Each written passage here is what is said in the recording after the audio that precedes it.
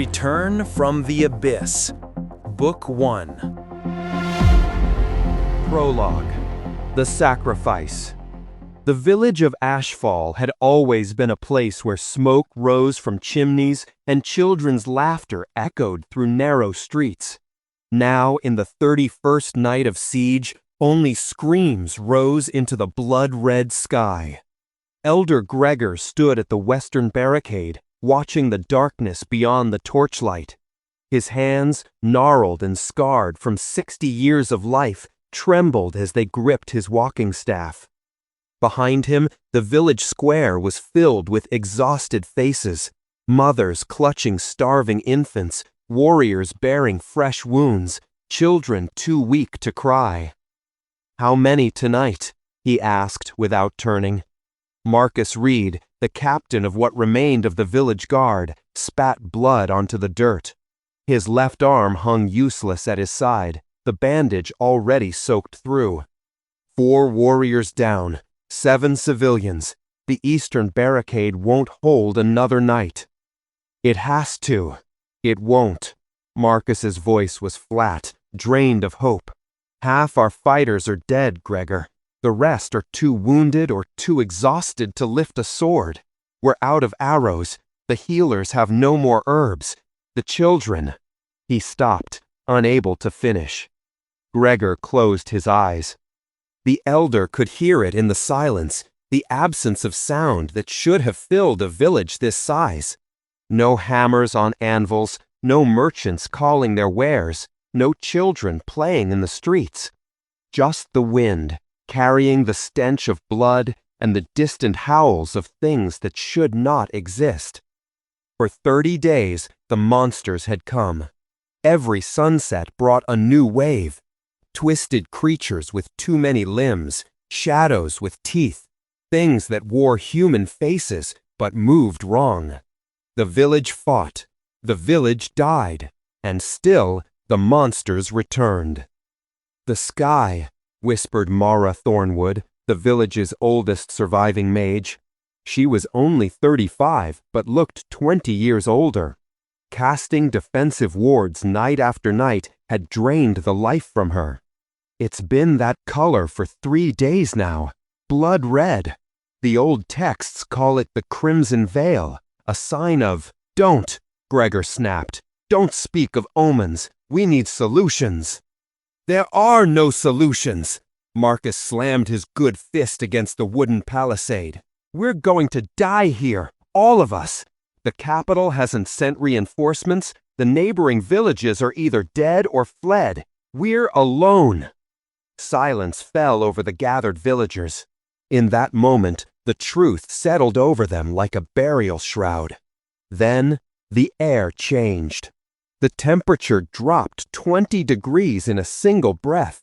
Frost spread across the ground in crystalline patterns. The torches flickered and dimmed, their flames turning from orange to sickly blue. Every dog in the village began to howl. "What?" Marcus reached for his sword. The air tore. There was no other word for it. Reality split open like fabric, revealing something beneath. A darkness so complete it hurt to look at. The tear hung suspended 3 feet above the center of the village square, slowly widening, and from that impossible wound in the world, something emerged. First came a hand, long fingers, skin the color of old parchment, nails like black iron. Then an arm, draped in a cloak of absolute darkness. Finally, a figure stepped through, and the tear sealed behind it with a sound like breaking bones. The creature stood 7 feet tall. Its cloak seemed to drink in the torchlight, leaving its features shrouded in shadow. Only its eyes were visible, burning yellow, like coals in the darkness of its hood. When it spoke, its voice scraped against their minds like metal on stone. "Desperate creatures, clinging to life in your dying village." Gregor found his voice, though it cracked with fear. What are you?" The figure tilted its head, a gesture that was somehow wrong, as if the bones beneath the skin didn't quite align properly. A benefactor or a butcher. That choice is yours. Get away from here, demon! Mara raised her hands, summoning the last dregs of Romana. Blue light flickered around her fingers, weak, pathetic, compared to the power that radiated from the cloaked figure. The creature didn't move. The light simply stopped. Mara gasped and collapsed, her magic crushed like an insect beneath a boot. I am not here to harm you, the voice continued, each word heavy with ancient weight. I am here to save you, to offer you what you cannot give yourselves, survival. Nothing is free, Gregor said, though his heart hammered in his chest. What do you want? The yellow eyes brightened. Understanding. Good. Yes, nothing is free. I offer food. Your stores will be full by dawn. Protection. The monsters will flee this place and never return. Salvation for your people, your children, your future. Hope, desperate and dangerous, flickered across the villagers' faces. Gregor felt it in his own chest, even as his mind screamed warnings. The price, Marcus demanded. Tell us the price. 1 life, the creature said simply. 1 living child. You give me this, and everything else I promise will be yours. The square erupted in chaos. Voices rose in protest, in horror, in desperate calculation. Gregor raised his staff, and slowly, painfully, silence returned. You're asking us to murder a child? He said. I am asking you to choose, the figure replied. 1 child, or every soul in this village. 1 innocent, or 300 deaths. 1 sacrifice, or extinction. The mathematics are simple, Elder. Even your primitive minds can calculate the cost. It's murder, shouted Elena Cross, clutching her 2 young sons close. We're not monsters. Then die as humans, the creature said without emotion. Noble, virtuous, dead. It matters not to me. I have eternity. You have hours, perhaps. The next wave comes at midnight. Gregor looked around at his people, at the warriors too wounded to stand, at the mothers with hollow-eyed children, at the teenagers who had taken up swords meant for adults, at the mass grave outside the village walls, fresh dirt still brown on the mound. How do we know you'll keep your word? He asked quietly. You don't. The yellow eyes fixed on him. But you know with certainty what comes if you refuse. Death. For everyone. Tell me, Elder, is 1 life too high a price for 300? The question hung in the air like poison. No one spoke. No one met each other's eyes. Because they all knew, God's help them, they all knew what they were going to say. Who? Gregor's voice was barely a whisper. Who would we? That is for you to decide. Choose wisely. Choose quickly. Midnight approaches. And then it simply waited, standing perfectly still, a statue of darkness in the center of their dying village. The debate that followed would haunt the survivors until their dying days. They tried to find volunteers, adults willing to sacrifice themselves. The creature refused. A child, it repeated, those are the terms. They tried to draw lots among all the children. Parents screamed, fought, begged. The village nearly tore itself apart. Finally, as the moon rose high and the distant howls of monsters began again, someone spoke. Kayden Ash, said Bernard Crow, the village blacksmith. He couldn't meet anyone's eyes. He's an orphan. Parents died 3 months back. Fever took them both. He's got no family, no kin to speak for him. Silence greeted the words. Damning, horrible silence. He's 12 years old, Mara whispered. Just 12. So are my sons, Elena said, her voice breaking. So are half the children here. We all have to. Gods forgive us. We all have to. She couldn't finish. She didn't need to. Where is he? Gregor asked, and something in his soul withered as he spoke. They found Kayden Ash in the small house he'd been sleeping in since his parents died. The Thornwoods had taken him in, fed him, gave him a corner to sleep. He was thin. Everyone was thin now, with dark chestnut hair and brown eyes that had seen too much death for a 12-year-old. He looked up as they entered, saw the crowd, saw their faces, and he understood. No, he said simply. Please, no. I'm sorry, Gregor said, and he was. I'm so sorry, boy. They grabbed him, Marcus and Bernard, 2 of the strongest men left. Kayden fought. He screamed. He begged. He called out to the neighbors who had fed him, to the Thornwoods who had sheltered him, to anyone who would listen. No one met his eyes. Elena turned away, covering her son's ears. Mara wept openly, but did nothing. The villagers formed a corridor, a path of shame, leading to the village square where the cloaked figure waited. Please, Kayden's voice cracked. Please, I don't want to die. I don't want to go. Please. His pleas echoed off the wooden houses, unanswered. They dragged him to the square. The creature watched with those burning yellow eyes, showing nothing that might be called emotion. The choice is made, it said. Come here, child. Kayden struggled harder, terror giving him strength. No, no, don't let it take me. Help me! Someone help! The creature's hand shot out, impossibly fast, and touched Kayden's forehead with one cold finger. The boy's scream cut off mid-breath. Pain. Not physical. Something deeper, more fundamental. It felt like his soul was being pulled out through his skin, stretched and twisted and marked. Fire and ice and lightning all at once, burning through every nerve, every thought, every memory. The world exploded into agony beyond description.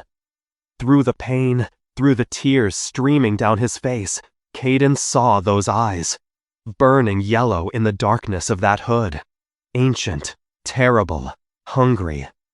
And he heard a whisper, words that bypassed his ears and spoke directly into his mind. Survive, little one. Survive, and you will be more than you ever dreamed. Fail, and your soul will feed the darkness. The choice is yours. The tear in reality reopened behind the creature.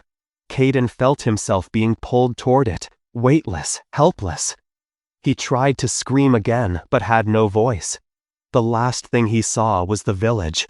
His village. The place he'd been born, where his parents were buried, watching him disappear into the impossible darkness. Then the tear sealed. The creature was gone. The child was gone. Only silence remained. And, true to the creature's word, by dawn, the village stores were full. The monsters never returned. Ashfall was saved. 5 years later, a plague swept through the valley. Within 2 months, every man, woman, and child in Ashfall was dead. The village became a ghost town, slowly reclaimed by the forest, its buildings rotting, its streets empty. Some said it was coincidence. Others whispered that it was judgment, that the village's salvation had been cursed from the moment they handed over the child. No one ever spoke Kayden Ash's name again. Chapter 1. First Blood. 10 years had changed everything. Kayden Ash sat on a throne of bone, literally. The massive skull beneath him, three-eyed and broad as a wagon wheel, had belonged to something that tried to eat him in his 3rd year here. He'd learned since then that the largest bones made the best seats. Comfort was a luxury measured in increments of less unbearable. Around him, his cave told the story of a decade in hell. Skeletal remains littered the stone floor in organized piles, sorted by size, density, and usefulness. Femurs thick as logs leaned against one wall. Clusters of smaller bones, sharp as knives, hung from crude hooks he'd carved into the rock. The largest skull served as his chair. A slightly smaller one held his meager water supply, collected drop by precious drop from condensation on the cave walls. His body was a map of survival. Scars crisscrossed every visible inch of skin, claw marks on his chest, a bite wound on his left shoulder that had nearly killed him, burns from acidic blood streaking down his right arm. His hair, once the dark chestnut of his father's, had turned bone white sometime in year 7. He couldn't remember exactly when. Time blurred here, measured not in days but in fights survived. His eyes were perhaps the worst change. Once brown and warm, his mother used to say they reminded her of fresh-turned earth. They were now a dull gray, like ash after a fire dies. They reflected nothing, felt nothing. In his right hand, he gripped his sword. The blade was a work of necessity, forged from the thigh bone of a massive reptilian predator he'd killed 3 years back. The bone was denser than any steel he remembered from before, light enough to wield single-handed, but hard enough to punch through armor-plating hide. He'd wrapped the grip with sinew and strips of tanned leather, replaced twice when they wore through. The edge was sharp enough to split hair. Not that there's any hair to split here, he thought distantly. Nothing grows in this place. In his other hand, he held breakfast, a chunk of raw meat torn from last night's kill. Some smaller predator, stupid enough to follow his scent trail back to the cave. He bit into it without ceremony, chewing mechanically. The taste was foul, somewhere between rotten fish and sulfur, but his stomach had long since stopped complaining. Food was food, fuel for the machine his body had become. Fire would have made it better. Cooked meat, the way his mother used to prepare it over the hearth, with herbs and... He cut the thought off savagely. That way led to madness. He'd learned that lesson in the 1st year, when grief and longing had nearly gotten him killed. Memories were dangerous here. They distracted. Distraction meant death. He finished eating and rose in one fluid motion. Every movement was economical now, stripped of wasted energy. 10 years of constant predation had taught him to move like the things that hunted him, silent, efficient, deadly. His eyes swept the entrance. Dawn, if that concept even existed here, was the most dangerous time. Nocturnal hunters returning to their lairs often passed by, and anything wounded or desperate might see his cave as an easy den to steal from. Nothing moved in the crimson half-light beyond. Time to move. Staying in one place too long invited death. Kayden stepped out of the cave and into the nightmare landscape that had been his entire world for a decade. The sky was wrong. It had always been wrong, would always be wrong. Blood red, stretching endlessly overhead like the inside of some cosmic wound. Black lightning crackled through it at irregular intervals, silent tears in reality that healed shut within seconds. No sun, no moon, no stars. Just that eternal crimson twilight that made it impossible to tell if minutes or hours had passed. He'd stopped counting days after the 1st year, when he'd realized the futility of marking time in a place without it. The ground beneath his bare feet, calloused thick as boot leather, was equally alien. Stone melted into surfaces that felt disturbingly organic, like flesh stretched over bone. They pulsed with a rhythm almost like breathing. In places, actual bones jutted from the earth like tombstones, arranged in patterns that suggested intelligence but revealed nothing. He tried to decipher them once, in his 2nd year. given up when he'd realized any intelligence that created this place was so far beyond human understanding that seeking answers would drive him mad. The air was cold, always cold. Maybe 5 degrees, cold enough to chill, but not quite cold enough to kill. Just another constant discomfort in a place designed to break anything living. Gravity shifted as he walked, a familiar wrongness he'd learned to anticipate. 3 steps forward, normal weight. 4th step, suddenly light, as if he weighed half as much. 5th step, crushing pressure, triple his normal weight. By the 6th step, back to normal. The patterns changed daily, keeping him constantly alert. There was no vegetation, no trees, no grass, no moss, just stone and that strange flesh ground that grew in patches. He'd tried eating it once, desperate and starving in his first month. 2 days of vomiting blood had taught him that lesson. A low growl echoed from somewhere ahead. Kayden's expression didn't change. His grip on the bone sword shifted slightly, fingers finding their familiar positions. His breathing remained steady, his heartbeat didn't increase. Fear had burned out of him somewhere around year 3. The fang crawler emerged from behind a cluster of stone spikes that jutted from the ground like broken teeth. Kayden's mind cataloged it automatically, the way a blacksmith might assess a piece of metal. 2 meters long, 1.5 tall. Bear-like body structure, but grotesquely wrong. 4 writhing tentacles where forelimbs should be, each as thick as his arm, and tipped with barbed hooks that could punch through stone. The head was mostly mouth, split impossibly wide, to reveal rows of teeth designed for tearing rather than cutting. Gray skin covered in bony nodules that would deflect glancing blows. Fast, aggressive, stupid, a mid-level threat. Routine. The crawler roared, a wet, bubbling sound that echoed off the surrounding stone, and charged. Kayden stepped left, his body moving before his mind fully processed the decision.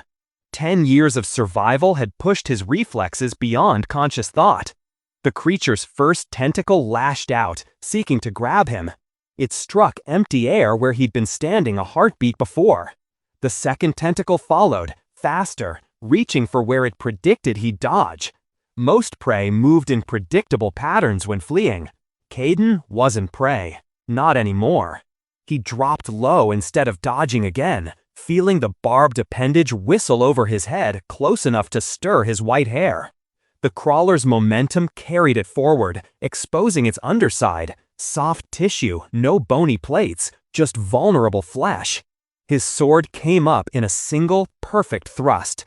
The blade punched through the jaw from below, angling upward, piercing flesh and bone and whatever passed for a brain in this thing's malformed skull. The crawler shuddered once, a death spasm that sent its remaining tentacles flailing blindly. But Kayden had already moved, dancing backward out of range with the economy of motion that had kept him alive for a decade. The creature collapsed, twitched twice, and went still. 3 movements, 3 seconds. Dead. Kayden pulled his sword free, green-black blood hissing where it touched the blade. He wiped it clean on the creature's hide. He'd learned early that letting the blood dry would corrode even bone, and knelt beside the corpse. Sometimes when monsters die here, something crystallized inside them. Shards formed from the twisted souls of everything the creature had killed. He'd absorbed a few of the smaller ones over the years, back when injuries should have ended him. They'd kept him alive, given him strength when he had none left. His hands moved with practiced efficiency, cutting open the chest cavity, probing through the organs, searching. Nothing. No glow, no pulse of condensed power, just meat and bone. Disappointment flickered through him, distant and muted like everything else. He could remember what emotions used to feel like, the sharp sting of grief, the warm bloom of joy, the hot rush of anger. But after 10 years of constant survival, they'd been worn down to barely perceptible echoes. He could identify them the way a blind man might identify colors, intellectually, but without any real understanding. It belonged to someone else, a voice whispered in the back of his mind. to a 12-year-old boy who died the moment he fell into this place. Kayden stood, leaving the crawler's corpse behind. Something else would find it. Something else would feed.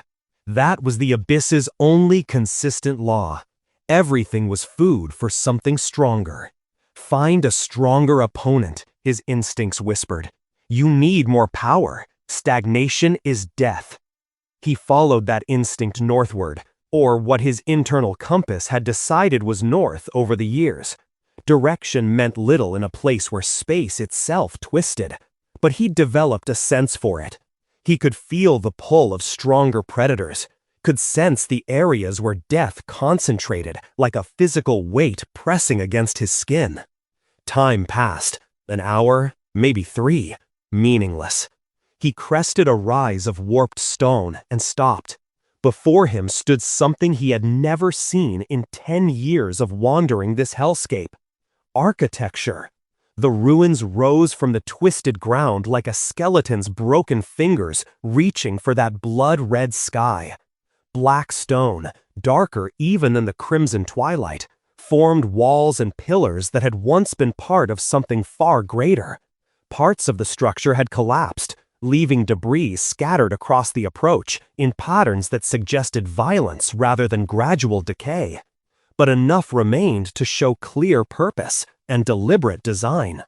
Glowing runes covered every visible surface, pulsing with a soft blue-white light that hurt to look at after so long in the perpetual red dimness. The symbols were like nothing he'd ever seen, not the simple pictograms he vaguely remembered from his village's temple, but complex, layered patterns that seemed to shift and writhe when he looked directly at them. Man-made, his mind supplied, or at least made by something intelligent. In 10 years, 3,650 days, give or take, he had never encountered anything in the abyss that wasn't a monster. No other humans, no other survivors, no signs that anything capable of thought had ever existed here. Just endless predators and endless fighting. This changed everything. Kayden studied the structure from a distance, every sense screaming warnings. The silence was wrong. The abyss always had sound. The distant roars of feeding predators, the scrape of claws on stone, the wet sounds of something dying. But here, within 100 meters of the ruins, there was nothing. Dead, oppressive silence that pressed against his eardrums like physical pressure. Trap. Every survival instinct screamed. Obvious trap. Walk away. Find prey elsewhere. But beneath the warning was something he'd almost forgotten existed. Something that stirred in his chest like a half-dead ember finding oxygen. Curiosity. What was this place? How long had it been here? Had others survived here long ago, long enough to build something? And most importantly, what could he find inside that might help him survive? The questions buzzed in his mind like insects, unfamiliar and uncomfortable, after so long without asking anything except, how do I kill this? And where is the next threat? Kayden made his decision. He would enter. Carefully. He descended the rise with practiced stealth, each footfall placed with precision that made no sound even on the loose scree. His eyes swept the perimeter constantly, looking for signs of recent activity, territorial markings, anything that might used or inhabited this place. Nothing moved. The strange flesh ground around the ruins was dead, dried to a gray crust that cracked under his feet like old parchment. The entrance gaped before him, like a mouth, a dark rectangular opening framed by those writhing, glowing runes. Their blue-white light cast shadows that seemed to move independently of their source, reaching toward him like grasping fingers. Kayden paused at the threshold. His grip tightened on the bone sword until his knuckles went white. Every instinct screamed to turn back, to flee, to find prey he understood. But behind that wall of instinctive fear was something stronger, something he'd thought dead but apparently only dormant. Hope. Maybe, just maybe, this place held answers. About where he was, about how to escape, about why a village of frightened people had chosen to sacrifice a 12-year-old boy to save themselves, about whether Kayden Ash could ever be more than just a survivor in hell. He stepped through the entrance, bone sword ready, and left the blood-red twilight behind. Thank you for listening. New chapters will be released daily on the channel. This audio material was produced exclusively for the Section 56 channel. All rights reserved. Have a nice day.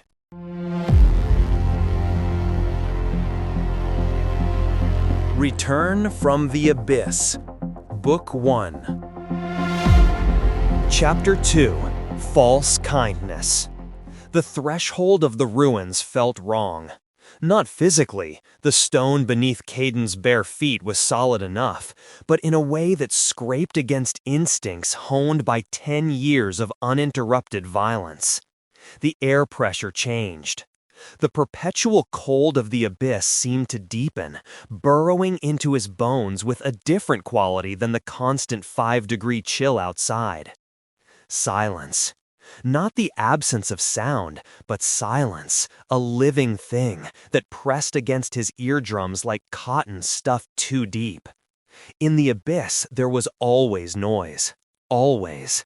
The distant screams of something dying, the wet sounds of feeding, the scrape of claws on stone, the occasional roar that made his teeth ache even from kilometers away. His world had a soundtrack of death and hunger. Here, nothing. Kayden's grip on the bone sword shifted, thumb finding the worn groove in the sinew wrapping that marked his ready position. His breathing slowed further, shallow enough that his chest barely moved. Every sense extended outward, searching for the threat that had to be there. Because in the abyss, silence meant a predator, and not just any predator, something smart enough to know that noise attracted competition.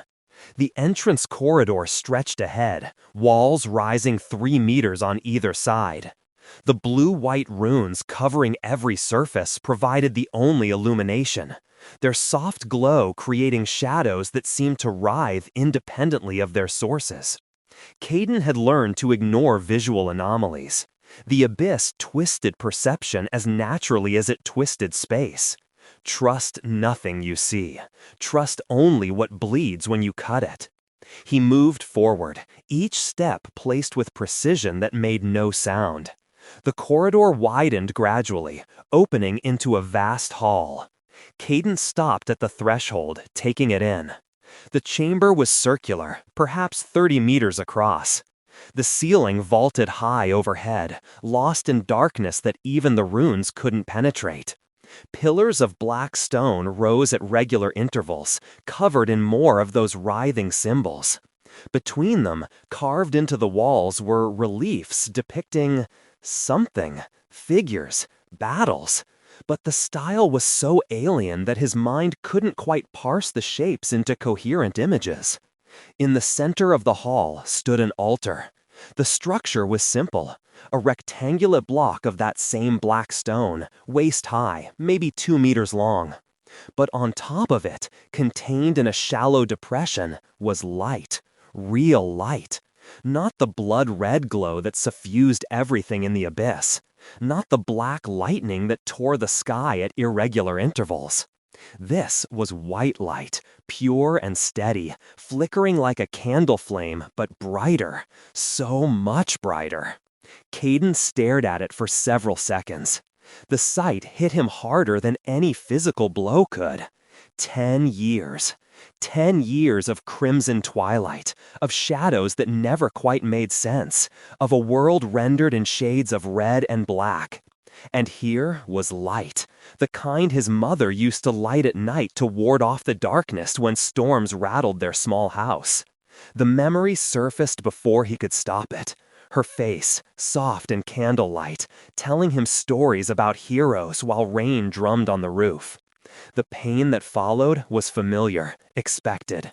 He let it wash through him and recede. Emotions were luxuries. He'd learned that lesson in blood.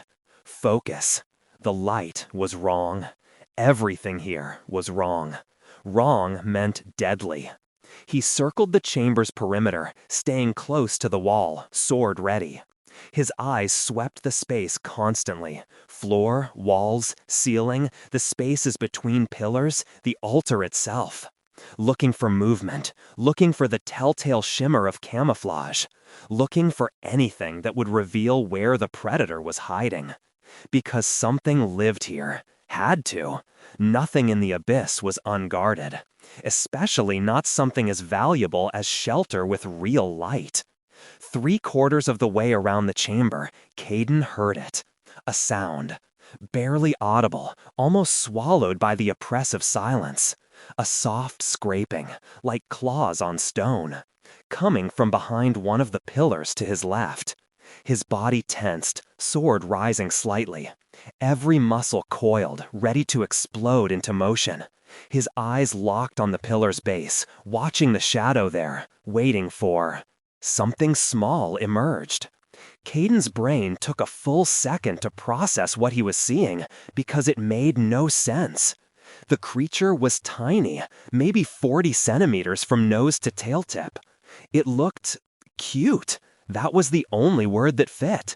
Large, luminous eyes that caught the altar's light and reflected it in shades of amber. Soft, fluffy fur the color of smoke. A long, bushy tail that curled around its body. Small paws with what looked like retractable claws, currently sheathed. Rounded ears that swiveled toward him. It looked like the barn cats that had lived in Ashfall. The ones children used to play with, feeding them scraps of fish and milk.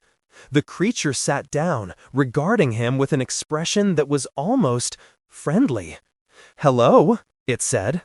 Kayden's body jerked in surprise. The thing had spoken. In a high-pitched, almost musical voice that reminded him of wind chimes. "I'm sorry if I startled you," the creature continued, tilting its head in a gesture that read as apologetic. "It's been so long since anyone came here. So very long." Kayden said nothing, couldn't speak even if he'd wanted to. His throat had forgotten how to form words beyond the most basic sounds, and even those rarely emerged. But his mind was racing. Speaking. It was speaking. He'd never encountered anything in the abyss that could speak. Never. 10 years, hundreds of different predators, and not one had shown the slightest hint of intelligence beyond hunting cunning. This was new. New was dangerous. "My name is Whisper," the creature said, standing and taking a few steps closer. Its movements were liquid, graceful. "I live here in the ruins. It's safe here, peaceful. The others don't come here. The light keeps them away. You could rest here. You look tired."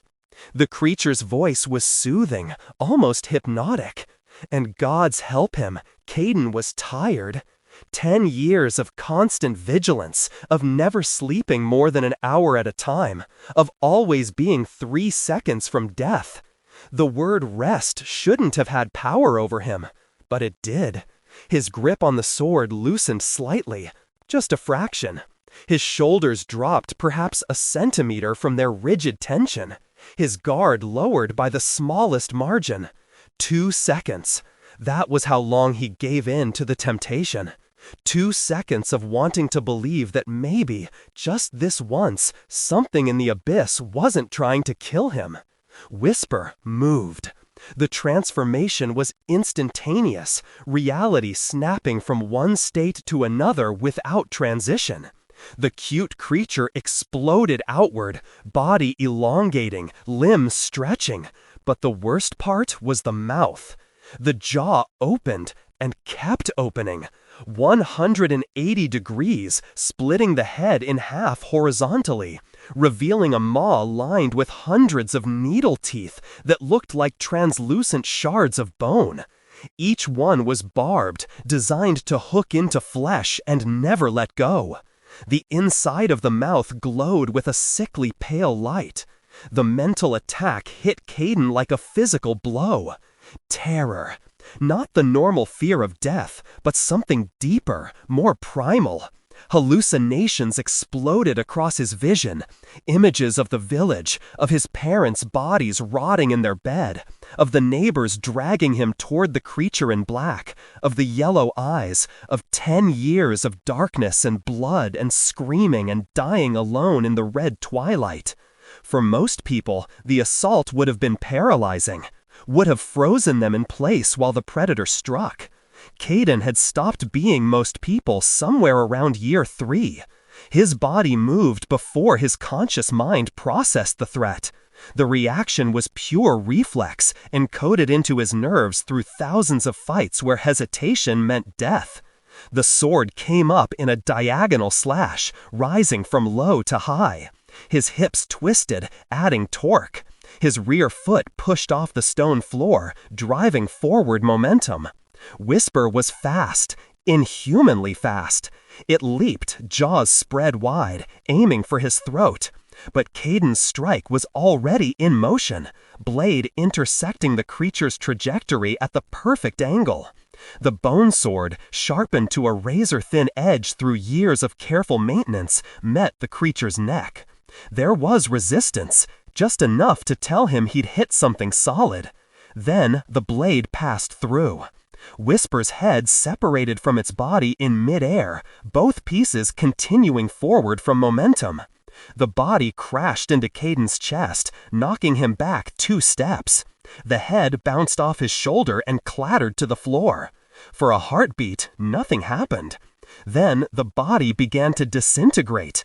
The flesh turned to gray ash, flaking away like burnt paper. Within seconds, nothing remained but a small pile of powder on the stone floor. Kayden stood perfectly still, sword held in a defensive position, waiting for the next attack. His breathing hadn't changed. His heartbeat was elevated but controlled. He'd killed the thing, but that didn't mean it was over. He'd learned that lesson multiple times. Some predators hunted in pairs. Some could regenerate from decapitation. Some had a second phase. A full minute passed. Nothing moved. The silence returned, heavier than before.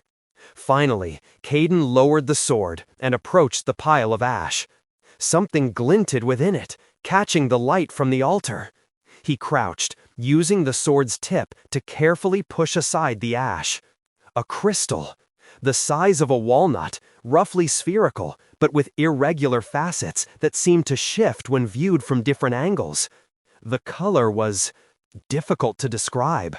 Dark scarlet, almost black, with veins of lighter red running through it like frozen lightning. It pulsed with a slow, rhythmic glow, like a heartbeat, but slower. A shard. Had to be.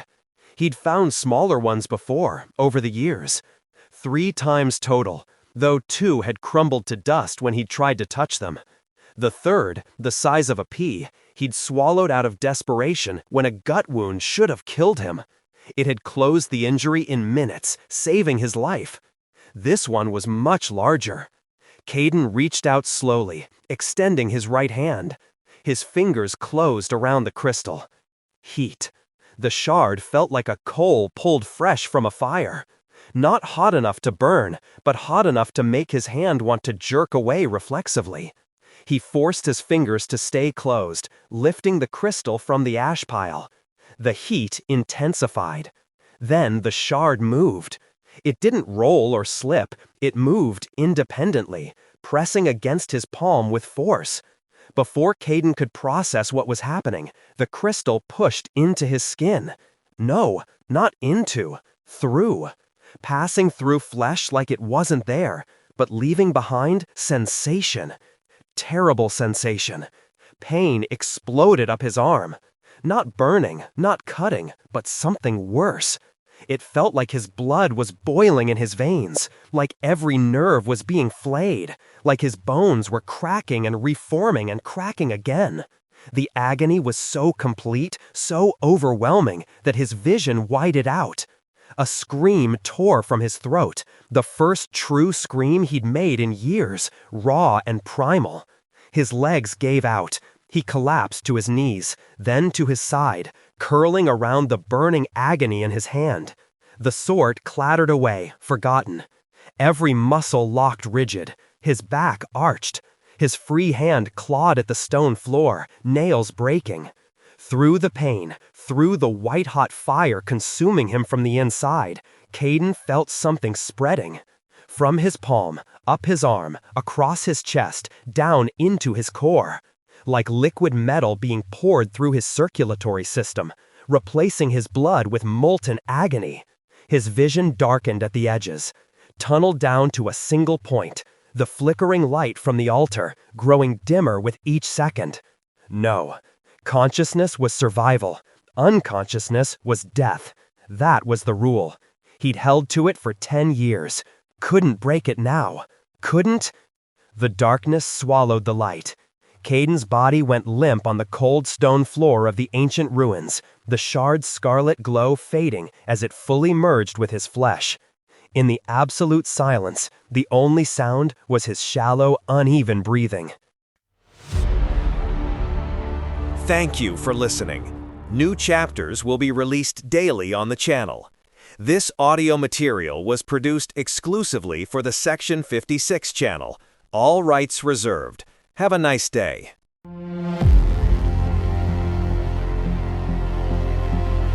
Return from the Abyss. Book 1. Chapter 3. A Strange Awakening. Green, the color registered in Kayden's mind before anything else.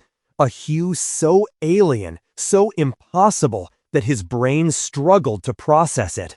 Not red, not black, not the blood-crimson twilight that had defined his entire existence for a decade. Green. His eyes snapped fully open. Above him, impossibly, stretched a canopy of leaves. Real leaves, attached to real branches, swaying gently in a breeze that carried scents his nose had forgotten existed. Earth, vegetation, moisture, life. Beyond the canopy, glimpsed through gaps in the foliage, was sky. Blue sky. The color hurt to look at. Beneath him, grass. Actual grass. Soft, yielding, slightly damp. Each blade pressed against his scarred skin with a sensation so foreign it might as well have been fire. Hallucination. The thought formed with crystal clarity. Whisper's mental attack, still happening? Or poison from its bite? Had those needle teeth broken skin? His mind raced through possibilities with the clinical detachment that had kept him alive. The shard. That had to be it. The crystal had done something to his brain, was feeding him false sensory input while his real body lay dying on cold stone. Kayden exploded into motion. He rolled left, came up in a crouch, bone sword somehow already in his hand. Muscle memory so deeply ingrained that his fingers had found the grip before conscious thought engaged. His eyes swept the area in the systematic pattern burned into his reflexes. Close threats first, then middle distance, then far. Ground level, then elevated positions. Cover, concealment, escape routes. All of it processed in the span of 2 heartbeats. Trees. Dozens of them. Tall conifers with bark that looked almost black in the dappled sunlight. Between them, underbrush, ferns, shrubs, plants he couldn't name but recognized as vegetation. Real, physical, 3-dimensional. The forest floor was uneven, covered in fallen needles and decomposing organic matter. No monsters, no twisted flesh ground, no bone structures jutting from impossible earth. This was wrong. Everything was wrong. Kayden's breathing accelerated slightly, still controlled, but faster. His grip on the sword tightened until his knuckles went white. Every sense extended to its maximum, searching for the flaw, the tell, the moment when the illusion would shatter and reveal the true threat. Birds sang. Actual birds, their calls echoing through the forest canopy. In the abyss, the only sounds were screams and death rattles. Here, the soundscape was almost painful in its normalcy. A minute passed, then 2. Nothing attacked. The forest remained exactly as it appeared, peaceful, ordinary, completely at odds with every environment he'd known for the past decade. Gradually, terribly, understanding began to dawn. This wasn't a hallucination. Kayden looked down at himself, cataloging details with the ruthless efficiency of someone who'd spent 10 years where missing a single piece of information meant death. His body was present, same scars mapping his torso, same white hair falling into his vision, same calloused feet that hadn't felt shoes in a decade. The bone sword in his hand had weight, heft, the familiar balance of a weapon he'd killed with hundreds of times. He was real. The forest was real.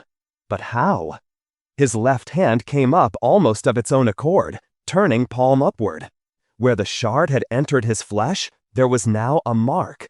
Not a wound, a scar, but unlike any of the others covering his body. This one glowed faintly, a scarlet luminescence just visible in the forest's shadows. The pattern was intricate, geometric, a star shape maybe 4 centimeters across, but the lines were fragmented, cracked, as if something had shattered and been imperfectly reassembled. Runic, though he couldn't read the meaning. The mark pulsed, once, twice, in rhythm with his heartbeat. What did that thing do to me? A sound cut through his thoughts, distant but unmistakable. Voices, human voices, speaking words he could almost understand if he focused. Kayden's head snapped toward the source, body automatically shifting into a lower profile. He hadn't heard human speech in 10 years, hadn't heard anything speak except Whisper's musical tones before it tried to kill him. The sound triggered memories he'd thought safely buried. The village, neighbors talking, his mother's voice. He crushed the emotions before they could form fully. Later, survival first. Moving through the forest felt surreal. The ground was soft, yielding, completely unlike the stone and flesh surfaces of the abyss. Gravity was constant, no sudden shifts, no crushing weight or weightlessness. The air temperature was warm, maybe 20 degrees, almost uncomfortable after a decade of constant cold. But his body adapted, as it always had, as it had been forced to do every day for the past 10 years. He flowed between trees with the same silence he'd used to stalk abyss predators. Bare feet finding purchase without sound, body low, never silhouetted against open space. The voices grew louder, more distinct, until he could make out actual words. Third time this month the damn thing has killed livestock. Merchant's contract posted for 5 gold, but the locals are offering another 3 if we bring back proof of the kill. Male voice, younger, eager. Shadow wolf. Different voice, female, calm and authoritative. Class D, which means it's faster and smarter than you think it is, Corin. We go in coordinated, we use the ward stones to limit its shadow phase, and nobody tries to be a hero. Clear? Clear, Myra. Corin again, sounding chastened. Kayden edged closer, using a massive pine's trunk as cover. Through the gaps in the underbrush, he could finally see them. 5 figures stood in a small clearing maybe 30 meters ahead.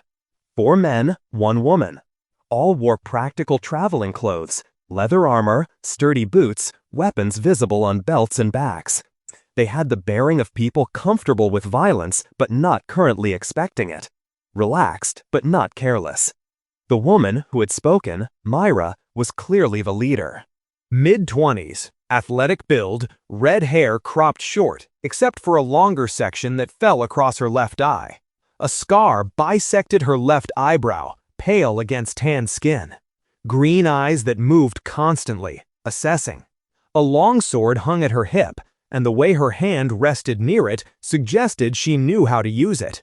She radiated confidence and competence in equal measure. Hunters.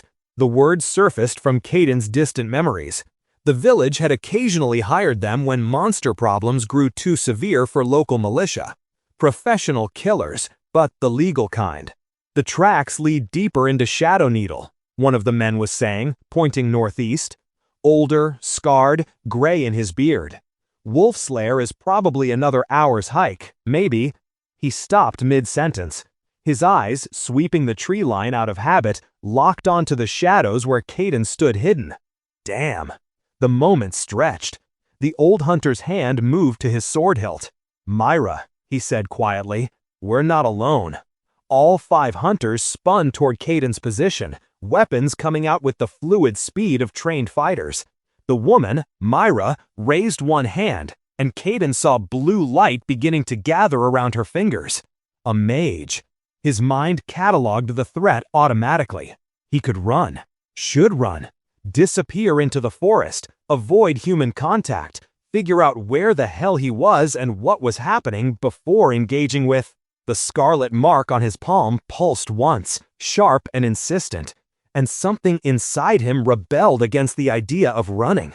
He'd spent 10 years running, hiding, fighting alone in the dark. Whatever this was, wherever he'd ended up, he needed information. And these people might have it. Decision made. Kayden stepped out from behind the tree. The reaction was instantaneous. 5 sets of eyes locked onto him, widening in shock at what they saw. To them, he must have looked like something from a nightmare. A scarecrow figure in tattered rags that had once been clothes, body covered in scar tissue like a roadmap of violence, bone-white hair wild and matted, eyes that didn't reflect light properly, carrying a sword made from actual bone. The youngest hunter, Corin, reacted on pure instinct. "Get back!" he shouted, and fire exploded from his outstretched hand. The fireball streaked toward Kayden, a sphere of orange-red flame maybe the size of his head. In the abyss, he'd fought things that breathed acid, that teleported, that could crush stone with their bare hands. A visible projectile with a clear trajectory was almost insultingly easy to read. His body moved 3 meters to the left in a fraction of a second, speed honed by fighting things faster than any human had a right to be. The fireball passed through empty space, impacting a tree behind him with a concussive whump and a shower of sparks. Kayden came to a stop in a combat stance, sword raised but not threatening, body angled to present minimal target. He hadn't even had to think about the dodge, pure reflex.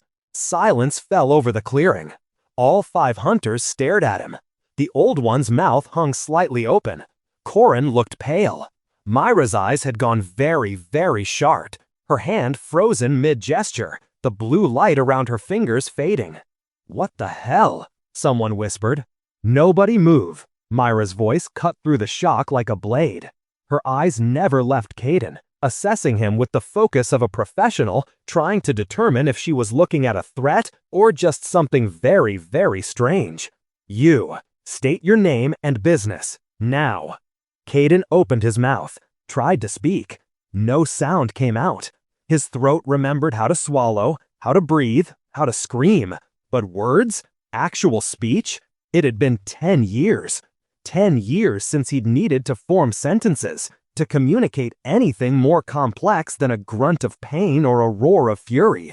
His vocal cords felt stiff, unpracticed, like muscles that had atrophied from disuse.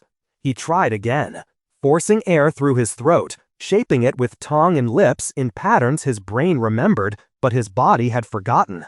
K. The syllable came out hoarse, barely audible. He swallowed, tried again. Kayden. It hurt, actually hurt, to speak, like his throat was lined with broken glass. But the word was clear enough. Kayden what? Myra pressed, her hand still near her sword. Where are you from? What are you doing in Shadow Needle? More words, more effort. Kayden's mind raced, trying to formulate answers while simultaneously processing the surreal reality of standing in a forest, under blue sky, talking to living people who weren't trying to eat him. Don't, he paused, breath catching. Speaking was exhausting. Where is this? The hunters exchanged glances. The old one's eyes narrowed suspiciously. You don't know where you are? Boy, this is Shadow Needle Forest, 10 leagues southeast of Greyhaven, 20 leagues where Ashfall used to... Ashfall! The word exploded from Kayden's throat before he could stop it, louder than he'd intended. Something in his tone must have registered, because Myra's posture shifted slightly, hardening, giving way to something that might have been sympathy. Ashfall's gone. Has been for 5 years. Plague wiped it out. There's nothing left but ruins and... The rest of her words faded into static. 5 years. The math was simple, brutal. He'd been 12 when they'd thrown him to the creature. If 5 years ago the village had died, then 10 years. 10 actual years had passed. Time in the abyss and time in the real world ran at the same rate. He was 22 years old. The village that had sacrificed him had been dead for half the time he'd spent in hell. You're from Ashfall? This from Corin, his earlier fear replaced by curiosity. But that would make you... How old are you? 22. The number came easier now, his throat remembering how to function. Each word was still deliberate, carefully formed, but possible. 22. The old hunter, someone had called him Jarek, looked skeptical. So you would have been 12 when the village died. No survivors made it out of the plague. No one. So how... Jarek. Myra's voice carried a warning. She was still watching Kayden with that sharp, assessing gaze, but the hostility had faded. Let him talk. Kayden met her eyes. Green, he noted distantly. Alive. Intelligent. Human. After 10 years of seeing nothing but mindless hunger, the simple presence of reasoning thought in another being's gaze was almost overwhelming. I left, he said slowly, choosing words with the care of someone defusing a bomb. Before plague, 10 years ago. He paused, searching for a word that would make sense without revealing too much. Away. Survived. Came back. Don't know how. It wasn't quite a lie. It was technically accurate, while omitting every detail that mattered. But his brain was still catching up to the reality of language, of social interaction, of needing to explain himself to anyone. Myra studied him for a long moment. Then, slowly, deliberately, she sheathed her sword. Stand down, she ordered. The other hunters relaxed fractionally, though they kept watching Kayden with varying degrees of suspicion and fascination. Corin, what you just saw, that speed, what do you make of it? The young mage swallowed hard. That was, I don't know, inhuman. I mean, I've seen A-rank hunters move fast, but he was just there, Myra, 3 meters in a blink. And the weapon, this from one of the other hunters, a woman with dark skin and dozens of small braids. Is that bone? Who fights with a bone sword? Someone who survived something they probably shouldn't have, Myra said quietly. Her eyes never left Kayden. You said you don't know how you got here. What's the last thing you remember? Ruins. A creature with too many teeth. Pain.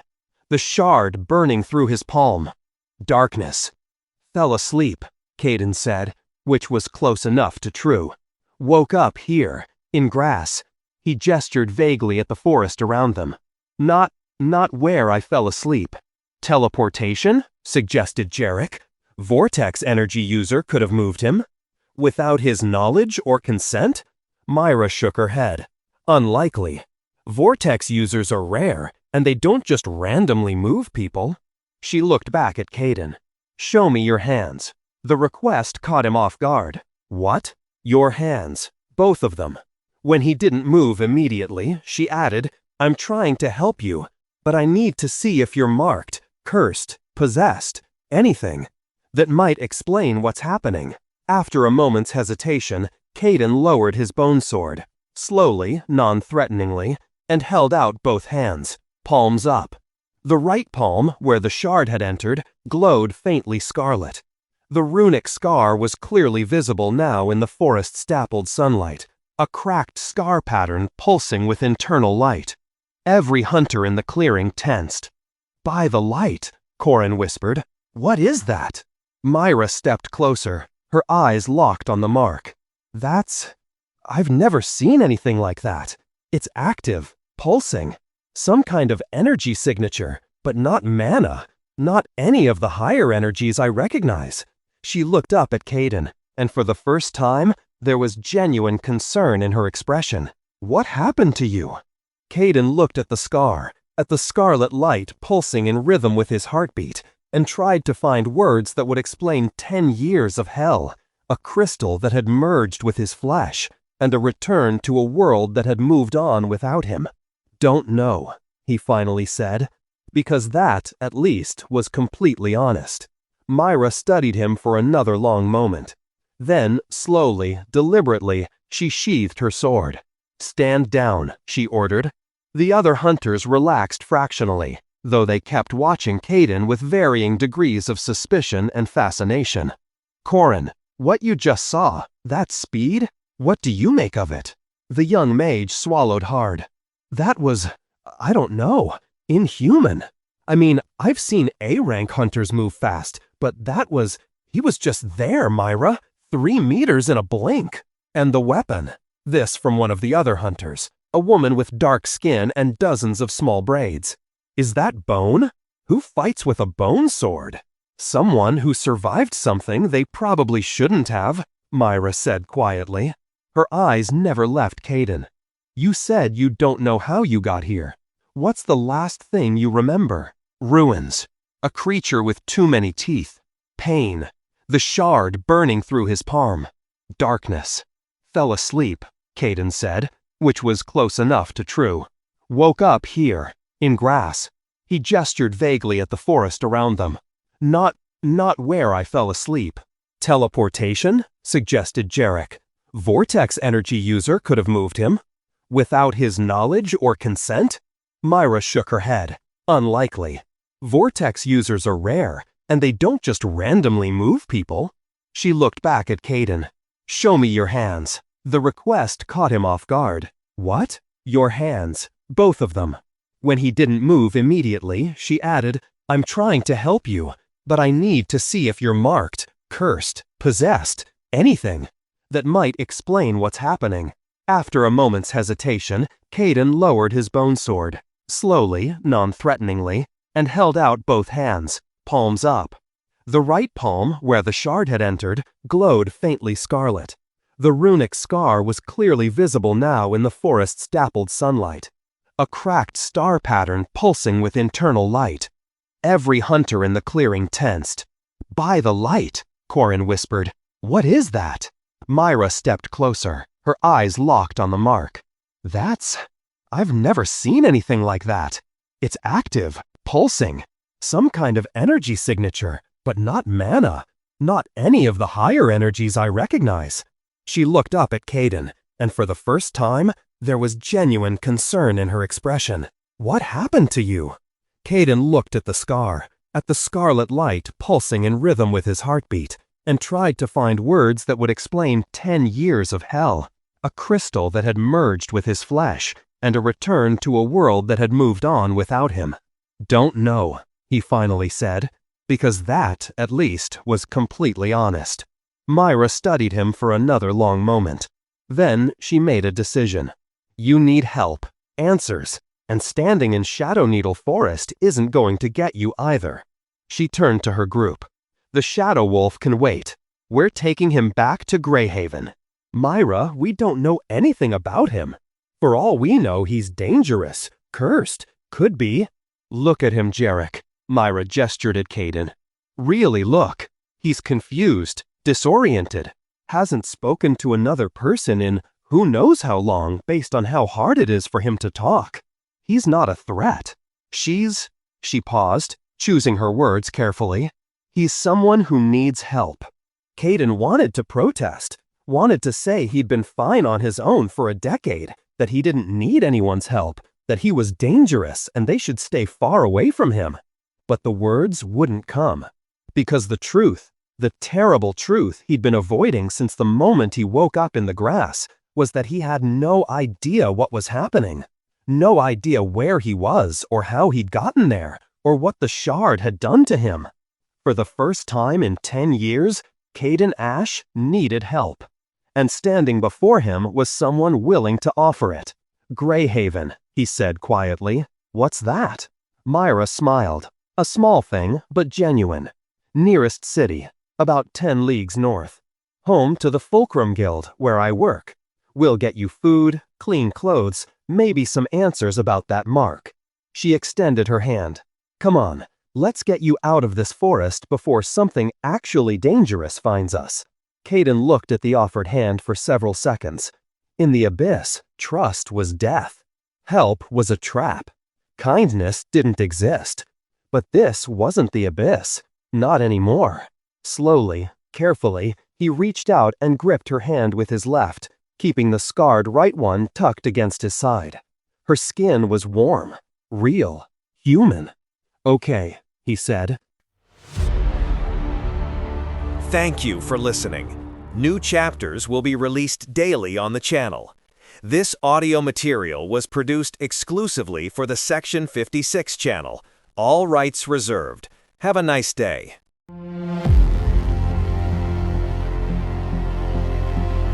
Return from the Abyss. Book 1. Chapter 4. The City and a Foreign World. The journey to Greyhaven began with silence. Kayden walked at the rear of the group, his bone sword held loosely in his left hand, his eyes constantly scanning the forest around them. Old habits died hard. In the abyss, letting your guard down for even a moment meant death. Here, surrounded by towering conifers and the sounds of normal wildlife, every instinct still screamed that danger lurked behind every tree. Myra led from the front, her posture relaxed but alert, one hand resting near her sword hilt. She'd positioned herself where she could easily glance back at him without making it obvious. Checking on me, Kayden realized, making sure I don't bolt or attack. Smart. If their positions were reversed, he'd do the same. The other hunters spread out in a loose formation, Jarek Stone walking second, his grizzled face turned partly toward Kayden with an expression that was equal parts suspicion and professional curiosity. Corin kept glancing back nervously, probably remembering how easily Kayden had dodged his fireball. The other two, a dark-skinned woman with braided hair and a stocky man with a crossbow, maintained watchful positions on the flanks. "So," Myra said after about 20 minutes of walking, breaking the silence without turning around, "the Fulcrum Guild. Have you heard of it?" Kayden's throat still ached when he spoke, but the words came slightly easier now. "No." "It's an organization that brings together hunters, people who fight monsters for a living. We take contracts from towns, merchants, nobles, kill dangerous creatures, protect trade routes, that sort of thing." She ducked under a low-hanging branch. "Been around for about 200 years, independent from both kingdoms, neutral ground." Kingdoms? The word felt foreign on his tongue. The village had been part of Elmore, he remembered that much, but the details were hazy. This time Myra did turn, walking backward for a few steps so she could look at him directly. Her green eyes studied his face with an intensity that made something in his chest tighten uncomfortably. Aylmore to the west, Zephyrus Empire to the east. They've been at peace for the last 30 years, though. She paused. Things have been tense lately. Monster attacks increasing, border skirmishes, political tensions. Why? The question came automatically. In the abyss, understanding patterns meant survival. If monster attacks were increasing, there had to be a reason. "No one knows for certain," Jarek interjected, his gravelly voice carrying an edge of frustration. "Some say it's dark magic, others blame the cultists. The Guild's theory is that something's changed in the deeper territories, places we don't patrol. Whatever it is, we're seeing more Class C and D monsters than we have in decades, even a few B-class incidents." The classifications meant nothing to Kayden, but he filed the information away. "What's Class D?" Myra explained, turning back to watch the path ahead. "E-class are the weakest, giant rats, weak goblins, things a trained soldier could handle. D-class is where it starts getting dangerous. Shadow wolves, trolls, creatures that require experienced hunters to take down safely. Goes up to C, B, A, S, and beyond. Each jump is exponential in terms of threat level." Kayden thought about the fang crawler he'd killed in the abyss that morning. Or was it yesterday? Time felt slippery since he'd woken up in the grass. That thing would have torn through a dozen normal soldiers without slowing down. What class would that have been? "You fight these things," he said. Not a question, just confirming what seemed obvious. "Every day." There's pride in Myra's voice. "It's dangerous work, but necessary. Someone has to stand between monsters and civilians. The regular armies can't handle everything. They're spread too thin, and most soldiers don't have the training or she hesitated, the particular skills needed for monster hunting." "Skills like speed?" Corin piped up from the middle of the group. "Like dodging fireballs without even thinking about it?" Kayden felt all eyes shift toward him. He kept his expression neutral, a skill perfected over 10 years when showing emotion could mark you as prey. "That was reflex," he said quietly, saw it coming, moved. "Just moved," Jarek muttered. "Boy, I've been hunting for 30 years. I've seen A-rank hunters who couldn't move that fast. Where the hell did you learn to fight like that?" The question hung in the air between them.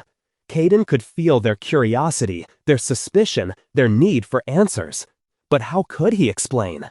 How could he make them understand what it meant to spend every waking moment for a decade fighting things that were faster, stronger, and more vicious than anything in their worst nightmares? "Survived," he finally said. "Had to learn." "Learned from whom?" Jarek pressed. "What master teaches someone to move like that? What training?" "Jarek," Myra's voice cut through the interrogation like a blade. "Leave it." The old hunter's jaw clenched, but he subsided into grumbling silence. Myra glanced back at Kayden again, and this time her expression was softer, almost apologetic. "You don't have to explain everything right now," she said. "I can see talking is hard for you. Hell, everything about this situation is clearly hard for you. But when we get to Greyhaven, you'll need to register with the guild if you want to work. They'll ask questions. Lots of them." "Work," Kayden repeated. "You fight," Myra said simply. "That much is obvious, from how you carry that sword, from how you move. If you need money, and given those clothes, you definitely need money, the guild is your best option. We don't ask about pasts. We judge based on what you can do, not where you came from." The idea of working, of having a purpose beyond simple survival, felt alien. For 10 years, his existence had been reduced to its most basic elements: eat, sleep in short bursts, don't die.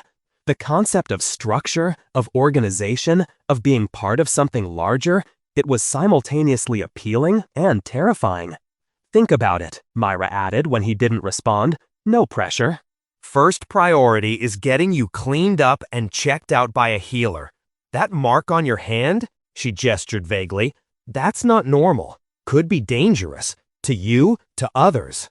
The scarlet scar pulsed once, as if acknowledging her words. Kayden flexed his right hand, feeling the strange warmth radiating from the mark. Whatever the shard had done, it had fundamentally changed something inside him. He could feel it, a presence just beneath his skin, waiting. They walked in relative quiet after that, broken only by occasional observations about the terrain or brief discussions about the shadow wolf they'd been tracking. Kayden listened, absorbing information like a sponge. The way they talked about monsters, about hunting, about the guild, it painted a picture of a world he barely remembered, a world where civilization persisted despite constant threats. The forest sounds surrounded him, each one a small miracle after a decade of screams and violence. Bird calls, wind rustling through leaves, the distant sound of running water. Even the hunter's footsteps, crunching on fallen needles and twigs, was somehow profound in its normalcy. But the sensory input was also overwhelming. In the abyss, his world had been reduced to a narrow band of relevant stimuli: threats, shelter, food. Here, everything demanded attention. The play of sunlight through the canopy, the varying shades of green, the complexity of smells, earth, vegetation, the sweat of the humans around him, the leather of their armor. His brain struggled to process it all, to determine what mattered and what could be ignored. By the time the forest began to thin, revealing the first signs of human habitation, Kayden's head was pounding with a dull ache that had nothing to do with physical injury. "There," Myra announced, pointing ahead. "Greyhaven." Kayden stopped walking. The city sprawled before them like nothing he'd ever imagined. 50,000 people, Myra had said. The number had meant nothing to him then.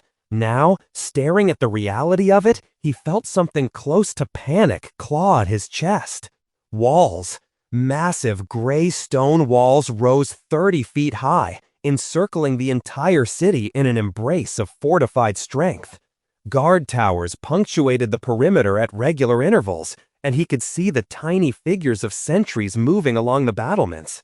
The walls alone were more impressive than anything in Ashfall, which had relied on wooden palisades and the desperate courage of its defenders. Beyond the walls, buildings rose in layers, wooden structures near the outskirts giving way to stone and brick as they climbed toward the city's center. Smoke rose from hundreds of chimneys. The afternoon sun glinted off glass windows, a luxury he'd almost forgotten existed. And everywhere were people. The main road leading to the city gates was crowded with travelers, merchants with wagons, farmers bringing produce to market, families walking together, guards in uniform, lone riders on horseback. The variety and sheer number of humans in one place made his breath catch. "First time seeing a city?" Jarek asked, his tone softer than before. "I mean, a real city." Kayden managed a nod. Ashfall had been 200 people. This was something else entirely. "It's a lot to take in," Myra said, moving to stand beside him. "But it's safe. Greyhaven's walls have stood for 300 years. Inside, there's law, order, the guild. You'll be okay." He wasn't sure he believed her, but they were already moving forward, joining the flow of traffic toward the gates. The closer they got, the louder it became. Voices raised in conversation, in argument, in laughter. The creak of wagon wheels, the clop of horses' hoofs on packed earth, the distant sound of hammers on anvils carried from somewhere deep within the city. The guards at the gate waved Myra's group through with minimal inspection. Clearly, hunters were common enough to warrant little attention. But several pairs of eyes lingered on Kayden, taking in his wild appearance, his bone sword, the way he held himself like a predator in unfamiliar territory. Then they were through the gates, and Greyhaven swallowed them whole. The assault on Kayden's senses was immediate and brutal. The street beyond the gates was wide, packed with people moving in every direction. Merchants shouted from stalls lining both sides, advertising their wares in voices that competed with each other for volume. The smells hit him like a physical wall. Cooking food, spices he couldn't name, fresh bread, roasting meat, human sweat, horse dung, leather, metal, 1,000 different scents all mixed together in an overwhelming cocktail. Children ran between adults' legs, laughing and shrieking. A group of off-duty soldiers stood outside a tavern, their voices raised in song that spilled out into the street. A woman hung laundry from a second-story window. A blacksmith's hammer rang against an anvil somewhere nearby, the metallic percussion cutting through the ambient noise. Too much. It was all too much. Kayden's grip on his sword tightened until his knuckles went white. His breathing accelerated. Every face was a potential threat. Every sound could be an attack. Every shadow between buildings could hide an ambush. His body coiled like a spring, ready to explode into violence at the first sign of danger. "Hey," Myra's voice cut through the chaos, low and calm. She'd noticed his distress, moved closer without crowding him. "Stay with me. Focus on my back. Just my back. Block out everything else." He tried. Focused on the red of her hair, the worn brown leather of her armor, the rhythmic sway of her sword scabbard as she walked. Used it as an anchor while the city roared around him. They moved through the streets, Myra leading them on what seemed like a deliberately indirect route, probably giving him time to adjust, he realized. She pointed out landmarks as they went, her voice a steady stream of information that helped ground him. "That's the Temple of Light. You can see the symbol on the tower. They're okay, mostly, though they tend to be judgmental about anyone who uses umbral energy. She gestured toward a large building with white stone columns.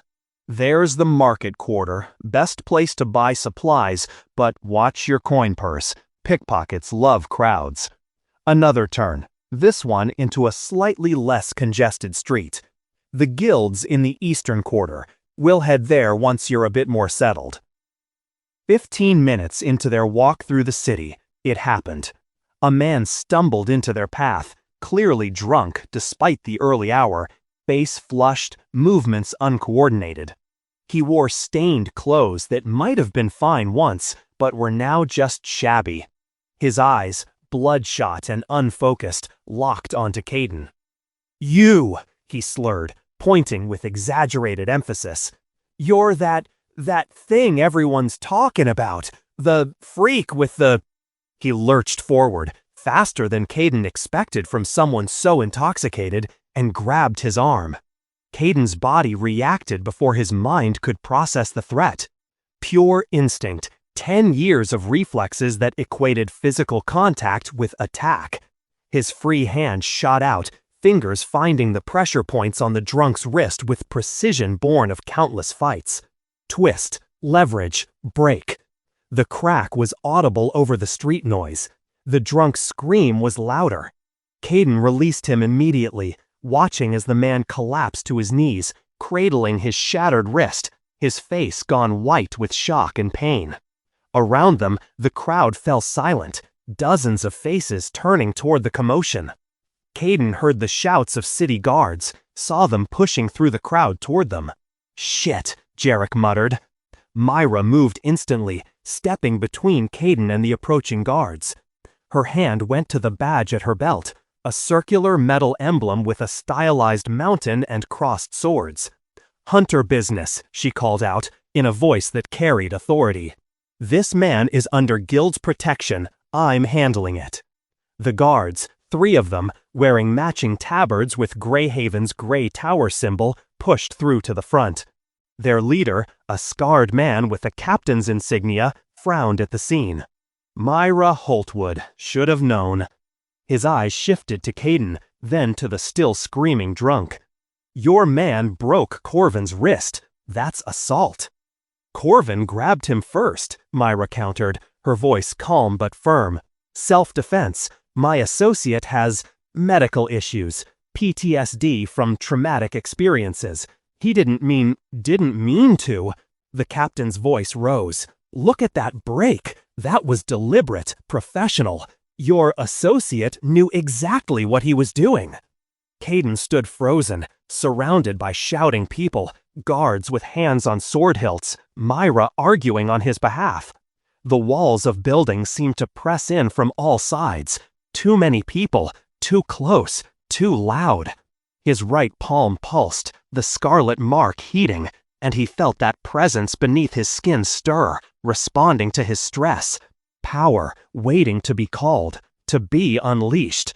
It would be so easy to... "Everyone, shut up!" Myra's voice cracked like a whip, silencing the crowd. She turned to the captain, her expression deadly serious. "Darren, you know me. You know I don't make excuses, but look at him." She gestured to Kayden. "Really look." The captain's eyes narrowed, but he did as she asked, studying Kayden with professional assessment. His expression shifted, hardened suspicion giving way to something that might have been recognition. "Those scars," he said quietly. "Battle scars, lots of them. And his eyes." He paused. "I've seen eyes like that before, on soldiers who came back from the Scorched Plains campaign. Men who'd seen too much."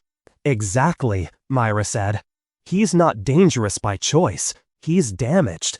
He needs help, not a cell." She pulled out a coin purse, counted out several gold pieces. "This covers Corvin's healing and then some. Take him to a proper healer, not the hack in Cheapside, and consider this matter closed." The captain hesitated, then took the coins. "Get him out of the market," he said, his voice softer now. "Somewhere quiet, before he hurts someone who doesn't deserve it." Myra nodded, then turned to Kayden. Without a word, she took his elbow, gently, not grabbing, just guiding, and led him away from the scene. The other hunters formed a protective screen, blocking the crowd's view as they moved. 3 turns later, they ducked into a narrow alley between 2 buildings. The noise of the street faded to a dull roar. Myra released Kayden's arm and turned to face him, her green eyes searching his face. "Talk to me," she said quietly. "What just happened back there?" Kayden's hands were shaking, actually shaking, something that hadn't happened in years. The adrenaline dump from the confrontation was making his vision tunneling, his breathing unsteady. He grabbed me, he managed. Instinct, didn't think, just reacted, Myra finished. Like you've been trained to react to physical contact with immediate disabling force. She leaned against the alley wall, studying him with an expression that was equal parts concern and dawning understanding. "Kayden, I need you to be honest with me, completely honest. What happened to you? Where were you for those 10 years? The question hung in the air between them.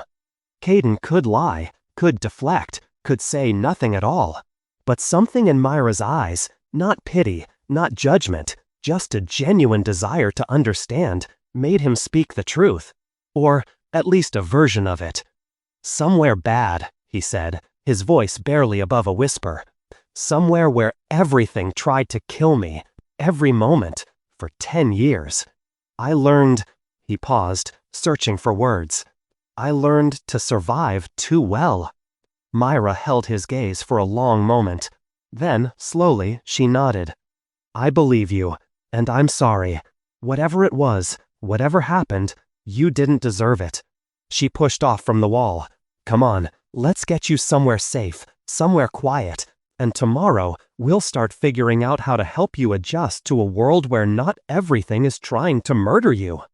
Kayden wanted to tell her it was impossible, that 10 years couldn't be undone, that he was fundamentally broken, but he was tired, so tired, and the offer of safety, even temporary, even if it was an illusion, was too tempting to refuse. "Okay," he said. Thank you for listening.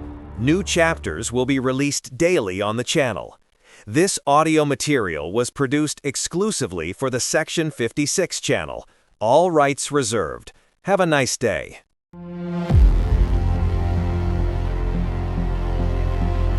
Return from the Abyss. Book 1. Chapter 5. The Guild and the Trial. The Fulcrum Guild building dominated the eastern quarter of Greyhaven like a fortress within a fortress. 4 stories of gray stone rose from the cobbled street, its architecture deliberately imposing. Thick walls designed to withstand siege, narrow windows that could serve as archer positions, a reinforced door wide enough to admit 3 men walking abreast. Above the entrance, carved into the stone lintel, was the guild's symbol, a mountain with crossed swords. Kayden stood across the street, studying the building with the same careful assessment he'd applied to every potential shelter in the abyss. Multiple exits visible from here, the main entrance, a side door in the alley, upper windows. Foot traffic constant but not overwhelming. Guards posted but relaxed. The building radiated permanence, strength, the promise of something that had stood for generations and would stand for generations more. "Impressive, isn't it?" Myra said beside him. They'd spent the last hour walking the quieter streets of Greyhaven, giving Kayden time to decompress after the incident with the drunk. His hands had finally stopped shaking. The guild's been here for 200 years. This building's seen more hunters come and go than anyone can count. Kayden's eyes traced the flow of people entering and exiting. Most wore practical clothing similar to Myra's group. Leather armor, visible weapons, the bearing of people comfortable with violence. A few had the elaborate robes of mages. Others wore heavier plate armor that gleamed in the afternoon sun. "Lot of fighters," he observed. "The guild's the heart of monster hunting on this continent," Myra explained. "Hunters from both kingdoms come here for contracts, training, equipment. Neutral ground. Politics stop at that door." She started walking toward the entrance. "Come on, let's get you registered." Kayden followed, his bone sword drawing glances from passers-by. He'd grown used to the stares over the past hour, learned to ignore them. Just another form of threat assessment. Most looked out of curiosity rather than hostility. The main door was open, and the moment Kayden stepped through, his senses were assaulted by a familiar yet foreign environment. The interior was vast, a single great hall that took up most of the ground floor. The ceiling soared 20 feet overhead, supported by massive wooden beams that looked like they'd been hewn from trees the size of houses. Dozens of hunters filled the space, clustered around tables, leaning against walls, arguing in small groups. Their voices created a constant rumble of conversation, punctuated by occasional laughter or shouted greetings.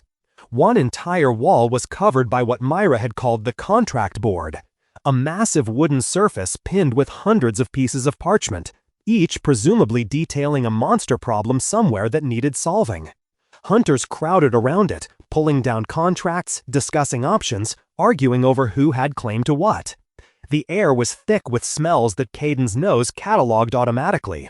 Blood, old and new, soaked into leather and never quite washed out. Metal and oil from weapons being maintained. Sweat and leather. Smoke from the massive fireplace at the far end. Roasting meat from somewhere deeper in the building. And underneath it all, something sharper. Adrenaline, tension, the particular scent of people who lived with violence as a constant companion. It should have been overwhelming, should have triggered the same panic response as the crowded market. Instead, Kayden felt something unexpected, calm. Here, everyone spoke the same language he did. Not words, though the constant discussions of tactics, weak points, and survival strategies were certainly intelligible, but a deeper language, the language of hunters, of survivors, of people who understood that the world was dangerous and had chosen to face that danger head-on rather than hide from it. For the first time since waking up in the forest, Kayden felt like he might actually understand the place he'd found himself in. "Myra Holdwood," a voice boomed across the hall. "Heard you were bringing in something interesting." A massive figure detached itself from a group near the contract board and strode toward them. Kayden's assessment was automatic and immediate. Male, early 50s, 190 centimeters tall, heavily muscled despite his age. Gray hair hung to his shoulders, and a scar bisected his entire face, a savage line that ran from his right temple, across the bridge of his nose, and down to his left jaw. The left eye was milky white, clearly blind, but the right eye, gray and sharp as broken glass, fixed on Kayden with an intensity that made him instinctively shift his weight to the balls of his feet. This man was dangerous, had been dangerous, still could be dangerous. Every line of his body spoke of decades of violence survived, of battles won through skill and ruthlessness. "Thorn," Myra greeted him with a nod that held respect. "This is Kayden Ash. Found him in Shadow Needle Forest. He needs registration." Thorn, Gravelock, because this had to be the guildmaster Myra had mentioned, stopped 3 paces away and looked Kayden up and down with the eye of a man appraising a weapon. The examination was thorough, clinical, noting every detail from the bone sword to the scars visible on Kayden's arms to the way he held himself. "Ash," Thorn rumbled, his voice like stones grinding together. "From the dead village?" "Yes." Kayden's voice was steadier now. Hours of speaking had loosened his throat somewhat. "Thought the plague killed everyone?" "Left before." Thorn's eye narrowed. 10 years ago you would have been 12. 12. The guildmaster's expression didn't change, but something shifted in his gaze. A calculation being made, pieces being assembled. "And you've been where for 10 years? Kayden met his stare without flinching. "Surviving." For a long moment, neither man spoke. Around them, the hall's ambient noise continued. Conversations, laughter, the rustle of parchment. But in the small bubble of space between Kayden and Thorn, there was only tension and assessment. Finally, Thorn grunted. "That sword, you make it yourself?" "Yes." "Kill the thing it came from?" "Yes." "How big?" Kayden gestured with his free hand, indicating a creature perhaps 4 meters long. "Reptilian, heavy armor, took 3 days to track." Fight lasted 2 minutes. Thorn's scarred face remained impassive, but his good eye gleamed with something that might have been approval. "Myra says you can fight. Says you've got reflexes that would make an A rank jealous. That true? Don't know, Kayden said honestly. Never fought an A rank. A bark of laughter erupted from Thorn's chest. Honest, good. I'm tired of cocky bastards who think they're gods because they killed a few goblins. He jerked his head toward the contract board. You want to register, you need to prove you can handle guild work. Standard trial for all newcomers. Kill a Class E monster solo. Bring back proof. Do that, and you get your F rank badge. What's the contract? Myra asked. Thorn pulled a piece of parchment from his belt, unfolding it with practiced ease. Giant rat. Been living in the cellars of the old Temple of Ascension on the eastern edge of the city. Killed 2 beggars who were sheltering there last week. Temple priest wants it gone, offering 10 gold for the job. He held the parchment out to Kayden, who took it carefully. The writing meant nothing to him. He'd never learned to read beyond the most basic symbols. But there was a crude drawing of the rat at the bottom. Large, vicious looking, lots of teeth. Class E, Kayden said. Bottom of the barrel as far as real threats go, Thorn agreed. But it's big enough to kill an unprepared civilian, which makes it guild business. You take it, you go alone. No help from Myra or anyone else. You bring back the head, you pass. You die? Well, he shrugged. Then you weren't cut out for this work anyway. Myra's hand moved to Kayden's shoulder, but she caught herself before making contact, learning from earlier. You don't have to do this now. You could rest, recover, come back tomorrow. No. Kayden's voice was flat, certain. He'd survived 10 years in the abyss. A giant rat, no matter how large, was nothing. Less than nothing. I'll go now. Thorn's scarred mouth twisted into something that might have been a smile. Good answer. Temple's half a league east. Can't miss it. Big stone building with a broken tower. Cellar entrance is around back. Rats probably sleeping this time of day, but don't count on it. They're cunning bastards when they want to be. Understood. Kayden turned toward the door. Kayden, Myra's voice stopped him. When he looked back, her green eyes were serious, concerned. Be careful. I know you've survived worse, but I'll be back, he said simply, because he would. This was nothing compared to the fang crawlers, the shadow devourers, the 1,000 other things that had tried to kill him in the last decade. A rat, even a giant one, was just another problem to solve. He walked out of the guild hall, leaving the warmth and noise behind. The Temple of Ascension had clearly seen better days. The building squatted on the outskirts of Greyhaven like a dying thing, its glory decades in the past. Once white stone was now stained gray with age and pollution. The tower Thorn had mentioned was indeed broken.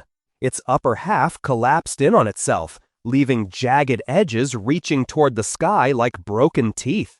The windows were dark, empty, some boarded over, others just gaping holes. Weeds pushed through cracks in the surrounding courtyard. Abandoned, forgotten. The perfect lair for something that wanted to avoid human attention. Kayden circled the building once, noting exits, possible ambush points, the general layout, old habits. The back entrance Thorn had mentioned was easy to find. A wooden door, half rotted, hanging askew on rusted hinges. Beyond it, stone steps descended into darkness. He paused at the threshold, his enhanced senses extending downward. The smell hit him first. Damp stone, rot, and underneath, something organic. Feces, old blood, the musk of a large animal.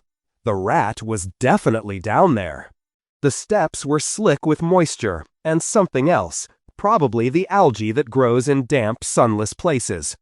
Kayden descended carefully, each footfall placed with precision. His eyes adjusted to the darkness quickly. 10 years in the abyss's perpetual twilight had given him vision that functions in near total darkness. Not as well as full daylight, but enough. The cellar was a maze of interconnected chambers, remnants of whatever the temple had once stored down here. Support pillars rose at irregular intervals. Debris littered the floor. Broken furniture, rotted cloth, shattered pottery, and everywhere, the smell grew stronger. Kayden tracked it the way he'd tracked 1,000 predators before, following the scent gradient, noting the disturbed dust patterns on the floor, the claw marks on stone where the creature had squeezed through narrow passages. The trail led deeper, toward the oldest part of the cellar, where the darkness was absolute. There, in the farthest chamber, curled against the far wall in a nest of shredded fabric and gnawed bones, was the rat. The priest's description hadn't done it justice. The creature was massive, easily the size of a large cow, with a body that was mostly just bulk and muscle. Its fur was a mottled gray-brown, matted and filthy. The tail was as thick as Kayden's leg, easily 3 meters long, hairless and covered in rough scales. But it was the head that drew the eye, a wedge-shaped skull dominated by a mouth full of yellow teeth, each one as long as a finger. The front incisors were particularly impressive, jutting out even when the mouth was closed, worn to razor edges by constant growing. The rat's eyes, small, red, malevolent, snapped open. It had sensed him, smelled him probably. The nose twitched, whiskers trembling, and the massive body uncoiled with surprising speed. The rat charged. For something so large, it was fast, much faster than its size suggested. It covered the distance in 3 bounds, claws scrabbling on stone, mouth opening in a screech that echoed off the walls. Kayden didn't move until the last possible second. The rat lunged, jaws wide, aiming for his torso, a killing bite meant to crush bones and organs. But Kayden had fought things in the abyss that moved faster than thought. This creature, for all its size and fury, telegraphed its attacks with the clarity of someone shouting their intentions. He sidestepped left, minimal movement, just enough to let the rat's momentum carry it past. His bone sword came up in the same motion, edge angled downward, targeting the exposed tendon on the creature's left hind leg. The blade bit deep, tendon parted. The rat's rear leg collapsed mid-stride, its charge turning into an uncontrolled tumble that sent it crashing into the wall with a bone-jarring impact. It tried to turn, to face him, but the crippled leg wouldn't bear weight. The creature was fast, but 3-legged, it was predictable. Its next attack came as a desperate lunge forward, trying to use its bulk to pin him while its teeth found flesh. Kayden was already moving, circling to the right, his sword rising in a perfectly vertical arc.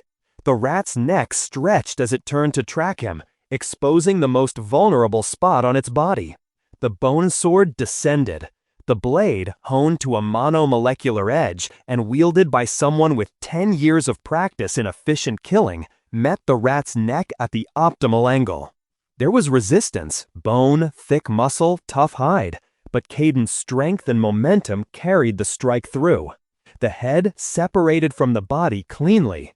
Both pieces hit the floor. The body twitched violently for perhaps 3 seconds, legs kicking in death spasms. Then it went still.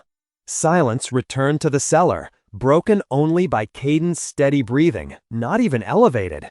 His heartbeat was calm, no adrenaline dump, no excitement or satisfaction.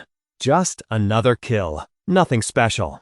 He cleaned his sword on the rat's fur, then bent to examine the severed head. The cut was perfect, a single strike, no ragged edges, precise. The kind of cut that spoke of absolute confidence and perfect execution. Kayden gripped the head by one ear and started back toward the surface. Myra had followed him, of course she had. She emerged from the cellar to find her standing in the temple courtyard, trying to look casual and failing completely.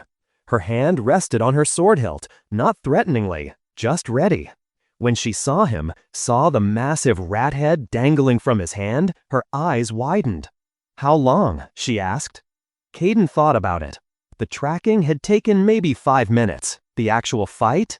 10 seconds, maybe less. 10? Myra stopped herself, visibly processing. You tracked it, found it, and killed it in under 10 seconds? Fight was 10 seconds. Finding took longer.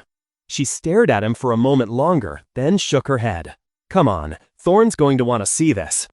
They walked back to the guild in silence, Myra occasionally glancing at him sideways, clearly reassessing everything she thought she knew.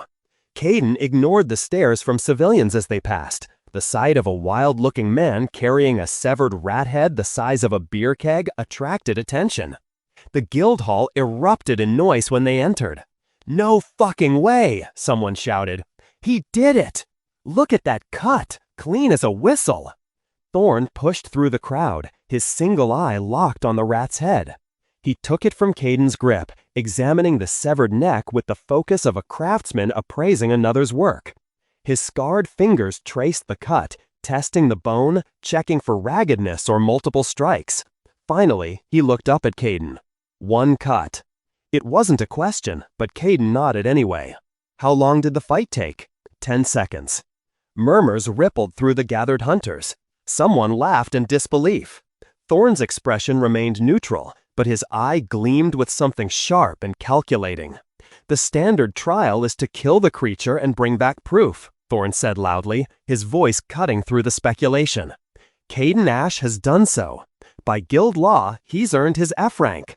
He pulled a small metal badge from his pocket, a simple circle with the guild symbol. "Welcome to the Fulcrum Guild, Ash." Kayden took the badge, the metal cool against his palm. F rank, the lowest tier. But it was a start, a foothold in this world he barely understood. "However," Thorne continued, his voice dropping lower so only those closest could hear, "I'm making a note in your file. You fight like someone with years of experience. You move like a veteran.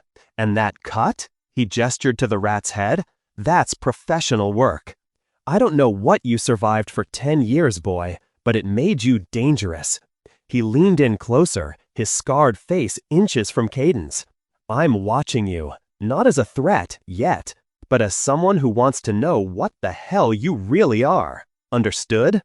Kayden met his gaze without flinching. Understood. Thorne held the stare for another moment, then nodded. "Good. Get cleaned up, get some real clothes, and stay out of trouble." He turned to address the hall. "Show's over. Back to work, all of you." The crowd dispersed gradually, though many hunters continued to shoot curious glances at Kayden. Myra moved to his side, a small smile on her scarred face. "Well," she said quietly, "that was something. 10 seconds. Gods, Kayden, you barely gave that thing a chance." He shrugged, uncomfortable with the attention. In the abyss, efficient killing was survival. Here, apparently, it was noteworthy. "Come on," Myra said, guiding him toward the exit. "Let's get you that room at the inn I mentioned. You've earned some rest." As they left the guild hall, Kayden glanced back once. Thorne stood near the contract board, speaking quietly to another hunter, but his single eye tracked Kayden's departure. The guildmaster's words echoed in his mind. "I'm watching you." Fair enough, Kayden thought, because he was watching too. Watching this world, learning its rules, trying to understand how someone who'd spent 10 years in hell could possibly fit into a place where people worry about politics and money and laws. He didn't have answers yet, but for the first time since returning, he had a direction, a purpose beyond mere survival. Maybe that was enough. Thank you for listening. New chapters will be released daily on the channel. This audio material was produced exclusively for the Section 56 channel. All rights reserved. Have a nice day.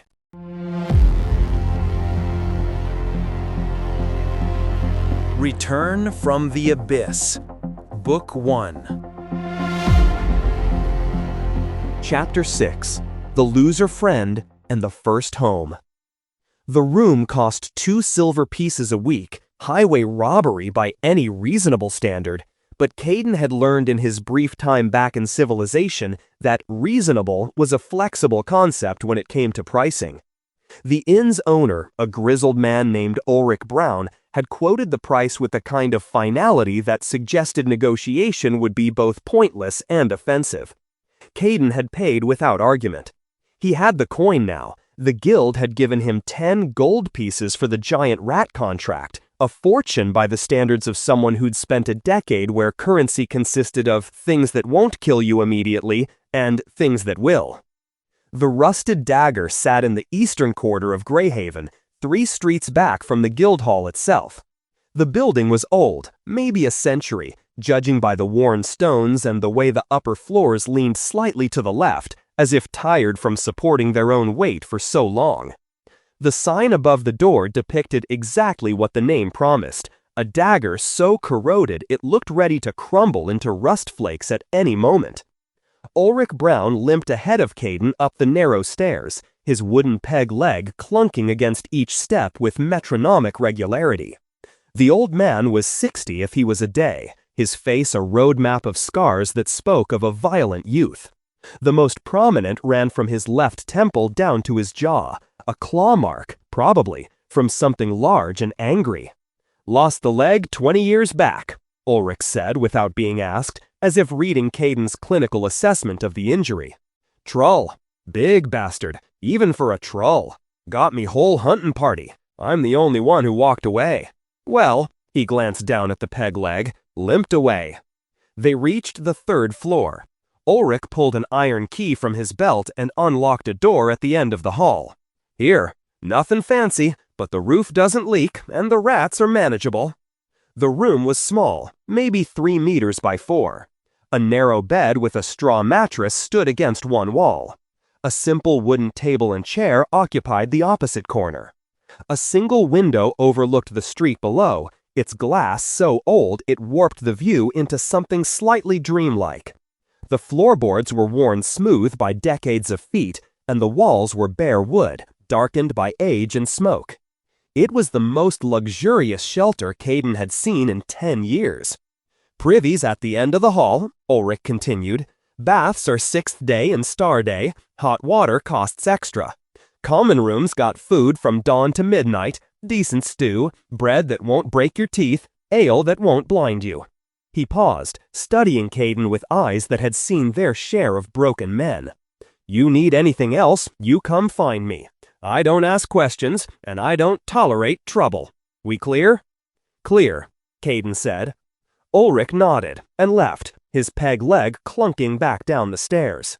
Alone, Kayden set his bone sword, still wrapped in cloth, against the wall near the bed. He approached the mattress slowly, as if it might attack. The concept of a bed, of deliberately making oneself vulnerable and horizontal for extended periods, felt fundamentally wrong after a decade of sleeping in defensive positions with a weapon always within reach. He sat on the edge. The mattress compressed under his weight, soft and yielding. His body rejected the sensation immediately. Too soft, too vulnerable. His back needed support, needed something solid. This felt like being swallowed. Kayden stood, grabbed the thin blanket from the bed, and moved to the corner farthest from the door. The floorboards there were solid, unyielding. He arranged the blanket into a rough pad and lay down, his back against the wall, bone sword within arm's reach. Better. Not good. The floor was too smooth, too level, lacked the irregular surfaces his body had learned to accommodate. But better than the nightmare of the mattress.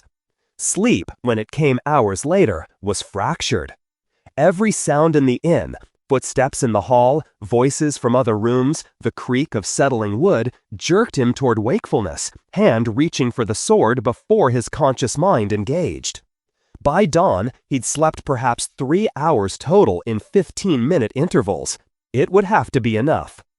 The common room of the rusted dagger occupied the entire ground floor, a sprawling space filled with mismatched tables and chairs that had probably been collected over decades.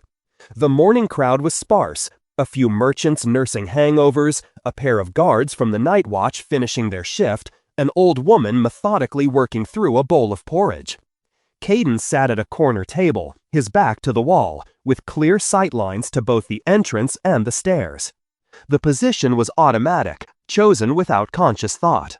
A serving girl approached, young, maybe 20, with practical clothes and the kind of pretty face that probably earned her more tips than her service warranted.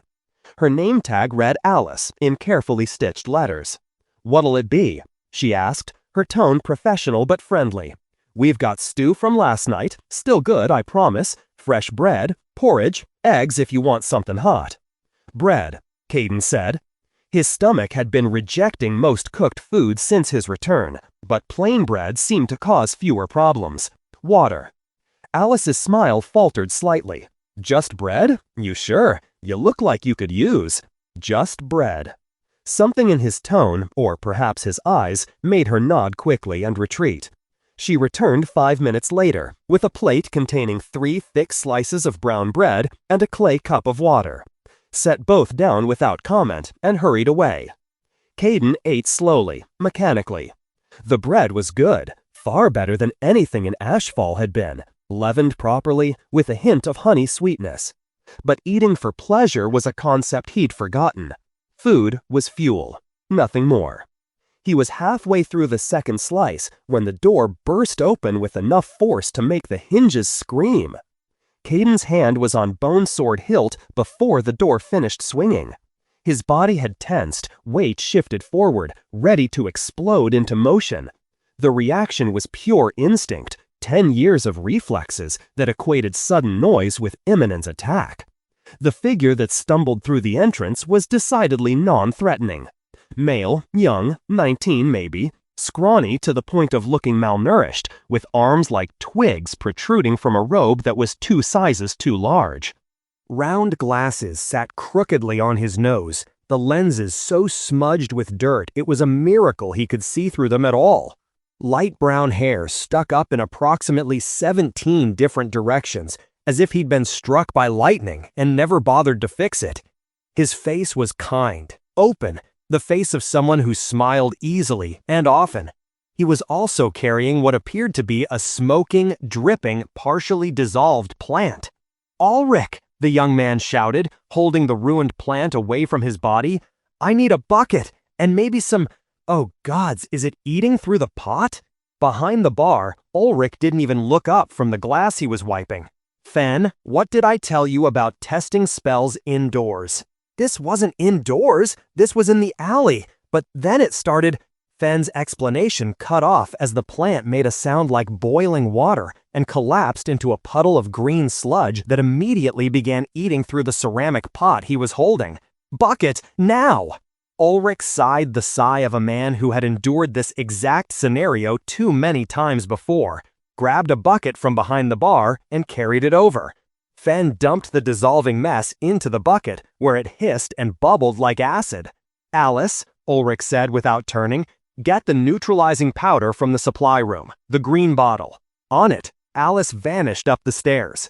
Fen pulled off his glasses and tried to clean them on his robe, which only succeeded in smearing the dirt more thoroughly. "I swear, the formula was correct this time. I double-checked the measurements, triple-checked, but the moment I channeled viral into it, the whole thing just—" He made an explosive gesture with his hands. "You forgot to account for ambient mana corruption again," Ulrich said flatly. Fen stopped. His shoulders slumped. "Damn it, you're right. That's the 3rd time this month." Alice reappeared with a bottle of green powder, which Ulrich sprinkled liberally over the bucket's contents. The hissing stopped immediately. Crisis averted. Fen noticed Kayden for the first time, probably because Kayden was the only person in the common room not looking annoyed or resigned. He was simply watching with the detached curiosity of someone observing an unfamiliar species. "Oh, hey!" Fen's face brightened immediately, as if the recent catastrophe had never happened. He walked over, wiping his acid-stained hands on his robe.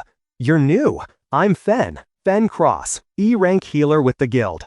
Well, technically E-rank, though my actual healing ability is more like F-rank, maybe G-rank if that existed." He laughed self-deprecatingly. "Who are you?" "Kayden." "Kayden? Great name. Very, Fen seemed to search for a compliment. "Short. Easy to remember. So, you're staying here, at the Rusted Dagger? Excellent choice. The stew is genuinely good. Don't let the decor fool you. And Ulrich here," He clapped the old innkeeper on the shoulder, earning a grunt. Is a legend. Used to be a B-rank hunter before the troll incident. Took down a dragon once. Can you believe that? A dragon. It was barely past adolescence and half-starved, Ulrich muttered, returning to his post behind the bar. Still a dragon! Fen turned back to Kayden, apparently deciding they were now best friends based on 30 seconds of acquaintance. So, what's your story? You look like, no offense, but you look like you've been through hell. Those scars. Are you a hunter? You must be a hunter. What rank? The barrage of questions should have been overwhelming. Kayden found himself answering anyway, partly because Fen's enthusiasm was so genuine it was hard to take offense, and partly because saying no seemed like it would require more energy than just responding.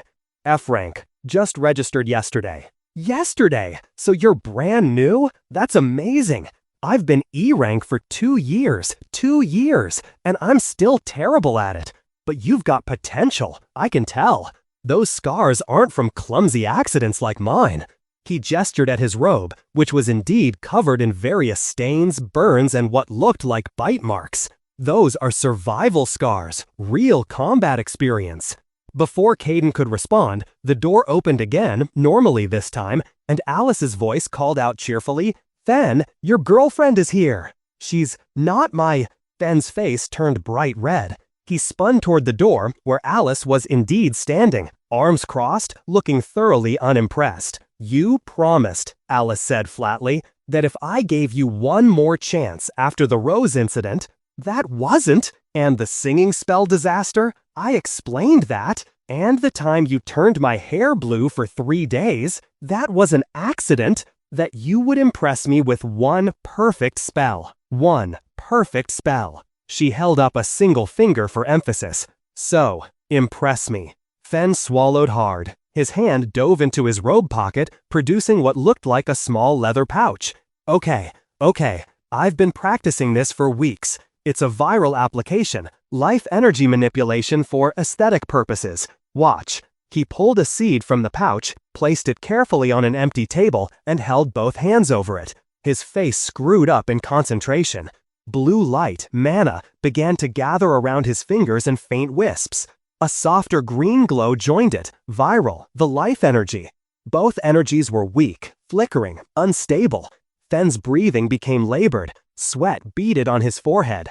The seed began to sprout, tiny roots breaking through the shell, a stem pushing upward toward the light. So far, so good. A bud formed at the stem's tip, green and promising. "Come on," Fen whispered. "Come on, work." The bud swelled, began to open. Alice leaned forward slightly, her expression softening. The flower exploded. Not metaphorically, actually exploded, like someone had packed the bud with black powder and lit a fuse.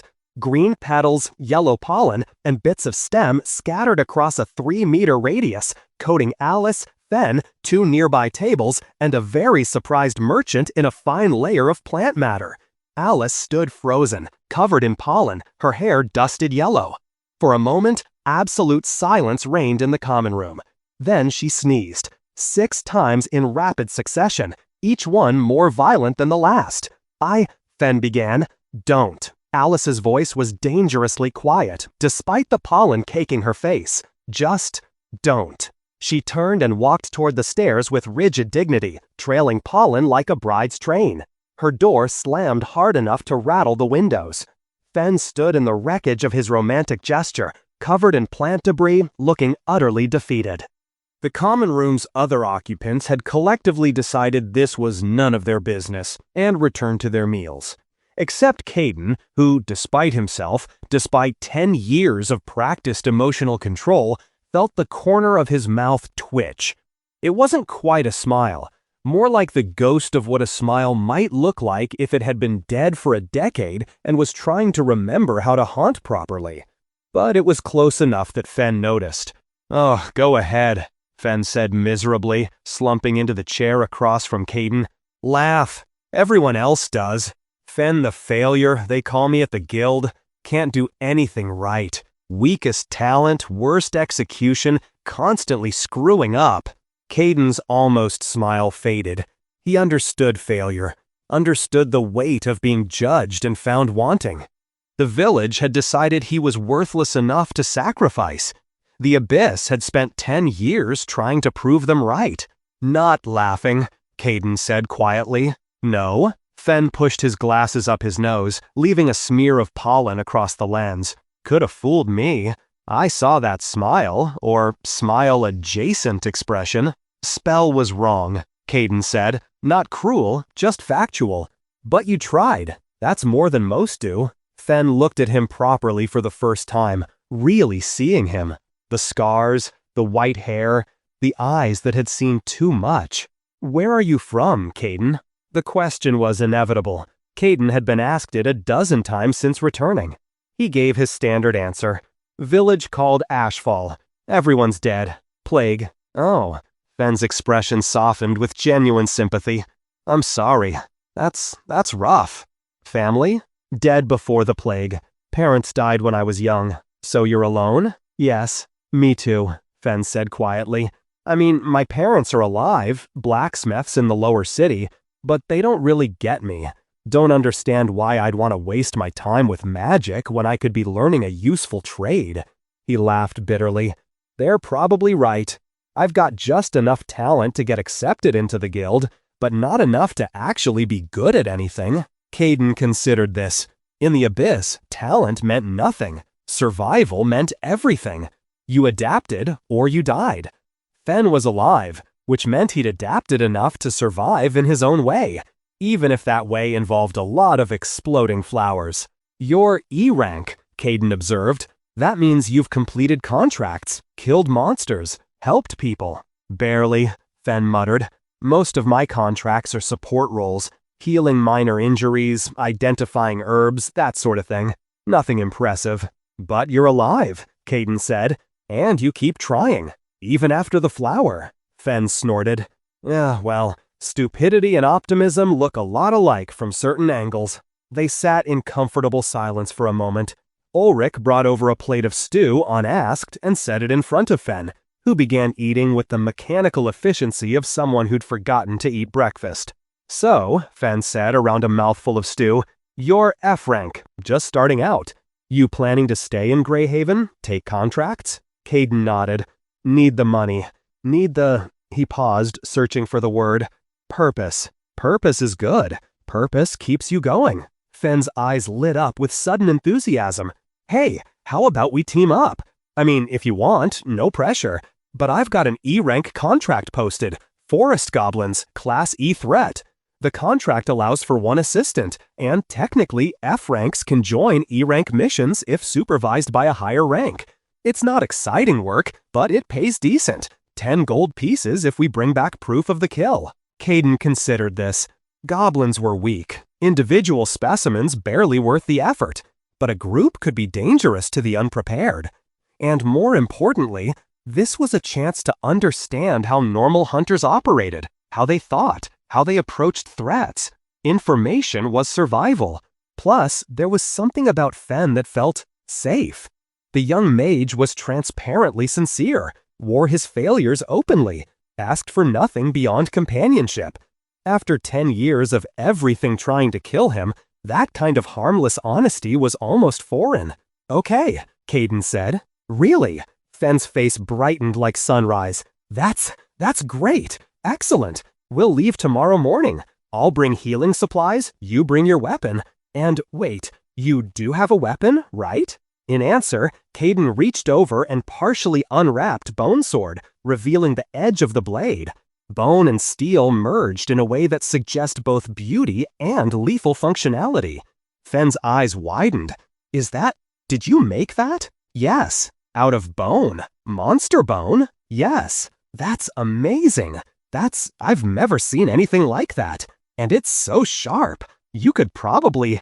Fen caught himself, realizing he was rambling.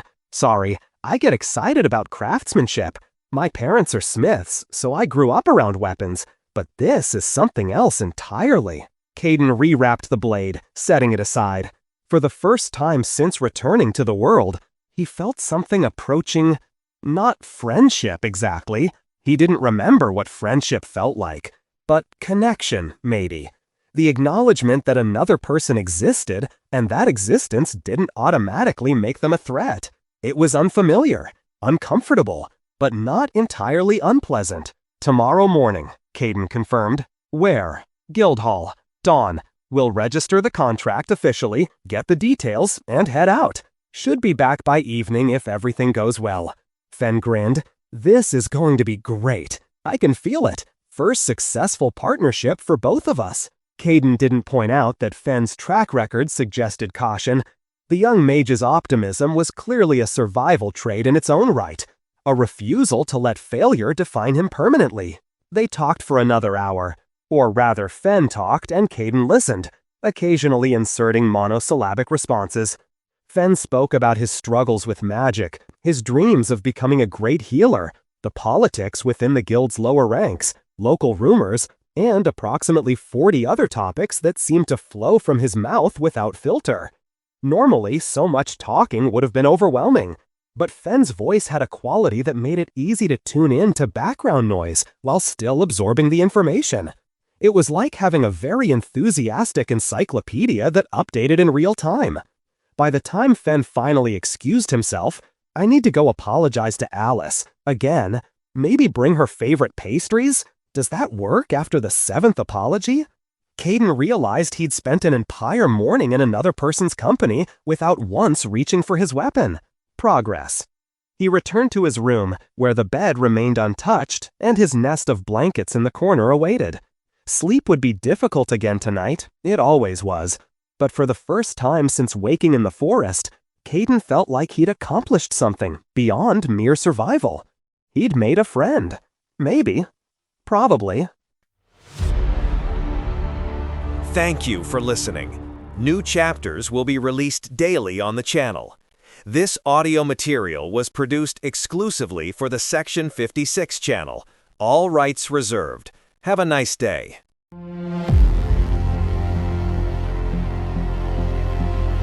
Return from the Abyss. Book 1. Chapter 7. The First Hunt and Hints of Power. Dawn came to Greyhaven with the metallic clang of the city gates opening and the gradual crescendo of voices as merchants set up their stalls. Kayden stood outside the Fulcrum Guild building, watching the eastern sky shift from deep blue to pale orange. He'd been waiting for 20 minutes. Sleep had been impossible again, his body too conditioned to constant vigilance to truly rest in the unfamiliar comfort of the inn. The bone sword hung at his side, wrapped in cloth to avoid unnecessary attention.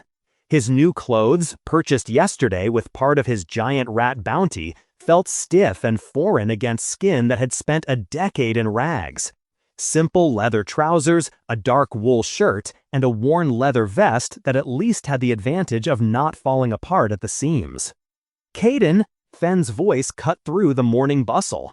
The young mage jogged toward him, already out of breath despite covering maybe 50 meters. His robes, different ones, Kayden noted, though equally stained, flapped around his scrawny frame like the wings of an agitated bird. "You're early. That's great. Very professional. I like that." "Couldn't sleep," Kayden said simply. "Oh, well, I mean, who needs sleep, right? Sleep is for—" Fen stopped mid-ramble as another figure emerged from the guild entrance. "Ah, there she is." The woman who approached made Kayden instinctively catalog threat parameters. Height advantage, at least 10 centimeters taller than him, probably 180.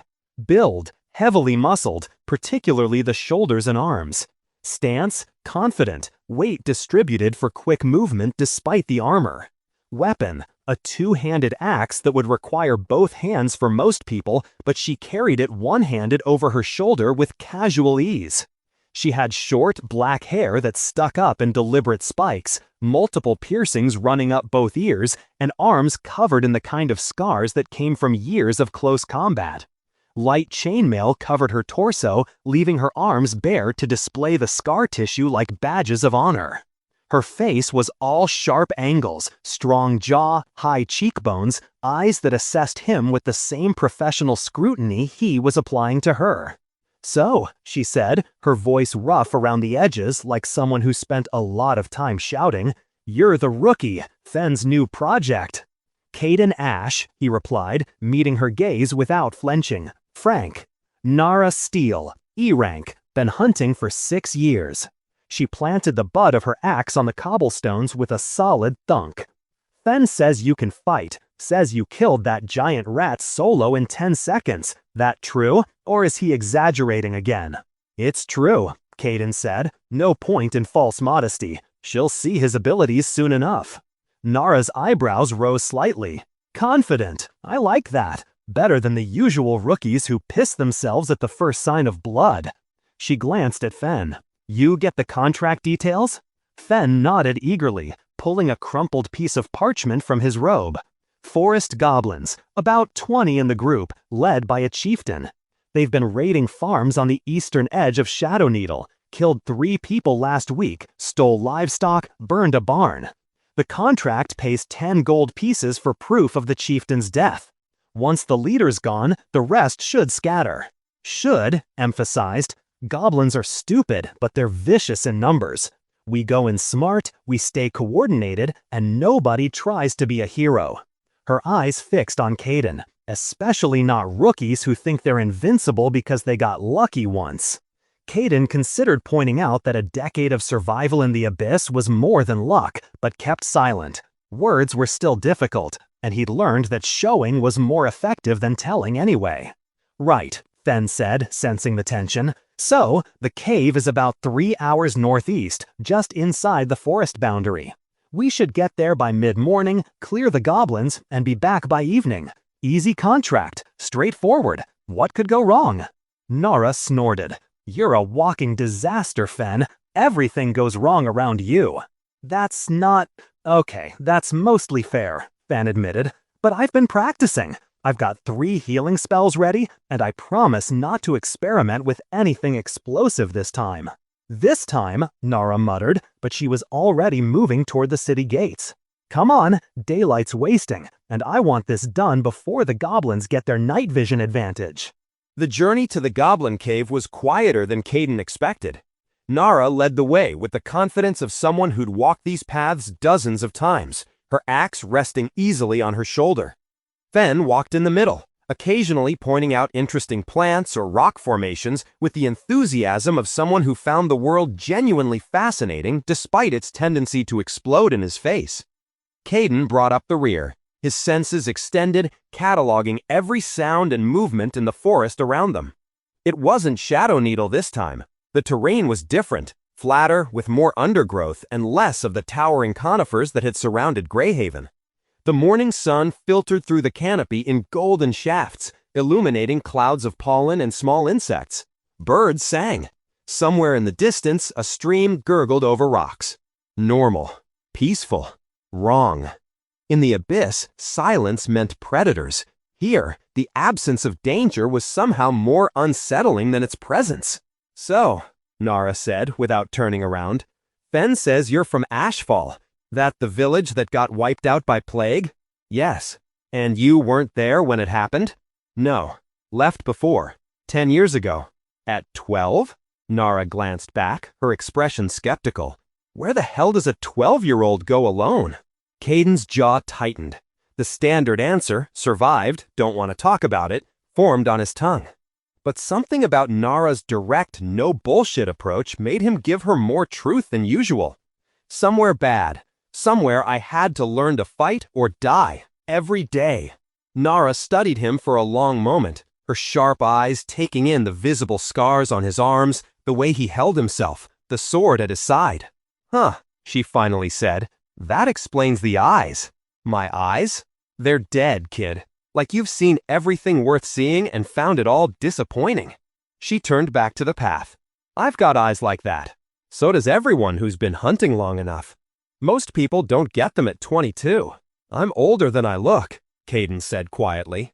"Yeah," Nara agreed. "You are." They walked in silence after that, but it was a different quality of silence, less suspicious, more understanding. The kind shared by people who'd both stared into darkness and come back changed.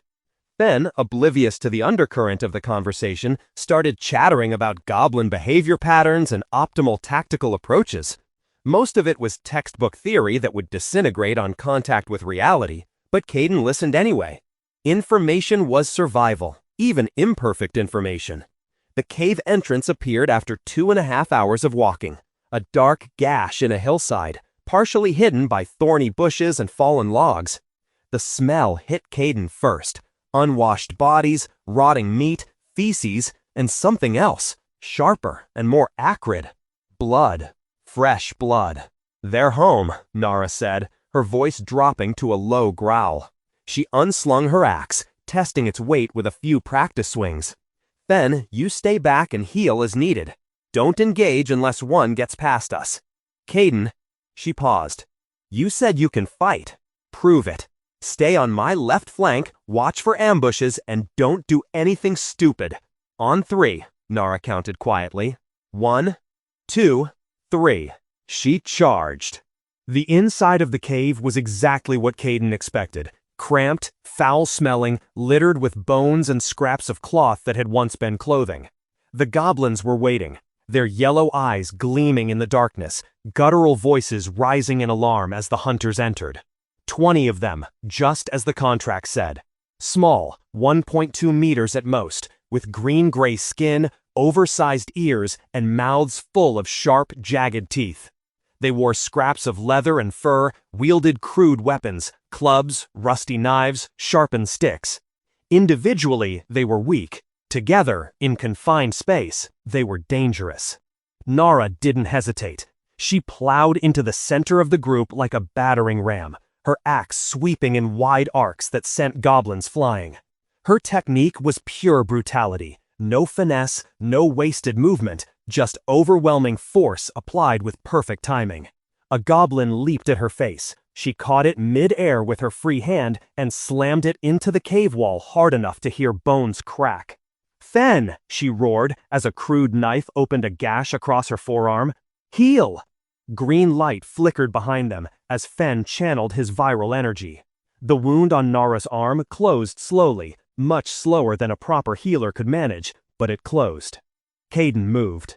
His style was the opposite of Nara's overwhelming power. Where she charged forward like a landslide, he flowed through the chaos like water finding the path of least resistance. 3 goblins rushed him, clubs raised. He sidestepped the first, his blade opening the creature's throat in a single economical slash. The second goblin's downward strike hit empty air as Kayden pivoted, his sword punching through the creature's chest from the side. The third tried to flee. Kayden's blade found the base of its skull with surgical precision. 3 dead in as many seconds. No wasted energy, no hesitation. Just efficiency born of 10,000 kills in a place where inefficiency meant death. He moved deeper into the cave, his eyes adjusted to the darkness better than the goblins expected. A creature dropped from the ceiling, aiming for his head with a sharpened bone. Kayden sensed the displacement of air above him, shifted his weight, and the goblin impaled itself on his rising sword. Another 5 goblins formed a defensive cluster, their chieftain barking orders in their harsh language. Kayden circled them, patient, waiting. One broke ranks, charging with a rusty sword. Kayden deflected the clumsy strike and severed the tendon above the creature's ankle. As it fell, screaming, he was already moving to the next target. 12 goblins dead in 60 seconds, not from luck, not from superior strength or speed, though 10 years in the abyss had honed both to inhuman levels, but from understanding. Understanding of angles, of timing, of how bodies moved, and broke, and died. "Holy shit," he heard Nara breathe behind him. The goblin chieftain stepped forward. It was larger than the others, almost human-sized, maybe 1.7 meters tall. Its skin was darker, scarred from countless fights, and it wielded a massive club studded with iron nails that had clearly been scavenged from human victims. Intelligence gleamed in its yellow eyes, not human intelligence, but cunning nonetheless. It had watched Kayden kill a dozen of its warriors with contemptuous ease. Now it was its turn. The chieftain roared and charged, surprisingly fast for something carrying such a heavy weapon. The club came down in an overhead strike that would have pulverized Kayden's skull, ribs, and most of his torso if it connected. Kayden's body began to move, muscle memory and trained reflexes preparing to dodge. The scar on his right palm pulsed. Heat. Not painful, but intense, spreading from his palm up his forearm in a flash. Time seemed to slow, not actually, but perceptually, his enhanced danger sense pushing into overdrive. He could see the club's trajectory with crystal clarity, could calculate exactly where his body needed to be to avoid it, could feel. Something inside him stirred, power, waiting, dormant but present. The shard's gift integrated into his flesh, ready to be called. Kayden moved. The club missed him by centimeters, so close that wind displacement stirred his white hair. But he wasn't just dodging. He was faster, sharper, more precise than he should have been. The split-second burst of enhanced capability let him not only evade, but counterattack in the same motion. 3 strikes, textbook execution. First, the chieftain's left knee, the blade severing the tendon and ligament in a single cut. The creature's leg buckled. Second, the right elbow, destroying the joint, making the club tumble from nerveless fingers. Third, the throat, bone sword edge opening the carotid artery with clinical precision. The chieftain fell, blood pumping from the neck wound, his eyes already glazing over. The remaining goblins, maybe 6 or 7 still alive, broke and ran, their crude weapons clattering to the cave floor as they fled into the deeper tunnels. Silence fell, broken only by labored breathing and the drip of blood on stone. "Fucking hell," Nara said into the quiet. She was staring at Kayden, her axe lowered, blood spattering her armor and face. That was beautiful. Brutal, but beautiful. Where the hell did you learn to fight like that? Kayden looked at his right hand.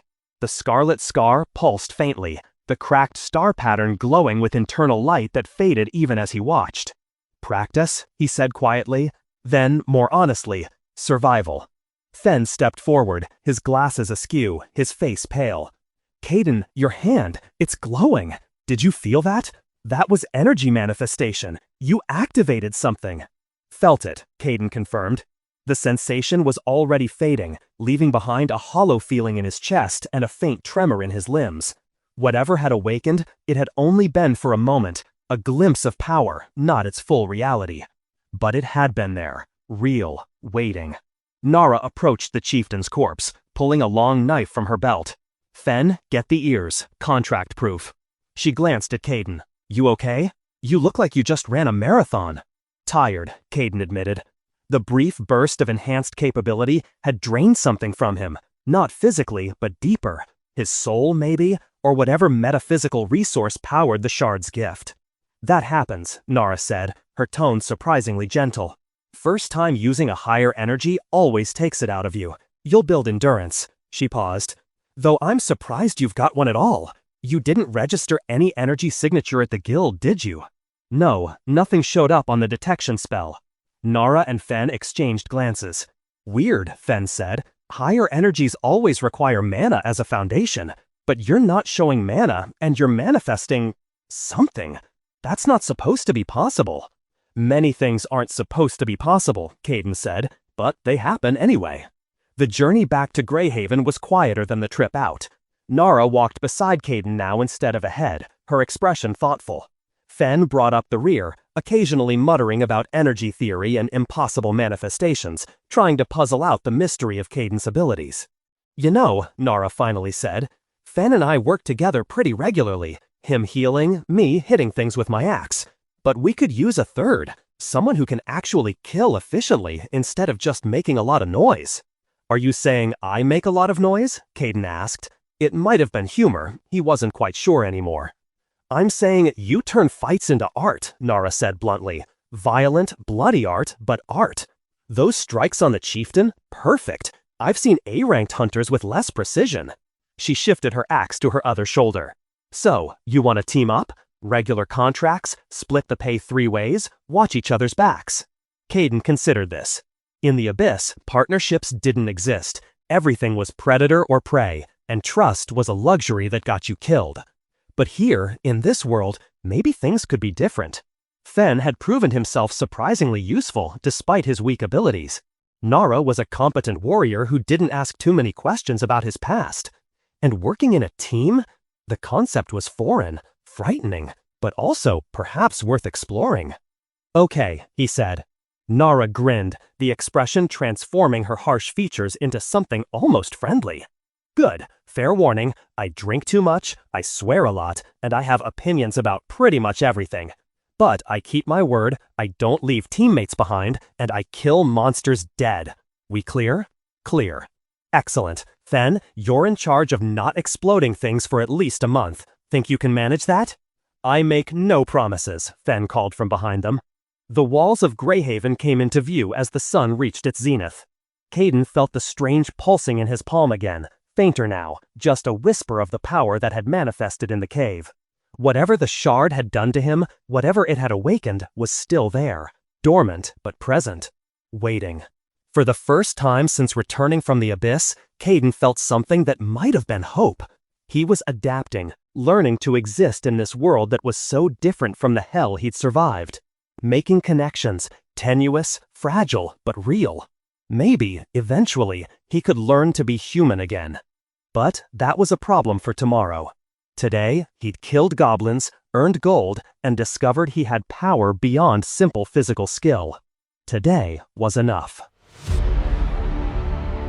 Thank you for listening.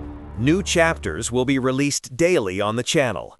This audio material was produced exclusively for the Section 56 channel. All rights reserved. Have a nice day.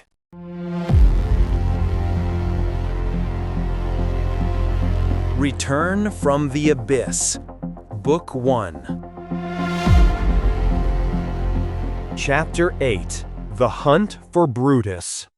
The sign outside the forge was simple, a hammer crossed with a sword, beneath which burned the words Steelheart's Forge in runic script that glowed faintly even in daylight.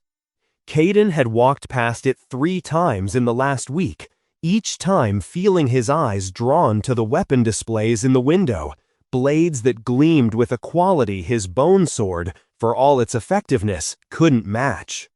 Today, he stopped. The forge occupied a corner building in Greyhaven's crafts quarter, its thick stone walls designed to contain both heat and sound. Even from the street, Kayden could hear the rhythmic clang of hammer on anvil, feel the waves of heat that pulsed from the open doorway with each strike. He stepped inside. The interior was organized chaos. Weapons in various stages of completion lined the walls on wooden racks. Swords, axes, spears, daggers. Some were plain steel, functional, and brutally simple. Others bore intricate engravings, hilts wrapped in fine leather, pommels inlaid with semi-precious stones. The air tasted of hot metal, coal smoke, and oil. Behind a massive anvil stood the smith. Bargar Steelheart, a dwarf smith, was short, maybe 130 centimeters, but built like a boulder given humanoid form. His shoulders were broader than most humans by half, his arms corded with muscle that came from decades of swinging hammers that would break a normal man's wrists. A beard the color of iron gray fell to his waist, bound in 3 places with copper rings. His face was weathered, creased with age lines, but his eyes, dark brown and sharp as arrow points, missed nothing. He looked up as Kayden entered, his hammer pausing mid-strike. "Guild Hunter," he observed, his voice gravelly with age and smoke. "Frank Badge, new to the trade." His eyes dropped to the cloth-wrapped sword at Kayden's side. "But that weapon's not new, not guild-issued either. What can I do for you, boy?" Kayden unwrapped Bonefang slowly, laying the blade across the counter that separated the forge's front from its working area. "Want your opinion." Bargar set down his hammer and approached, wiping his hands on a leather apron that had seen decades of service. He picked up the sword with surprising gentleness, turning it this way and that, letting the light play across the bone-steel hybrid blade. His expression remained neutral, but something flickered in his eyes, professional interest, maybe surprise. "Huh," the dwarf grunted. He ran a thick finger along the edge, testing sharpness. Pressed his thumb against the flat of the blade, checking flexibility. Hefted the weapon, assessing balance. "This is your work?" "Yes." "The bone? Where'd you get material like this?" "I've worked monster bone before. Wyvern femurs, drake ribs, even had a piece of hydra spine once. But this..." He squinted at the blade more closely. "This is denser than any I've seen. Light as steel, but harder. Where's it from?" "Somewhere else," Kayden said. Not quite a lie. The abyss was definitely somewhere else. Bargar snorted. "Cryptic bastard, aren't you?" But he didn't press. Smiths, like hunters, learned when to stop asking questions. "The craftsmanship is crude, no offense, but effective. You worked with what you had, made it functional. Whoever taught you the basics knew their stuff. No teacher, survival." Bargar set the sword down carefully. "I could improve this, a lot. The bone is exceptional material, but you've got no crossguard, the grip needs proper wrapping, and the edge, while sharp, isn't optimized. Give me a week with this blade. Let me forge a proper steel core and edge, wrap the bone around it for the structure and weight distribution." His eyes gleamed with the enthusiasm of a craftsman seeing a worthy challenge. "I could make you something legendary. Cost you 50 gold pieces for the work." Kayden had expected the number to be high, but hearing it still made him pause. He'd earned 30 gold total from his contract so far. He had maybe 12 left after paying for his room, food, and basic supplies. "Don't have 50 gold," he admitted. "Then you can't afford my work." Bargar turned back toward his anvil, clearly considering the conversation over. "Is there another way?" The dwarf paused, one hand on his hammer. He turned back, stroking his beard thoughtfully. "Maybe. You heard of Brutus?" "No." "Brutus the Stone Skin, troll living in the old quarry, about 50 kilometers northeast. Big bastard, 4 meters tall, skin like steel plate. Been there for 10 years, killing anyone stupid enough to wander into his territory. There's a guild contract for him, Class C, but most C-rank hunters won't take it because his hide's too tough. Weapons bounce off. Magic mostly slides around him. He regenerates fast enough that you need to kill him in one sustained assault, or he'll just heal and keep fighting." Kayden processed this information, his mind already cataloging the threat. "What do you need from him?" "His hide." Bargar's eyes gleamed. "Troll hide is good leather, tough, flexible. But Brutus's hide, after years of exposure to that quarry's particular stone composition, has developed properties I've never seen elsewhere. I get a piece of that hide, I can line sheaths with it, reinforce armor, create grips that won't slip even in blood. It's valuable material. You want me to kill Brutus, bring you the hide, in exchange for improving my sword? Sharp boy. Yes, that's the deal. You bring me Brutus's hide, the whole thing, undamaged, and I'll forge you the finest blade in Greyhaven. Fair trade." Kayden studied the dwarf's face, reading sincerity there. Bargar wasn't trying to cheat him. This was a legitimate trade, craftsmanship for monster parts. The kind of barter that made sense in a world where currency was less common than dead monsters. "The contract is Class C," Kayden said. "I'm F rank. So, you killed that giant rat in 10 seconds. Word spreads fast in the guild. Thorn himself told me you fight like someone with a decade of experience." Bargar crossed his arms. "I'm not asking you to go alone. Take a team. But you're the one who brings me the hide. You're the one who gets the improved weapon. Deal?" Kayden thought about it for exactly 3 seconds. Brutus was dangerous, significantly more dangerous than anything he'd fought since returning from the abyss. But danger was relative. Compared to the things that had hunted him for 10 years, even a 4-meter troll with regeneration seemed manageable. Deal, he said. You want to fight a Class C troll? Fenn's voice climbed an octave. Kayden, that's suicide. We're E rank, barely E rank.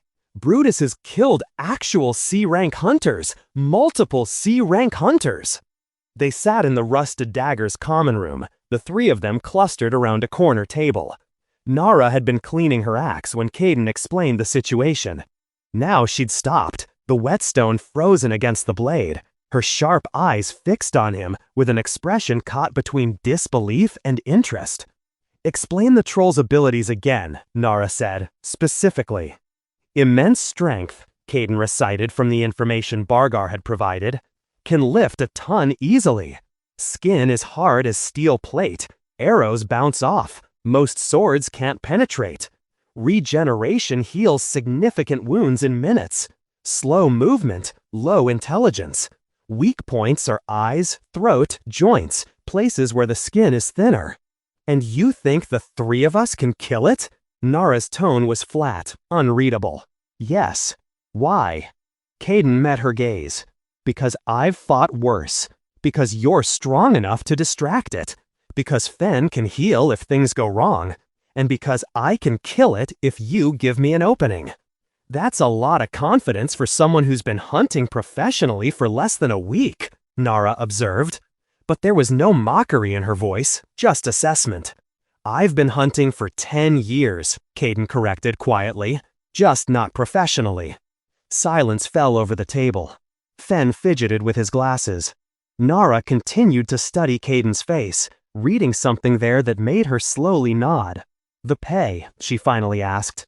No pay. But I split anything valuable we find in the quarry 3 ways. And if we succeed, Bargar will owe us a favor. Dwarf smith favors are worth more than gold to hunters who want quality gear. That's actually not a bad point, Fenn admitted reluctantly. I've been trying to commission a proper focus staff from him for months, but he keeps saying he's too busy. Nara set down her axe and whetstone. I'm in. You're... what? Fenn stared at her. Nara, this is crazy. This is how hunters die. Hunters die doing easy contracts too, Nara said bluntly. At least this way, if I survive, I get something out of it, beyond a few gold pieces. Plus, she grinned, the expression fierce, I've always wanted to fight something really dangerous, test myself. Class C isn't S rank, but it's close enough to be exciting. You're both insane, Fenn muttered. Then, with a sigh that seemed to come from his soul, he added, When do we leave? The journey to the old quarry took 2 days on foot. They left Greyhaven at dawn, following the northeast road that served merchant caravans and travelers heading toward the border territories. The first day passed uneventfully. They made good time, the weather held, and they camped that night under clear stars that Kayden still found himself staring at for long minutes, marveling at their existence. The second day brought complications. They found the caravan around midday, maybe 10 kilometers from their destination. 3 wagons, surrounded by bodies. Kayden saw it first, his enhanced senses picking up the smell of blood on the wind. He raised a hand, stopping the group. Ahead, combat, recent. They approached cautiously, weapons ready. The scene revealed itself in ugly detail. 5 merchants lay dead or dying, their bodies scattered around overturned wagons. A woman clutched at a stomach wound, her breathing shallow and wet.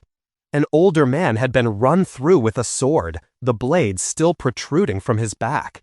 2 younger men, guards probably, had fought and lost, their bodies hacked apart with the kind of vicious overkill that spoke of rage rather than efficiency. The bandits were still there. 7 of them, looting the wagons, tossing goods to the ground while searching for valuables. They wore mismatched armor, pieces stolen from previous victims probably, and carried weapons that ranged from proper swords to rusty clubs. Their leader, a scarred man with 1 eye and a cruel mouth, was rifling through a strongbox, his laughter carrying across the blood-stained ground. Shit, Nara hissed. We should... Kayden was already moving. He covered the 30 meters between them and the bandits in seconds, his body low, his approach silent until the last moment when gravel crunched under his foot. The nearest bandit, a young man, maybe 20 years old with bad teeth and worse hygiene, turned just in time to see Bone Fang's blade open his throat. "Contact!" someone shouted. The bandits scattered, reaching for weapons, their earlier confidence evaporating as they realized they faced hunters rather than helpless merchants. But Kayden was already among them, his sword moving with the terrible efficiency of someone for whom killing was as natural as breathing. Second target, a heavy-set man with a mace. Kayden ducked under the wild swing, his blade finding the gap between the man's mismatched armor pieces, punching through the kidney. The bandit screamed and fell. Third target, a woman with a crossbow, already raising it, finger on the trigger. Kayden's throwing knife, acquired in Greyhaven specifically for situations like this, took her in the eye before she could fire. She dropped without a sound. Fourth and fifth targets tried to flank him, coordinating their approach with the skill of people who'd done this before. Kayden feinted left, drew both their attacks, then pivoted and killed the one on the right with a throat cut. The other's guard was open. Kayden's sword punched through his chest directly into the heart. 55 seconds, 5 dead. The remaining 2 bandits, including the leader, broke and ran. Nara caught one of them 20 meters down the road. Her axe took him between the shoulder blades with a throw that spoke of years of practice. The leader made it almost 50 meters before Kayden ran him down.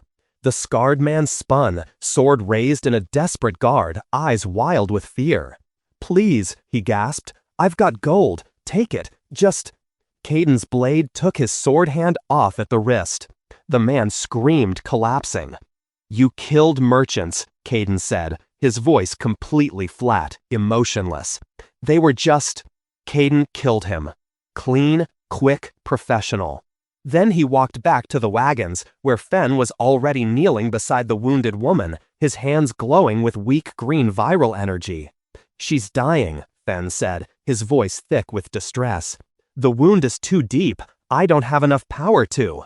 "Do what you can," Nara said gently, her hand on Fen's shoulder. She looked at Kayden, her expression complicated. "That was efficient." "They deserved it," Kayden said simply. "Yeah," Nara agreed. "They did." The woman died despite Fen's efforts. They buried her with the others, marking the graves with stones. The surviving goods they loaded back onto one wagon.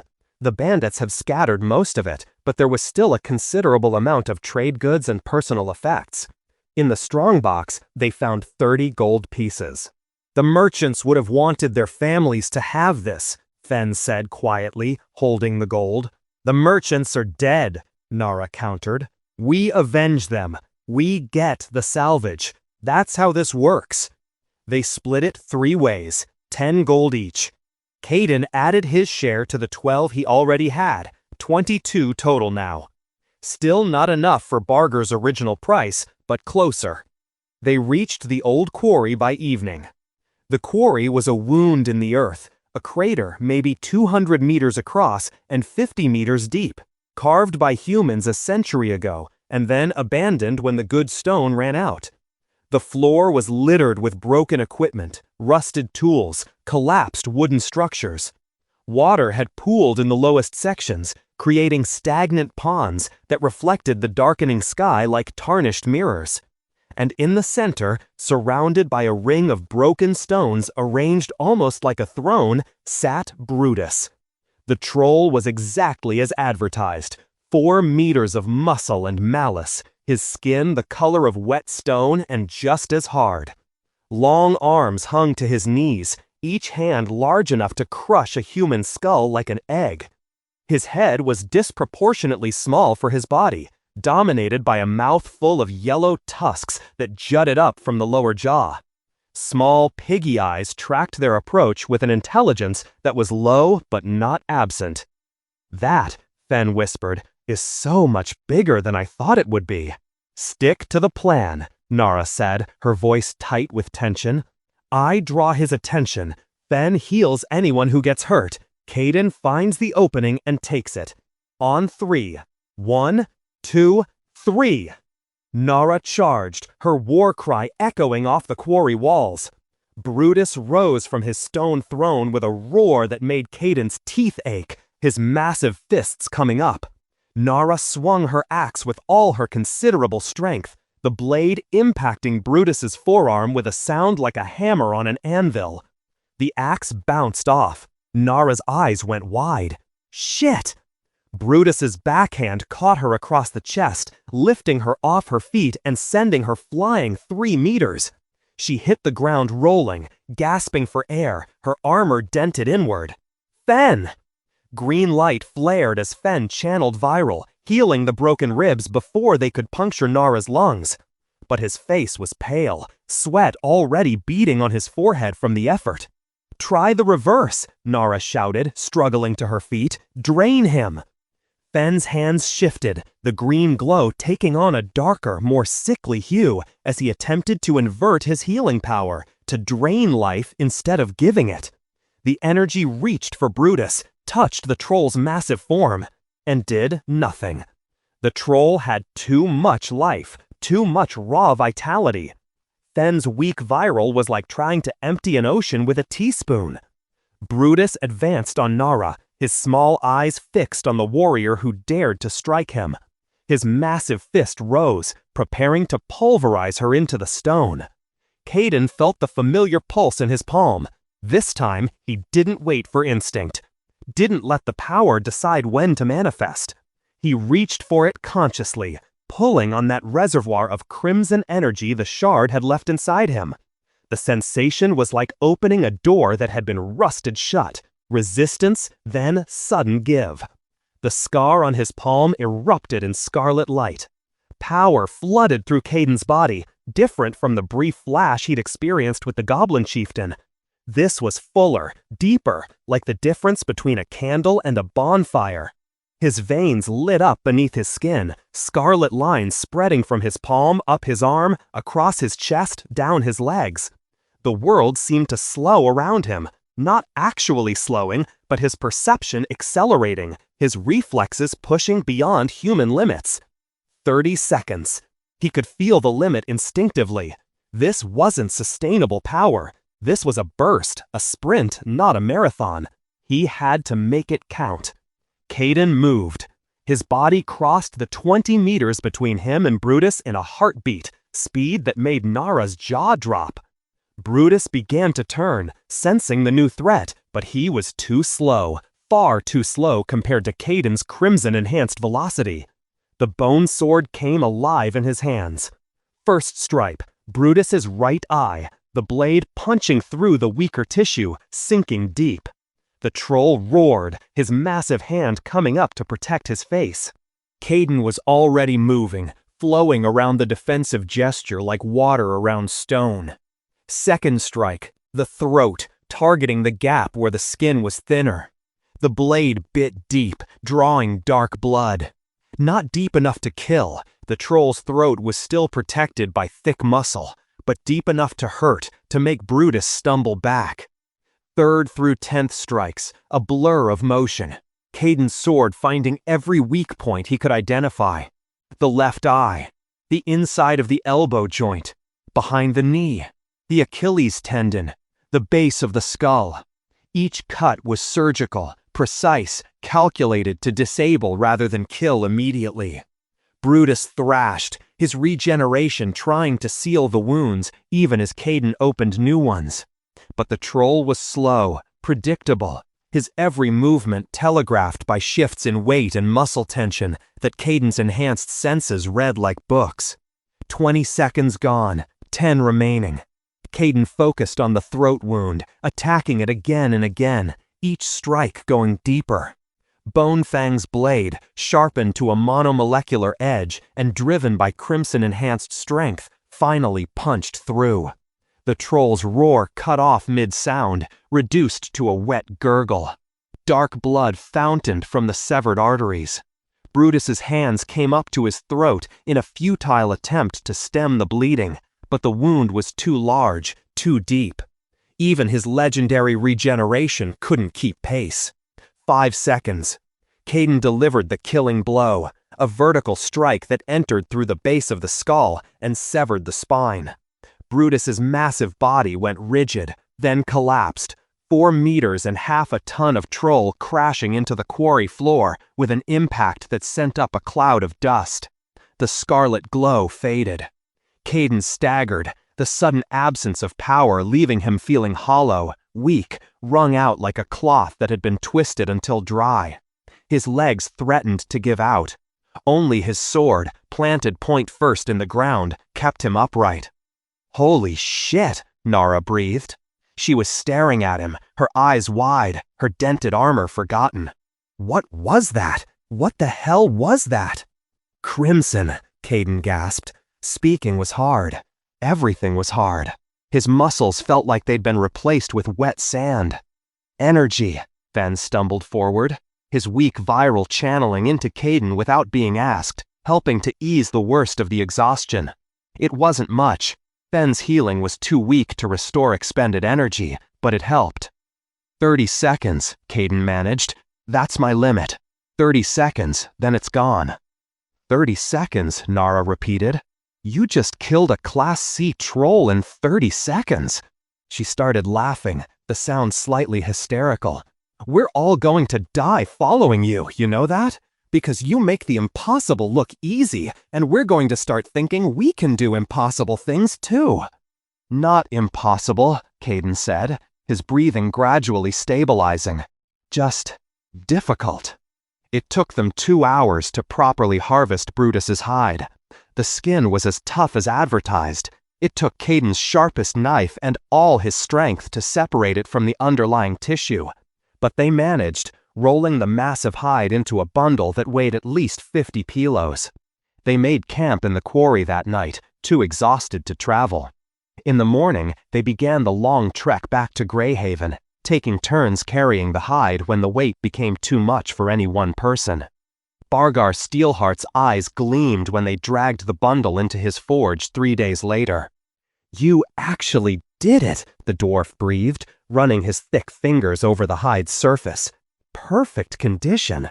No holes, no tears. This is exceptional work." "We had a deal," said Kayden. "Aye, we did." Bargar looked up at him, something like respect in his ancient eyes. "Come back in a week. I'll have your sword ready." 7 days later, Kayden returned to the forge alone.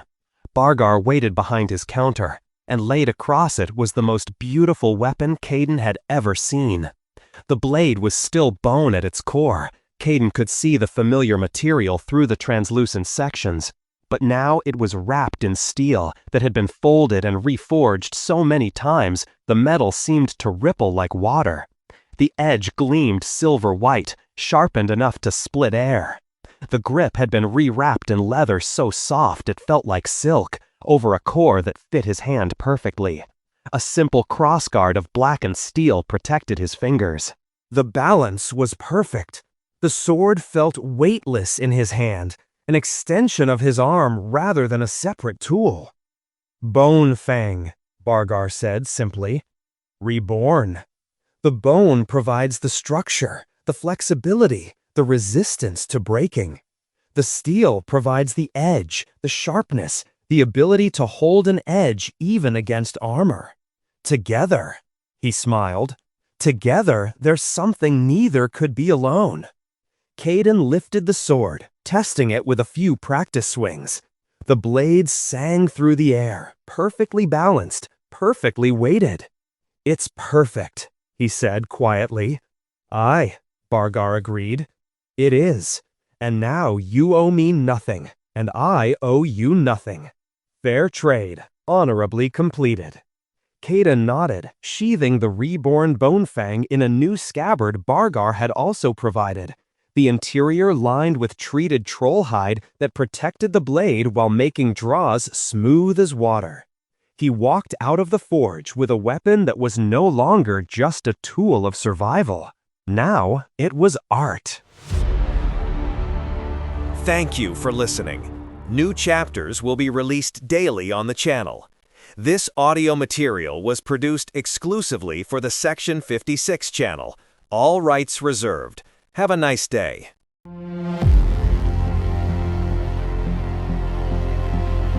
Return from the Abyss, Book 1. Chapter 9: The Shadow Wolf and the Awakening of Crimson. The contract board in the Fulcrum Guild had exactly 3 Class D missions posted when Kayden arrived that morning. 2 were escort contracts, boring, low risk, paid poorly. The third made him pause. Shadow Wolf, Shadow Needle Forest, Class D threat. Last seen, Eastern Sector near Darkwater Creek. Reward 15 gold pieces. Warning: creature has killed 2 E-rank hunters. Approach with caution. Kayden pulled the parchment from the board, studying the crude sketch at the bottom. Large, fast, dangerous. The same wolf Myris Group had been tracking when they'd found him 3 weeks ago. The same one they'd abandoned to take him back to the city. "That's suicide," a voice said behind him. Kayden turned to find Fen adjusting his perpetually smudged glasses, a wooden staff nearly as tall as he was clutched in one hand. The young mage had finally saved enough to commission it from Bargair, simple oak wrapped with copper wire, but it helped him channel viral more efficiently.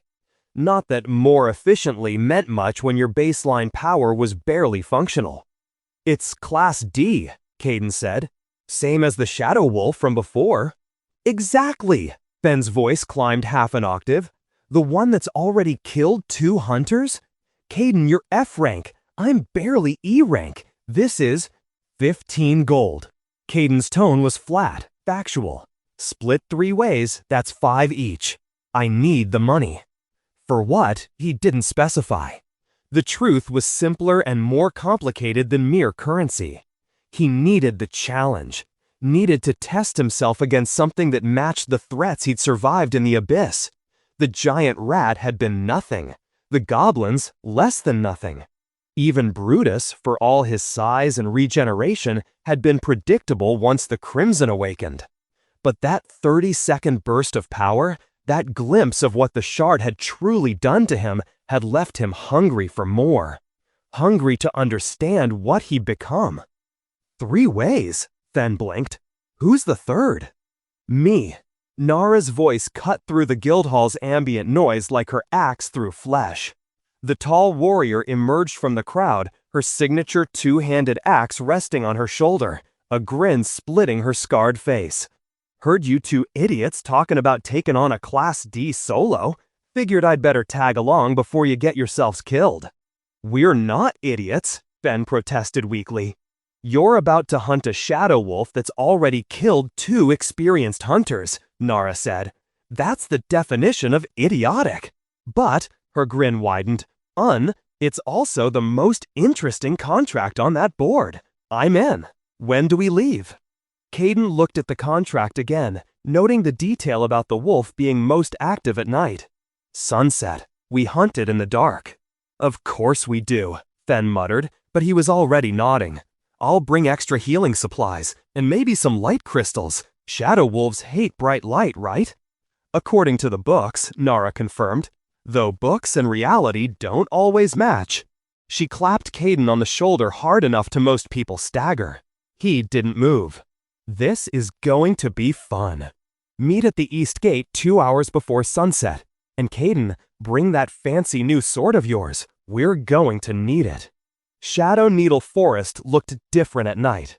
The towering conifers that seemed merely impressive in daylight became oppressive columns of darkness after sunset, their branches forming a canopy so thick that moonlight struggled to penetrate. The undergrowth rustled with the movement of nocturnal creatures, most harmless, some decidedly not. Every sound seemed amplified in the dark, every shadow deeper. Kayden's enhanced senses, honed by a decade in the Abyss's perpetual twilight, adapted quickly. His vision sharpened, pulling detail from darkness that would have left others blind. His hearing isolated individual sounds, the scurry of a mouse 40 meters left, the hoot of an owl overhead, the distant gurgle of Darkwater Creek marking their destination. Beside him, Nara moved with surprising stealth for someone carrying 20 kilos of axe and armor. She'd done this before, her movements practiced, efficient. On his other side, Fen was less graceful. The young mage's staff caught on branches twice, and his breathing was audible even when he tried to quiet it. But he kept up, determined despite obvious fear. "Contact," Kayden said quietly, raising a fist. Both hunters froze. "Where?" Nara's voice was barely a whisper. Kayden pointed northeast, toward the creek. Tracks, fresh, leading to water. They crept forward, weapons ready. The tracks were clear once you knew where to look. Massive paw prints, each as large as Kayden's hand, pressed deep into soft earth.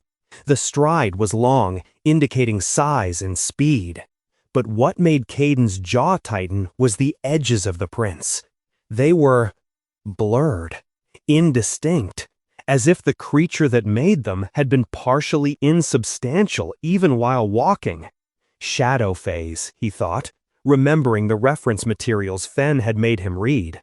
The wolf could partially dissolve into shadow. Not fully, not like the shadow devourers from the abyss, but enough to avoid solid strikes. There. Nara's whisper was tight with tension. The shadow wolf stood at the creek's edge, drinking. Even on all fours, it was massive, easily 2 meters at the shoulder, longer than a wagon from nose to tail. Its fur seemed to absorb light rather than reflect it, creating an aura of darkness that made its exact outline hard to determine. Only its eyes were clear, 2 crimson coals burning in the night, turning now toward them. It had sensed them, known they were there, been waiting. "Positions," Nara hissed, not taking her eyes off the wolf. "Kayden, left flank. Fen, back line. I draw aggro." The wolf moved. Not charged, moved. One moment it was 30 meters away at the creek. The next, it was 10 meters closer, its body blurring through the intervening space like smoke on wind. No sound, no warning. "Contact!" Nara roared, bringing her axe up in a defensive guard. The wolf hit her like an avalanche. Its weight, easily 200 kilos of muscle and fury, crashed into Nara's raised axe, driving her backward 3 meters. Her boots tore furrows in the earth as she fought for purchase. The wolf's jaws snapped, seeking her throat, but Nara twisted, taking the bite on her pauldron. Metal screamed. Teeth longer than fingers punched through steel like parchment. Then the wolf's claws came up, raking across Nara's shoulder where armor met flesh. Blood sprayed black in the moonlight. "Nara!" Fen's staff glowed green as he channeled viral, but the distance was too great, his power too weak. The healing energy dissipated before reaching the wounded warrior. Nara screamed, pain and rage mixed, and swung her axe in a desperate arc. The blade passed through the wolf's shoulder, but the creature had already begun to phase, its body becoming smoke.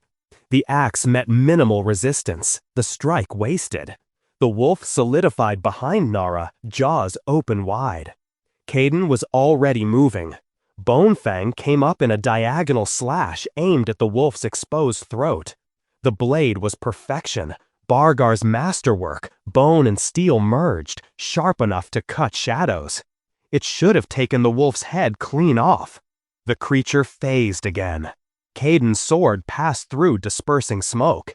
His momentum carried him forward, off balance for a critical half-second. The wolf solidified beside him, impossibly fast, those crimson eyes locking onto his. "I see you," those eyes seemed to say. "I know what you are." The wolf's claws came around in a backhand swipe that Kayden barely saw coming. He twisted, using every ounce of abyss-trained reflexes, but he wasn't fast enough. Not quite. The claws caught him across the left side. Pain exploded through Kayden's torso, white-hot agony that stole his breath and turned his vision red at the edges. He felt ribs crack, felt the claws punch through muscle and scrape bone, felt blood, hot and wet, soaking through his shirt. He hit the ground hard, his sword tumbling from nerveless fingers. The world spun, refused to focus. Somewhere distant, Fen was screaming his name. Somewhere closer, Nara was cursing, trying to get back into position. But all Kayden could see was the wolf. It stood over him, smoke fur rippling, crimson eyes burning with predatory satisfaction. It knew he was down, knew he was wounded, knew this was the kill. The wolf's jaws opened wide, wide enough to engulf his entire head, and lunged downward. Something inside Kayden shattered. Not his body, that was already broken, ribs cracked, organs bleeding. No, what shattered was deeper than flesh or thought. The dam broke. The scar on Kayden's right palm erupted in scarlet light so bright that turned night to blood-red day. Light that burned, that sang, that screamed with the voices of 1,000 dead souls. The cracked star pattern expanded, veins of crimson energy racing up his arm, across his chest, down his legs. His entire body became a roadmap of scarlet luminescence, every vein and artery highlighted like lightning frozen beneath skin. The pain in his side transformed. It didn't disappear, that would have been mercy, and this was not mercy. Instead, the agony changed frequency, shifted texture, became fuel, became fire, became something hot and intoxicating and utterly addictive that burned away everything else. Fear, doubt, hesitation, control, gone. All of it gone, consumed in the inferno of awakening crimson. Kayden felt emotions he'd forgotten existed. Rage, not the cold, calculated violence of survival, but hot, primal fury that demanded blood and bone and screaming. Bloodlust, the pure, undiluted desire to tear, to rend, to destroy. Joy, vicious, terrible joy in the simple act of violence. For 10 years, he'd kept himself contained, kept his emotions locked down, because feeling meant weakness, and weakness meant death. He'd survived by becoming a machine, efficient and emotionless. Now, the machine was burning. And gods, it felt good. The wolf's jaws closed around empty air. Kayden's hand, his bare hand, caught the wolf's lower jaw. Crimson didn't just strengthen muscle, it bit into essence, anchoring shadow to flesh. His other hand seized the upper jaw. The wolf tried to bite down. Its jaw muscles were powerful enough to crush stone, to snap steel. Kayden's hands didn't budge. No, he heard himself say, and his voice was wrong, layered with something that resonated, that carried weight beyond mere sound. My turn. He pulled. The wolf's eyes widened in shock as impossible strength manifested in human flesh. Kayden's arms, corded with muscle, but still fundamentally human in proportion, exerted force that defied physics, defied sanity. Bone cracked. Louder. The wolf thrashed, trying to pull away, its body beginning to phase. But Kayden's grip was absolute. His hands seemed to hold the creature's essence itself, preventing the dissolution into shadow. Cartilage tore, tendons snapped. The wolf's shriek was unlike anything that should come from a living throat, high and broken and full of agony that transcended species. Kayden ripped the wolf's jaws apart. Not severed, not cut, ripped. Physically tore the mandible from the maxilla with brute, overwhelming force that treated bone like wet parchment. Blood, darker than any natural creature's, tinged with shadow, fountained from the ruined maw. Teeth, torn loose from shattered bone, scattered like dice across blood-soaked earth. The wolf collapsed backward, its body no longer even attempting to phase. Every instinct now focused solely on the impossible reality that something had just torn its fucking jaw apart with bare hands. Kayden rose. His wound was still there. He could feel it, ribs broken, organs damaged. But it didn't matter.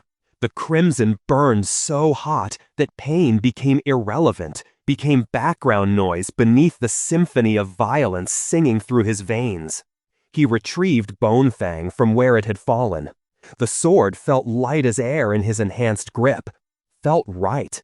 Felt like it had been forged specifically for this moment.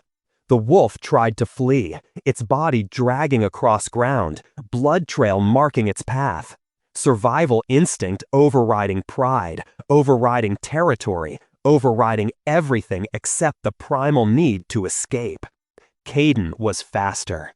10 meters covered in a heartbeat. The sword came down in a perfect vertical arc, all of Bargar's craftsmanship, meeting all of Kayden's abyss-learned precision, meeting all of the Crimson's overwhelming power. The blade took the wolf's head off, just behind the ruined jaw. The body collapsed, twitched, went still. The scarlet glow began to fade. Kayden felt it leaving, the power, the fire, the emotions, all draining away like water through cupped hands. His legs trembled, threatened to give out.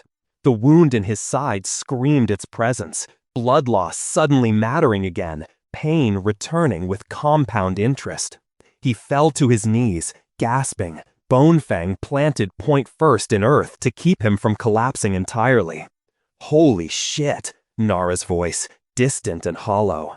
Holy fucking shit, Kayden. What was that? Kayden couldn't answer. Speech required energy he didn't have. His vision grayed at the edges, consciousness flickering like a guttering candle. Then Fen was there, green light weak but present, flowing from his staff into Kayden's side. "Stay awake," the young mage commanded, his voice shaking. "Don't you dare die on me. Stay." Something caught the moonlight, lying in the spreading pool of the wolf's blood. A crystal. Small, maybe the size of a walnut, but pulsing with internal radiance. Scarlet, like crystallized blood, like frozen fire. A shard. Kayden reached for it with his scarred right hand. The moment his fingers closed around the crystal, it moved. Not rolled, moved. Pressed against his palm with purpose, with will, seeking the cracked star pattern there. The shard melted into his flesh like snow in sunlight. Power flooded through Kayden's body, not the overwhelming tsunami of the full Crimson Awakening, but a steady current of pure energy. He felt his ribs shift, bone knitting, muscle regrowing. Felt the clawed wounds seal from the inside out, flesh weaving itself back together with speed that made Fen's healing look like the slow work of time. In seconds, the injury was gone. Not healed, gone. Not even a scar remained, just unmarked skin and the memory of pain. "That's impossible," Fen whispered, staring. His weak viral still flickered around his staff, now utterly unnecessary. "That's regeneration like that doesn't exist. Even master healers can't work that fast. Even legendary viral users can't." He stopped, swallowed. "What are you?" Kayden looked at his hand. The cracked star scar glowed brighter now, pulsing in rhythm with his heartbeat. The pattern had grown, new fracture lines spreading like frost on glass, creating a more complex geometry. "I don't know," he admitted quietly, honestly. And for the first time since returning from the abyss, that truth didn't terrify him. It excited him. Thank you for listening. New chapters will be released daily on the channel. This audio material was produced exclusively for the Section 56 channel. All rights reserved. Have a nice day.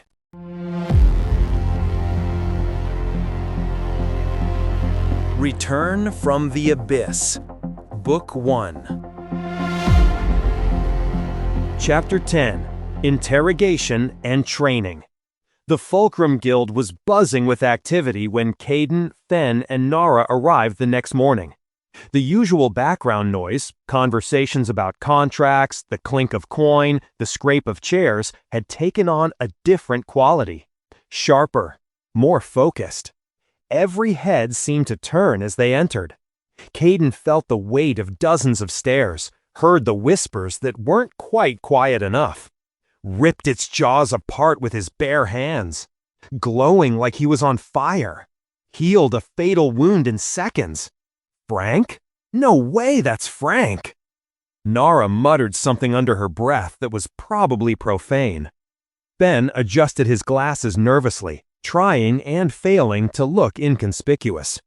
Kayden's hand drifted toward Bonefang's hilt, not a conscious decision, just instinct responding to the attention of potential threats. Kayden Ash. The voice cut through the whispers like an axe through kindling. Thorn Gravelock stood at the top of the stairs leading to the guild's upper offices, his scarred face unreadable, his single good eye fixed on Kayden with laser focus. My office. Now. Not a request. Kayden moved toward the stairs, his enhanced hearing catching Fenn's whispered, "Good luck," and Nara's quieter, "Don't let them push you around." The climb felt longer than it should have, every step carrying him towards something that couldn't be avoided. Thorn's office occupied a corner of the second floor, its windows overlooking both the contract board and the main entrance. Strategic. The room itself was Spartan, a heavy desk covered in reports and maps, chairs that had seen decades of use, walls lined with weapons that had probably saved Thorn's life at one point or another. And two other people already waiting. Myra Holtwood stood near the window, her arms crossed, green eyes tracking Kayden as he entered. Her expression was carefully neutral, but something in the set of her shoulders suggested tension. Beside her stood a man Kayden hadn't met before. The stranger was perhaps 28, tall and athletic, with light hair that fell to his jaw, and blue eyes that seemed to actually glow faintly in the office's dim lighting. He wore white and silver, a pristine white cloak over silver armor that caught the light with every slight movement. The symbol on his chest was unmistakable, a sunburst in gold thread. Church of Light. "Sit," Thorn commanded, gesturing to a chair facing his desk. Kayden sat, his posture automatic, back straight, weight balanced, ready to move if needed. 10 years of survival instincts didn't care that this was supposedly a safe space. Thorn settled into his own chair with the careful movement of someone whose body remembered old injuries. This is Kai Raymond, A-rank hunter, paladin of the Church of Light. He arrived in Greyhaven 2 days ago on church business. Thorn's eye fixed on Kayden. He's going to be part of this conversation because what happened last night raises questions that need answering. What happened? Kai's voice was surprisingly gentle, at odds with his imposing appearance. The report says you killed a Class D Shadow Wolf solo, that you manifested some kind of power, red energy, enhanced strength and speed, that you survived a wound that should have been fatal and healed completely in seconds. He leaned forward slightly. Is that accurate? Kayden met his gaze without flinching. Yes. Tell us what you experienced, Myra said. Her tone was professional, but there was something underneath. Concern, maybe? From your perspective, what did it feel like when the power activated? How to explain it? The sensation of the dam breaking, of emotions he'd buried for a decade suddenly flooding back, hot and intoxicating and overwhelming. The way pain had transformed into fuel, the way weakness had become strength. The absolute certainty that he could tear the world apart if he wanted to. Like burning, Kayden said finally. Inside, hot, made everything. He struggled for words that would make sense to people who'd never spent 10 years in hell. Made everything sharp, clear, strong. And before last night, Thorn pressed, you used this power against the Goblin Chieftain, and again fighting Brutus. But last night was different, stronger. Why? Danger, Kayden said simply. More danger. Power responded. That's not how higher energies work, Myra said, frustration creeping into her voice. She pushed off from the wall, pacing. Higher energies require conscious control. They don't just activate automatically in response to threats, and they sure as hell don't grow stronger on their own. She stopped, turning to face him. Kayden, 2 weeks ago, when we first found you, I ran a basic detection spell, standard procedure for unknowns. You showed no mana signature. None. Do you understand what that means? That I don't have mana? Which should make having a higher energy impossible. Myra's hands clenched into fists. Mana is the foundation. You can't manifest Viral without mana, can't use Crimson without mana, can't access any of the 8 higher energies without that baseline. It's fundamental magical theory. It's been proven across 10,000 years of study. And yet, you're walking around doing exactly what shouldn't be possible. Silence fell over the office. Kayden could feel their eyes on him, assessing, calculating, trying to understand something that didn't fit their understanding of how the world worked. I don't know why, he said quietly. Honestly, I don't know how. Energy just appeared when the shard merged with me. The shard, Kai said softly. He'd been quiet, watching, but now he straightened. You absorbed an abyss shard? That's what you're saying? Yes. When? First one? 10 years ago. In the ruins. In the... Kayden paused. He'd been careful not to name the place, but they deserved some truth.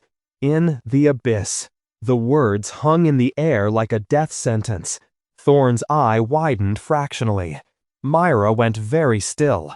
Kai's hand moved instinctively toward the sword at his side before he caught himself. The abyss, Thorn repeated, his voice flat. You're telling us you spent 10 years in the abyss? The prison dimension? Where monsters are born from corrupted souls? Where nothing human can survive? He leaned forward, both hands flat on his desk. Boy, people don't come back from the abyss. The few who've fallen through rifts, they're found dead within hours, days at most. So either you're lying, or you're claiming to be the only human to ever survive there for a decade? Not claiming, Kayden said, stating. Prove it, Kai said suddenly. His voice had lost its gentleness, taking on an edge of command. If you absorbed an abyss shard, if this power comes from that place, then you're carrying corruption, darkness, possibly even demonic taint. He stood, his hand going to a small crystal hanging from his belt. I can check. Luxar reveals truth, purges corruption. If you're clean, the light won't harm you. If you're tainted... He left the threat unfinished. Kayden looked at Thorn. The guildmaster's expression was unreadable, but he gave a slight nod. Permission. Or maybe a command. Okay, Kayden said. Kai stepped forward, the crystal in his hand beginning to glow with soft golden light. This won't hurt if you're uncorrupted. But if there's darkness in you, the Luxar will burn it out. Don't resist. The light intensified, spreading from the crystal to Kai's hand, up his arm, across his chest. The paladin's eyes began to shine with the same golden radiance. When he spoke again, his voice seemed to echo with layered harmonics. By the light that judges, by the truth that reveals, I command, show yourself. The golden light exploded outward, filling the room with radiance so bright Kayden's eyes watered. He felt it touch him, warm, almost comforting, like standing in summer sunlight. It washed over his skin, probing, searching, trying to penetrate deeper. And then, the crimson woke up. Kayden felt it surge from somewhere in his chest, racing outward through the network of veins the shard had created. The scarlet star scar on his palm flared so bright it cast red shadows across the golden light. Kai gasped, stumbling backward. The Luxar, that pure, cleansing golden radiance, hit the wall of scarlet and stopped. Not absorbed, not overcome, just stopped. Like two opposing forces meeting, neither able to advance. What? Kai's voice cracked, sweat beaded on his forehead. That's not possible. Luxar should dominate any darkness, should purge any corruption. But this, the golden light flickered, wavered, began to fade as Kai's concentration broke. It's not rejecting the light because it's corrupted. It's rejecting it because it sees Luxar as a threat. Like, he stared at Kayden, his expression shifting from command to confusion to something that might have been fear. Like it's protecting you. The scarlet light faded as the golden radiance retreated. Kayden's scar returned to its faint glow. The room seemed darker for a moment, everyone's eyes adjusting back to normal light. "Well," Thorn said into the silence. "That was interesting." "He's not corrupted," Kai said, his voice shaking slightly. "I can confirm that much. There's no demonic taint, no undead energy, no curse marks. But that power?" He looked at Myra, then Thorn. "That's not natural. That's something else entirely. Something I've never encountered." "The abyss changes things," Kayden said quietly. "Changes people. I survived, but survival had a price." Myra moved to stand beside Thorn's desk, her hand resting on the worn wood. "Guildmaster, we need to decide what to do with him. If word gets out that he's carrying abyss energy, the church will demand his execution. If the kingdoms learn about him, they'll either try to weaponize him or eliminate him as a threat. And if other hunters find out..." She didn't finish, but the implication was clear. "The boy can fight," Thorn said bluntly. "Better than most C ranks I've seen. Maybe better than some B ranks. And he's loyal to the guild, hasn't caused problems, takes contracts, follows the rules. For as I'm concerned, that matters more than where his power comes from." "But," Kai started. "But nothing," Thorn interrupted, his voice carrying the weight of decades of authority. "The guild doesn't discriminate based on energy type. We've got umbral users, crimson users, even a few who practice blood magic within legal limits. We judge hunters by their actions, not their abilities." He looked at Kai directly. "That includes you, Paladin. You're a guest here. You don't make the rules." Kai's jaw tightened, but he gave a stiff nod. Thorn turned back to Kayden. "Here's what's going to happen. Effective immediately, you're promoted to D rank. You've demonstrated the capability to handle Class D threats. Congratulations. But you're going under observation. All your contracts must be supervised by an A-rank hunter until further notice. You report your power usage after every mission. And you're going to learn to control that energy consciously, instead of just letting it explode when you're in danger." "I'll supervise him," Myra said immediately. "I found him. I brought him into the guild. I'll take responsibility." "Figured you'd say that." Thorn pulled a new badge from his desk drawer. Bronze instead of iron, with a small D engraved on it. He slid it across the desk to Kayden. "Myra's your handler now. She says jump, you ask how high. She says the mission's too dangerous, you back off. Clear?" "Clear," Kayden said, picking up the badge. The metal was warm from Thorn's hand. "Good. Now get out, all of you. I've got actual work to do." The training began 3 days later. Myra led Kayden to a clearing deep in Shadow Needle Forest, far enough from the city that they wouldn't attract attention, close enough that they could return before dark. The space was perhaps 30 meters across, ringed by ancient conifers, the ground covered in a thick carpet of fallen needles. "This is where I trained when I was learning to control Terrell," Myra said, dropping her pack at the clearing's edge. "Private, quiet, no one to bother us." She turned to face him, arms crossed. "Before we start, I need you to understand something. Higher energies are dangerous, not just to your enemies, to you. Use them wrong, push too hard, and they'll burn you out from the inside. Crimson especially. It's aggressive, meant for combat, feeds on your physical stamina and your blood.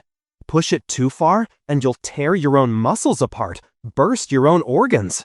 "Understood," Kayden said. "I'm serious, Kayden. I've seen Crimson users die because they couldn't control their power. Saw a berserker in my first year with the guild. He activated too deeply, couldn't shut it down. By the time he burned through his stamina, his heart exploded. Her green eyes were hard. "I'm not going to let that happen to you." Something in Kayden's chest tightened at the words. Concern. She was genuinely concerned for his safety. The emotion was foreign enough that he didn't quite know how to respond.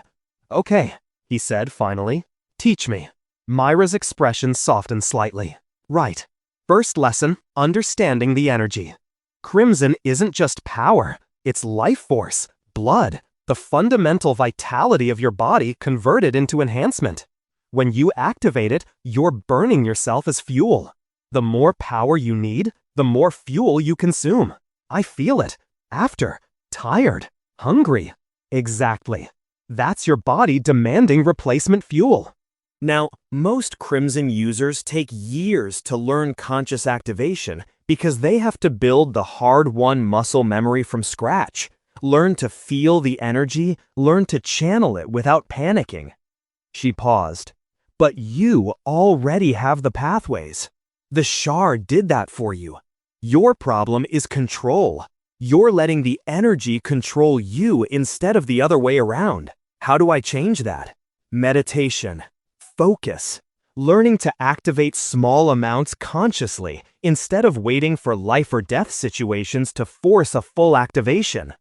Myra settled into a cross-legged position on the ground. "Sit. Close your eyes. Breathe." Kayden mimicked her position, closing his eyes. The forest sounds surrounded him. Wind through branches, distant bird calls, the rustle of small animals in the underbrush. "Focus on your right hand." Myra's voice came, calm and steady. "The scar. Feel it. Don't force anything, just observe. What do you sense?"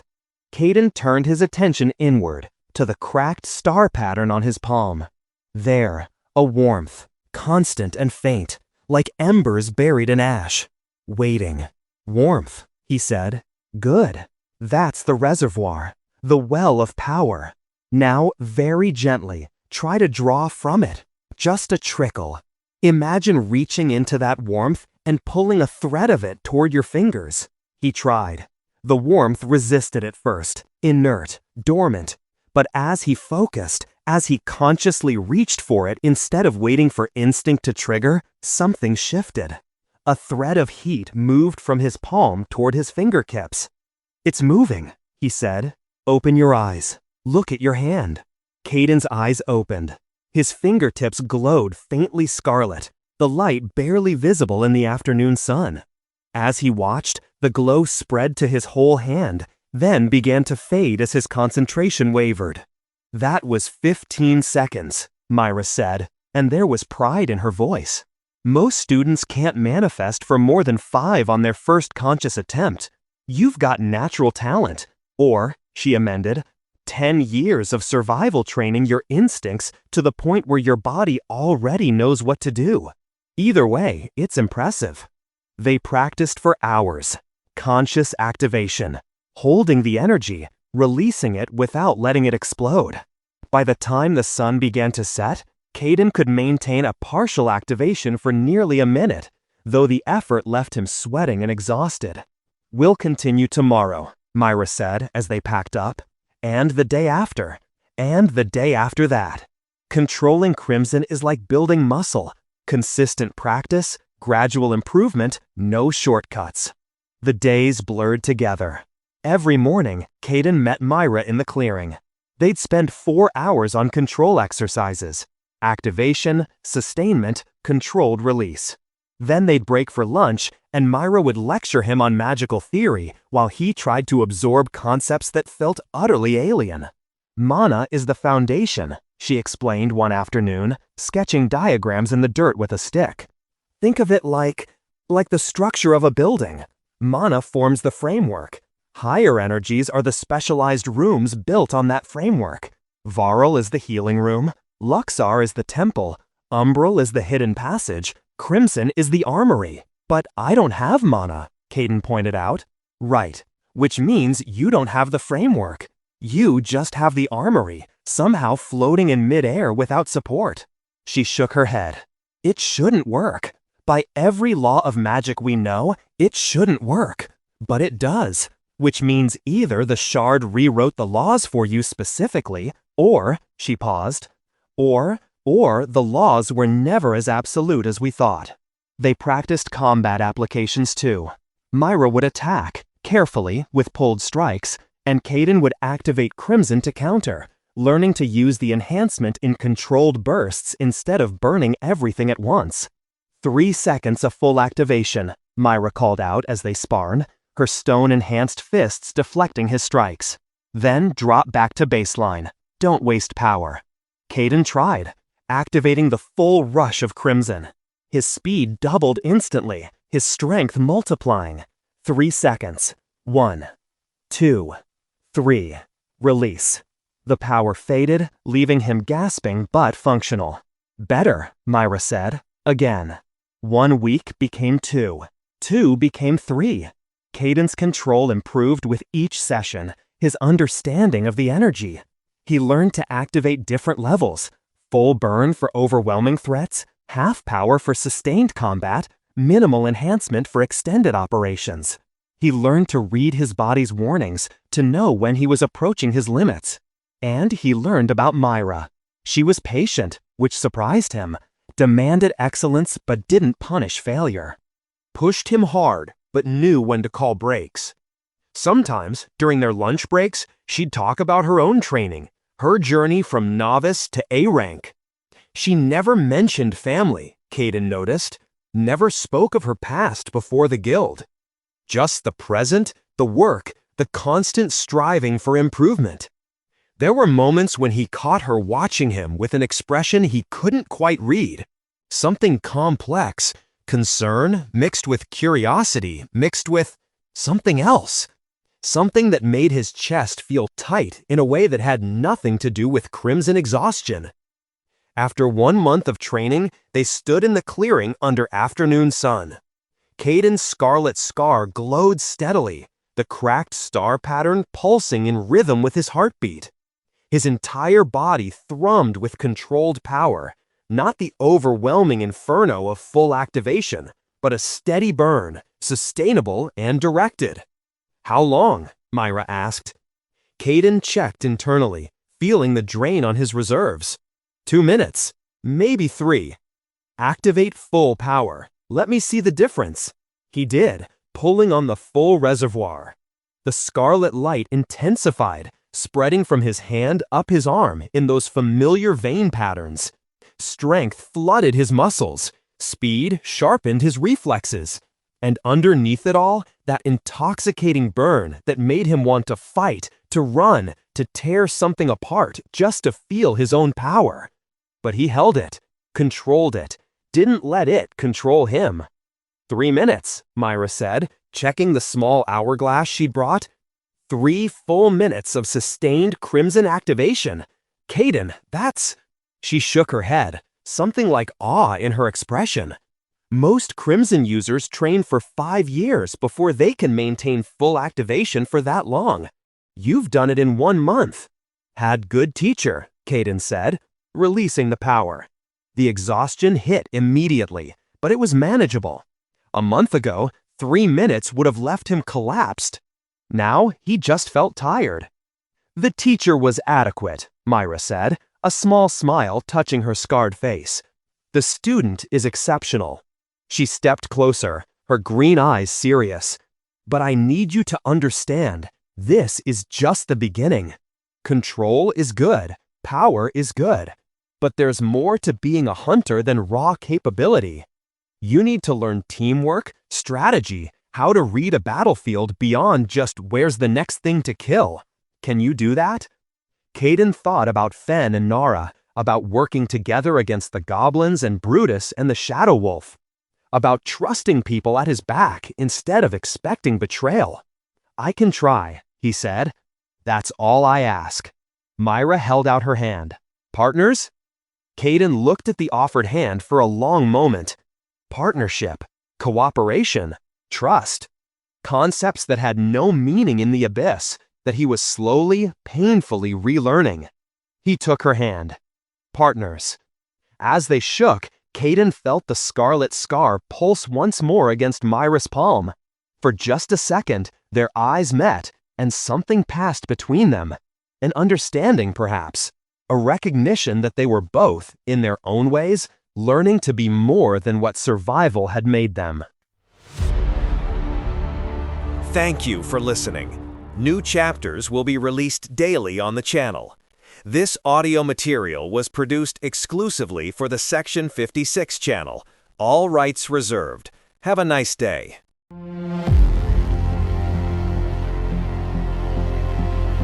Return from the Abyss. Book 1. Chapter 11. Shadows of Politics. The throne room of Silver Crown had seen better days. Once, the Hall of Judgment had been a masterpiece of royal architecture. White marble columns rising 30 feet to support a vaulted ceiling painted with scenes of ancient heroes.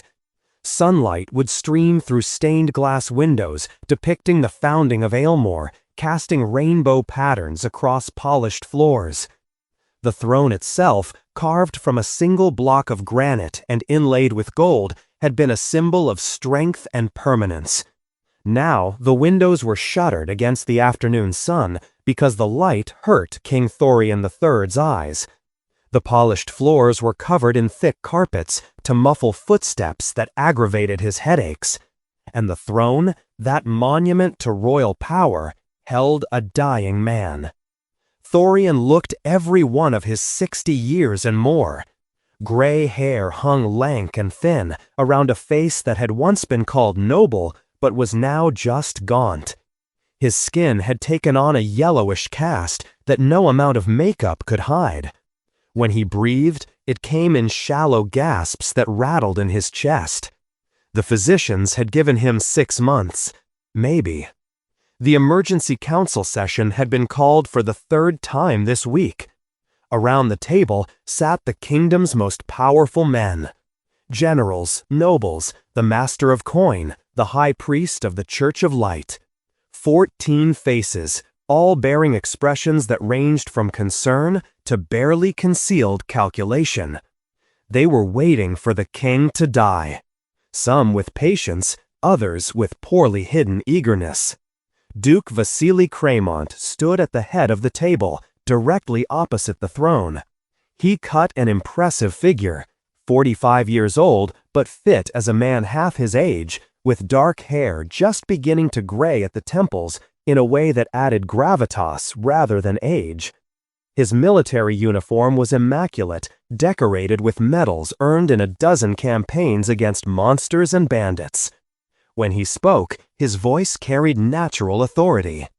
"Your Majesty," Cremont began, inclining his head respectfully, "honored council members, I wish I came before you with better news, but recent reports from our northern and eastern borders are troubling." He gestured, and an aide unfurled a large map across the table. Red marks dotted the border regions between Aylmore and the Zephyrus Empire. "In the last month," Cremont continued, "we've recorded 47 monster attacks along the border, 17 villages destroyed, over 2,000 civilian casualties. But what's particularly alarming is the pattern." He traced his finger along the map. 90% of these portal openings are occurring on Zephyrus's side of the border. The creatures emerge there and immediately move toward our territory. Marshal Eric Graven, a scarred veteran with gray in his beard and hate in his eyes, slammed his fist on the table. "It's obvious, isn't it? The Empire is using dark magic to open these portals deliberately. They're weaponizing monsters against us." "We don't know that for certain," Prince Elric cut in, his young voice tight with frustration. The heir to the throne sat at his father's right hand, his idealistic features twisted in disagreement. "There could be dozens of explanations for the pattern. Natural ley line convergences, ancient ruins affecting local magic, even natural," Graven's voice dripped with contempt. "Boy, I've fought on those borders for 30 years. This is no natural phenomenon. This is coordinated. This is war by proxy." "Don't call me boy," Elric said sharply, half rising from his seat. "I am your prince, and I will be addressed with enough." King Thorian's voice was weak, barely above a whisper, but everyone fell silent. The king's hand trembled as he raised it. "Elric, sit." The prince obeyed, though his jaw remained clenched. Thorian turned his tired gaze to Craymont. "Duke, do you have evidence of Zephyr's involvement?" "Circumstantial, Your Majesty, but compelling." Craymont pulled out a sheaf of papers. "Our agents have reported unusual activity in the Empire, increased magical research at their academies, large purchases of rare materials known to be used in summoning rituals, and, most damning, several known cultists have been spotted near the border immediately before attacks." "Cultists could be anyone," Elric protested. "They could be from our own kingdom, trying to frame Zephyrus. For God's sake, this is exactly what someone would do if they wanted to start a war." "My son makes a valid point," Thorian said quietly. His breathing had become more labored, and sweat beaded on his forehead despite the room's coolness. A coughing fit seized the king. Violent, racking spasms that bent him double in his throne. Blood flecked his lips. Prince Elric was at his father's side in an instant, one hand on the old man's shoulder, calling for the physician. The doctor, a gray-haired man with viral energy that glowed faint green around his hands, rushed forward. The council members looked away, embarrassed by their king's weakness. All except Craymont, whose expression remained carefully neutral, but whose eyes tracked every detail with calculating precision. After 2 minutes, the coughing subsided. Thorian waved the physician away weakly, his chest heaving. "Continue the meeting." "Father, you should rest," Elric began. "I said continue." A flash of the old king's authority broke through the illness. Then, more softly, "We must decide." Craymont resumed his position at the head of the table. "Your Majesty, I propose we send an official delegation to Arkheim. Demand answers. Demand they cease whatever magical operations they're conducting near our border. If they refuse, or if we find proof of their involvement," he paused, "then we must consider all options." "You mean war?" Elric said flatly. "I mean defending our people." Craymont's voice was reasonable, measured.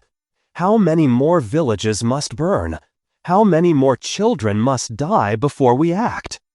Acting without certainty will kill thousands more." Elric stood, his hands gripping the table's edge. "If we accuse Zephyrus of this with absolute proof, if we threaten them based on suspicion and circumstance, we could start a conflict that will consume the entire continent." "And if we do nothing," Marshal Graven growled, "the Empire will see our weakness and press harder. They'll test our borders until they find them undefended, and then—" "This is not about weakness or strength," Elric's voice rose, cracking with emotion. "This is about truth, about justice. My father taught me that a king must rule with wisdom, not fear. That we must—" "Your father," Craymont said quietly, and everyone went still at the dangerous softness in his tone, "is dying. When you sit on that throne, Prince Elric, you will learn that wisdom and idealism are luxuries. A king must make hard choices. A king must protect his people, even if it means making decisions that keep him awake at night." Elric's face went white, then red. "How dare you?" "He's right." Thorian's voice was barely audible, but it cut through the tension like a knife. The king's hand shook as he gestured weakly at his son. "Sit down." Elric sat, his jaw working silently, eyes bright with unshed tears of frustration. Thorian looked around the table, seeming to age another decade as he did. "I will not start a war based on suspicion." Each phrase came in gasps. "But I will investigate. Duke Craymont, you have permission to send agents, gather proof, real proof." He fixed Cremont with a gaze that still held a shadow of the king he'd once been. "If you find conclusive evidence of Zephyrus' involvement, bring it to me. Then we decide." He paused, breath rattling. "But no military action, no provocations, no incidents. Until I see proof, we maintain peace. Am I understood?" The council members murmured agreement. Cremont bowed low, his face the picture of humble obedience. "Of course, Your Majesty." I live to serve the crown. This meeting is adjourned. The council filed out slowly. Elric remained at his father's side, one hand on the old man's shoulder. As Cremont passed the throne, he met the prince's eyes for a brief moment. The message was clear. I will be patient, but not forever.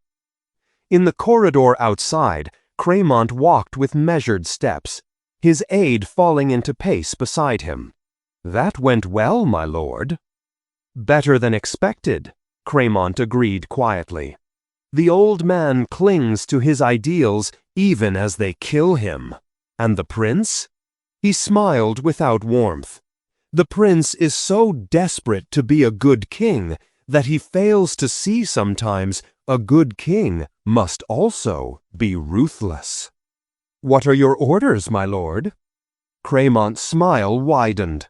"Send word to our friends in the shadows. Intensify the operations. More attacks, more evidence, more pressure. Within the month, I want Thorian to have no choice but to declare war." "And if he still refuses?" "Then," Cremont said softly, "perhaps his illness will take a sudden turn for the worse." The catacombs beneath Silvercrown were older than the city above. Ancient tunnels carved into bedrock by people whose names had been forgotten for millennia. They stretched for miles beneath the capital's foundations. Most entrances had been sealed centuries ago, but a few remained, hidden, forgotten, perfect for those who wished to move unseen. Cremont descended the stone stairs with practiced ease, a hooded lantern in one hand.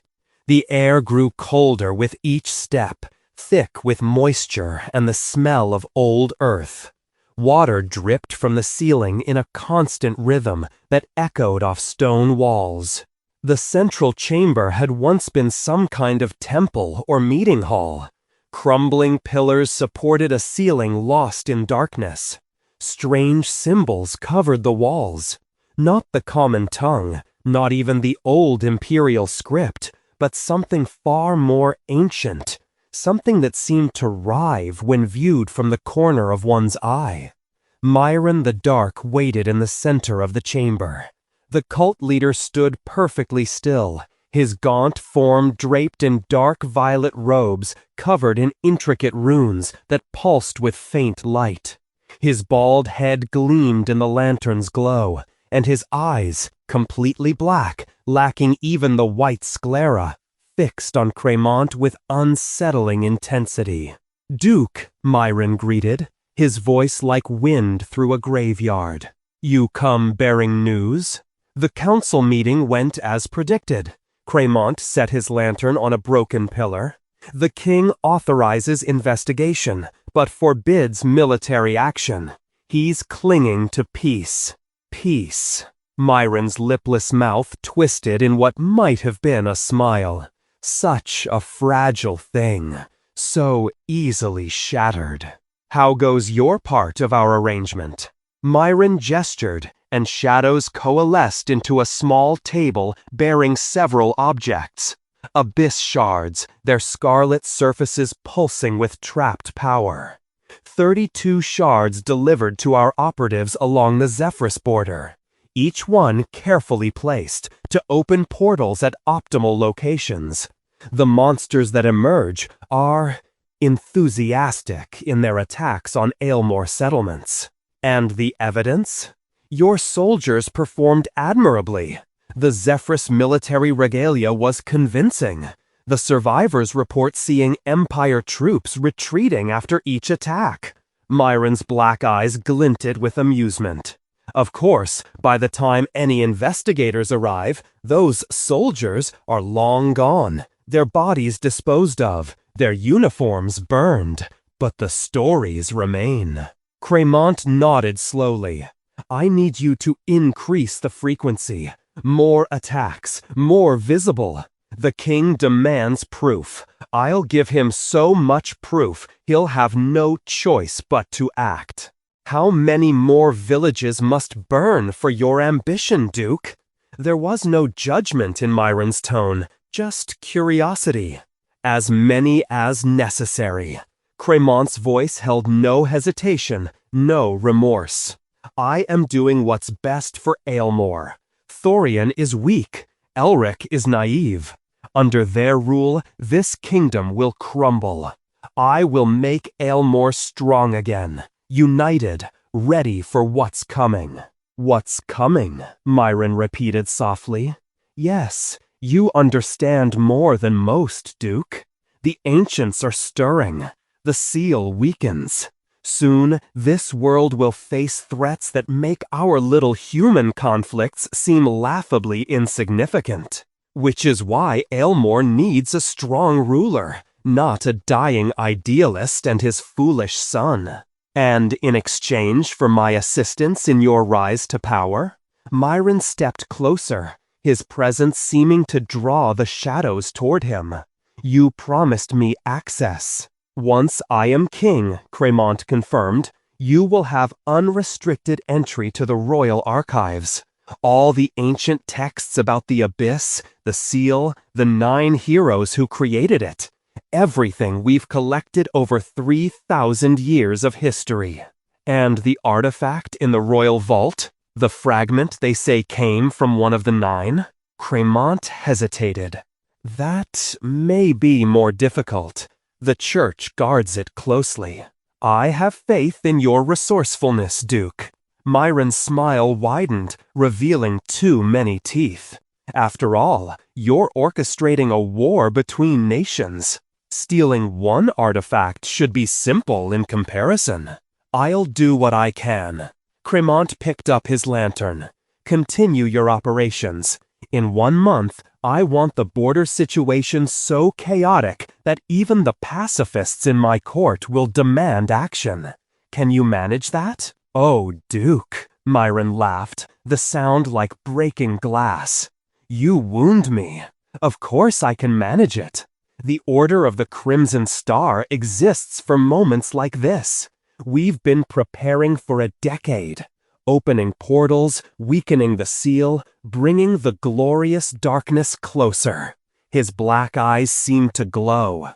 War between humans is just the first step. When the ancients rise, when the old powers return, those who served their awakening will be rewarded. I'm not interested in your apocalyptic visions, Cremant said coldly. I want power in this world, not promises of some future catastrophe. Of course, Myron bowed mockingly. Forgive my enthusiasm. We each have our goals. I help you become king. You help me access the archives. A simple transaction between practical men. Cremant headed for the stairs, then paused. One more thing. There are hunters in Greyhaven, guild members, who have been causing problems for cult operations. I need them distracted. Ah, yes, the guild. Myron's expression soured. Thorn Gravelock's little band of idealists. They won't involve themselves in the coming war. The guild maintains strict neutrality. But they do love hunting cultists. He considered. I'll arrange something. Perhaps a few minor raids on border villages. Contracts that will draw their attention away from more important matters. Do it.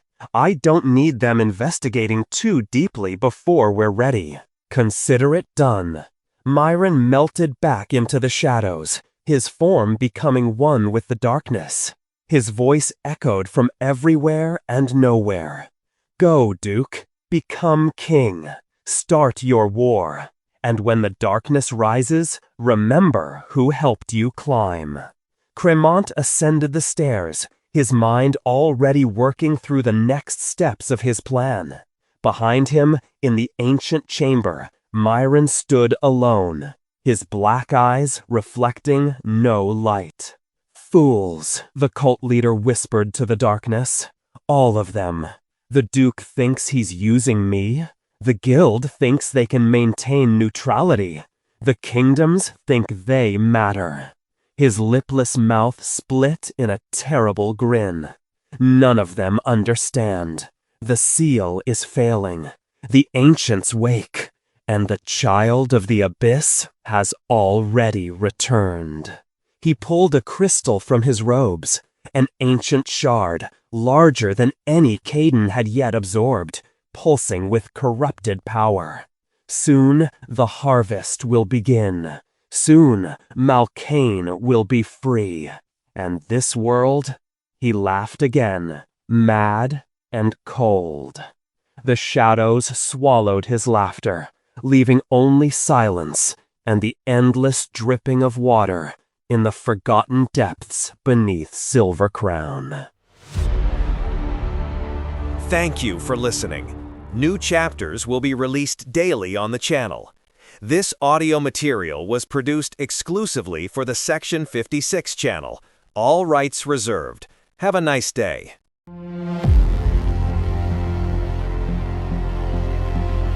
Return from the Abyss. Book 1. Chapter 12. Blood Contract and the Cult's Trail. The contract board had been picked clean by the time Kayden arrived at the Fulcrum Guild that morning. 2 escort missions remained, both Class E, barely worth the effort. He was turning away when Myra's voice cut through the hall's ambient noise. "Kayden, over here!" She stood near Thorne's office, a rolled parchment in her hand, her expression serious. Fen hovered beside her, adjusting his perpetually smudged glasses with nervous energy. "We've got something," Myra said as Kayden approached. "Class C escort contract. Merchant caravan heading from the eastern villages to Greyhaven. 3 wagons, valuable cargo, magical components, rare herbs, some enchanted items. The merchants are willing to pay well because the road's been dangerous lately." "How much?" Kayden asked. 60 gold pieces. Myra's green eyes studied his reaction. "Split 3 ways, that's 20 each. The catch is, it's a 3-day journey. We leave today." Fen shifted his staff, the oak one Bargar had made for him, from one hand to the other. "The route passes through the Thornwood Hills.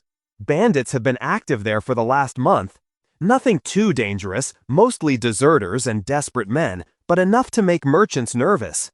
"Sounds simple," Kayden said, which meant it probably wouldn't be. In his experience, contracts that seemed straightforward had a way of becoming complicated. "Should be," Myra agreed, though something in her tone suggested she shared his skepticism. "Thorne approved it this morning. We meet the caravan at the Eastern Way Station in 2 hours, bring supplies for 3 days." 2 hours later, they stood at the weathered stone way station where the Eastern Road met Greyhaven's outer perimeter. The merchant caravan was already waiting.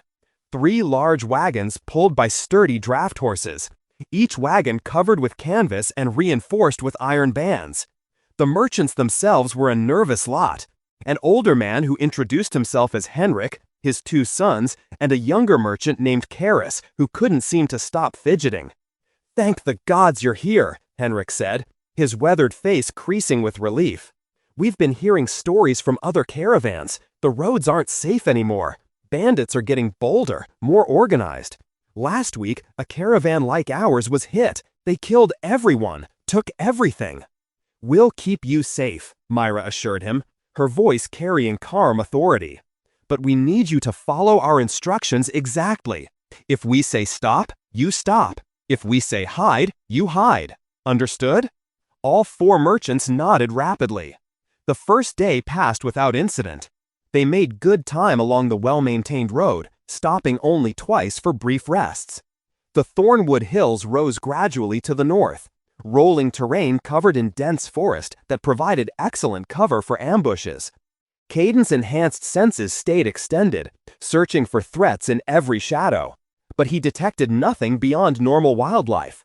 They camped that night in a cleared area beside the road, taking turns on watch.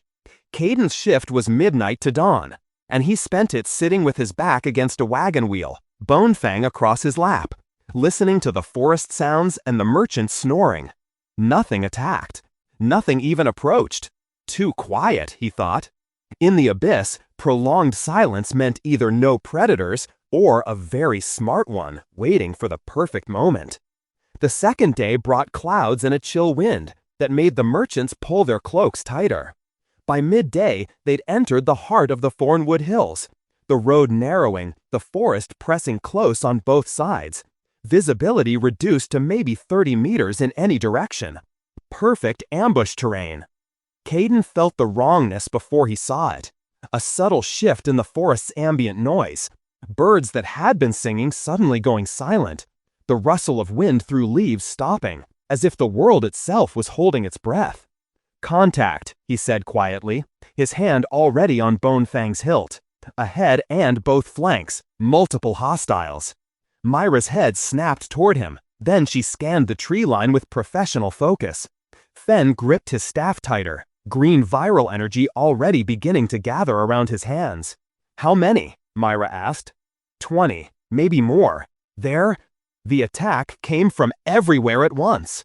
Men burst from the forest on both sides of the road, not the ragged deserters and desperate bandits Kayden had expected, but organized fighters moving in coordinated squads. They wore mismatched armor, but their weapons were good quality, their formation disciplined. These weren't amateurs. "Defend the wagons!" Myra roared, her body already beginning to glow with the brown-gray light of Terral energy. Her skin took on a stony texture as the earth energy reinforced her flesh. The caravan guards, 6 men hired by the merchants, drew weapons and formed a defensive circle around the wagons. But Kayden could see in their wide eyes and trembling hands that they were outmatched. These were common soldiers, not experienced fighters. The first wave hit like a hammer. 3 attackers rushed Kayden, moving with the fluid coordination of trained warriors. The lead man swung a sword in a textbook overhead strike. Kayden sidestepped, his blade deflecting the attack and opening the man's guard. A quick thrust to the throat, and the first attacker fell. The second and third attacked simultaneously from different angles, a classic pincer. Kayden dropped low, letting their strikes pass overhead, then swept his leg out in a spinning kick that took one attacker's feet out from under him. As the man fell, Bonefang found his heart. The third attacker hesitated, a fatal mistake. Kayden's sword took him in the side, punching through leather armor and into the lung. The man gasped, blood bubbling from his mouth, and collapsed. 3 down in 5 seconds, but there were 17 more. Kayden felt it then, a familiar pulse of energy, similar to his own crimson, but wrong somehow. Tainted, weaker. 10 meters away, one of the attackers was glowing with a dim reddish light. The energy wrapped around his body in uneven patterns, not the clean network of veins that manifest when Kayden used crimson, but splotchy and irregular, like a disease. The enhanced attacker moved, fast, faster than any normal human should. He covered the distance to one of the caravan guards in a heartbeat, his sword moving in a blur. The guard tried to block, but the enhanced speed was too much. The attacker's blade found the gap in the guard's armor, and the man fell screaming. "They're using power!" Ben shouted, his voice cracking with fear. "How are they? That's not possible! You need years of training to—" "Later," Myron interrupted. She was engaged with 3 attackers of her own, her stone-enhanced fists breaking bones with every strike. But even she was struggling. 2 more of the attackers were glowing with that sick reddish light, their enhanced strength and speed making them far more dangerous than normal bandits. Kayden moved toward the nearest enhanced attacker, activating his own crimson. The scarlet light erupted from his palm, racing up his arm in those familiar vein patterns. Power flooded his muscles, real power, clean and hot and intoxicating. His speed doubled, his strength multiplied. The world seemed to slow around him as his perception sharpened to supernatural levels. The enhanced attacker noticed him coming, turned to engage. Their eyes met for a brief moment, and Kayden saw something in the man's gaze: pain, confusion, a terrible desperation. This wasn't someone who trained for years to master Crimson. This was someone who'd had power forced into them. They clashed. The attacker was strong, stronger than a normal human had any right to be. His sword came around in strikes that would have shattered bones, that carried enough force to dent steel. But his technique was crude, his movements predictable. He relied entirely on the enhanced physical capabilities, with no real skill backing them up. Kayden had spent 10 years in the abyss, fighting things that were faster, stronger, and more vicious than anything in this world. This cultist, because that's what he had to be, someone who'd used forbidden methods to gain power, was dangerous to normal fighters. To Kayden, he was an amateur with a power-up. 5 strikes, that's all it took. Kayden's blade found the gaps in the man's defense with surgical precision: tendon behind the knee, wrist to disarm, throat to finish. The cultist fell, his reddish glow fading as life left his body. "On your left!" Myra's warning came a split second before another enhanced attacker lunged at Kayden from the side. This one was stronger, the reddish glow brighter, more stable. Clearly he'd had the power longer, his body more adapted to it. Their swords met with a clang that sent sparks flying. The force of impact drove Kayden back 2 steps. Strong, very strong. They traded strikes at superhuman speed, their blades moving in blurs that would have been invisible to normal eyes. The cultist was better than the first one. He had actual combat training, knew how to use his enhanced strength efficiently. But 10 years versus a few months of training showed in every exchange. Kayden's blade found openings the cultist didn't know existed. Cut to the thigh, slash across the shoulder, stab to the side that slipped between ribs. The cultist stumbled, his reddish glow flickering. Kayden's final strike took his head. Around them the battle was turning. Myra had broken the spine of one enhanced attacker and was grappling with another. 3 caravan guards lay dead or dying. Fen was frantically channeling viral into a wounded guard, his weak healing barely keeping the man alive. But half the attackers were dead, and the rest were beginning to falter. They'd expected an easy target, soft merchants and a few hired guards. Instead, they'd run into an A-rank hunter with Terrell and whatever the hell Kayden was. "Retreat!" One of the cultists, a man with a scar across his face, shouted the order. "Fall back! Fall!" Myra's stone-enhanced fist caved in the side of his skull mid-sentence. The remaining attackers broke and ran, disappearing into the forest. Kayden's instinct was to pursue, to hunt them down and eliminate the threat completely. But Myra's hand on his shoulder stopped him. "Let them go," she said, breathing hard, her stone skin fading back to normal flesh. "We need to secure the caravan. Check for wounded." The aftermath was grim. 3 of the 6 caravan guards were dead. 2 more were badly wounded. Fen was working on them, his face pale with the effort of channeling viral beyond his normal capacity. One of the merchants, Henrik's younger son, had taken an arrow to the shoulder and sat against a wagon wheel, gritting his teeth against the pain. 12 attackers lay dead around the wagons. Kayden moved among them, checking bodies, searching for anything that might explain who they were and why they'd attacked. On the 3rd body, one of the enhanced ones, he found it. A small notebook, leather-bound, tucked into an inner pocket. The cover was marked with a symbol that Myra's breath caught when she saw it. A crimson star with 8 points, drawn in what looked like dried blood. "The Order of the Crimson Star," she said quietly, her voice tight with barely controlled fury. "These aren't bandits, they're cultists." Kayden flipped through the notebook. The handwriting was cramped and difficult to read, but certain words jumped out. Shards, sacrifice, portal, festival, and addresses, specific locations in Greyhaven, marked with dates and times. "Let me see that," Myra said, taking the notebook carefully. Her eyes scanned the pages, and with each one her expression grew darker. Gods, they're planning something big. The Harvest Festival, 3 days from now. The whole city will be gathered in the central square. She looked up at Kayden, and he saw genuine fear in her eyes. They're going to attack during the festival. Thousands of civilians will be there. How many cultists? Kayden asked.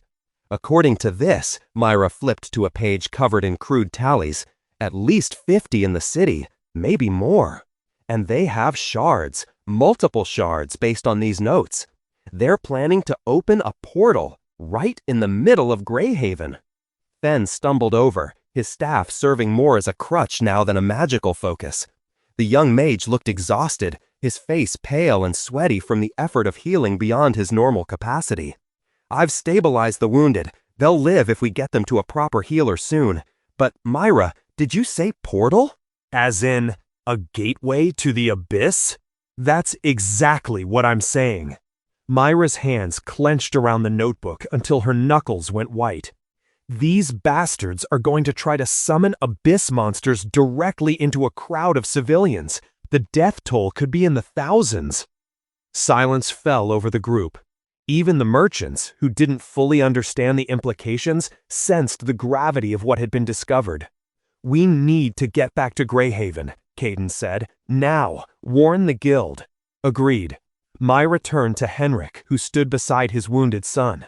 We're going to move as fast as possible. The wounded will ride in the wagons. We're not stopping until we reach the city, understood? Yes, of course, Henrik said quickly. Whatever you need. They made it back to Greyhaven in record time, pushing the horses hard and stopping only when absolutely necessary. By the time the city walls came into view, it was deep into the third day, the sun setting behind them in a blaze of orange and red. The Fulcrum Guild was still busy, despite the late hour. Hunters milled about, examining contracts, discussing missions, the usual organized chaos. But when Myra strode through the front door, with blood still on her armor and that notebook clutched in her hand, conversations died mid-sentence. "Where's Thorn?" she demanded. "Office," someone said, "but he's in a—" Myra was already moving, taking the stairs 3 at a time. Kayden and Fen followed, leaving confused hunters staring after them. Thorn Gravelock was indeed in his office, reviewing reports with 2 other hunters. He looked up as Myra burst through the door, his single good eye narrowing at the interruption. This had better be important, Holtwood. It is. Myra slammed the notebook down on his desk. Order of the Crimson Star. They ambushed our caravan. 20 cultists, at least 3 using enhanced abilities from forced shard absorption. We found this on one of the bodies. Thorn's expression went from annoyed to deadly serious in an instant.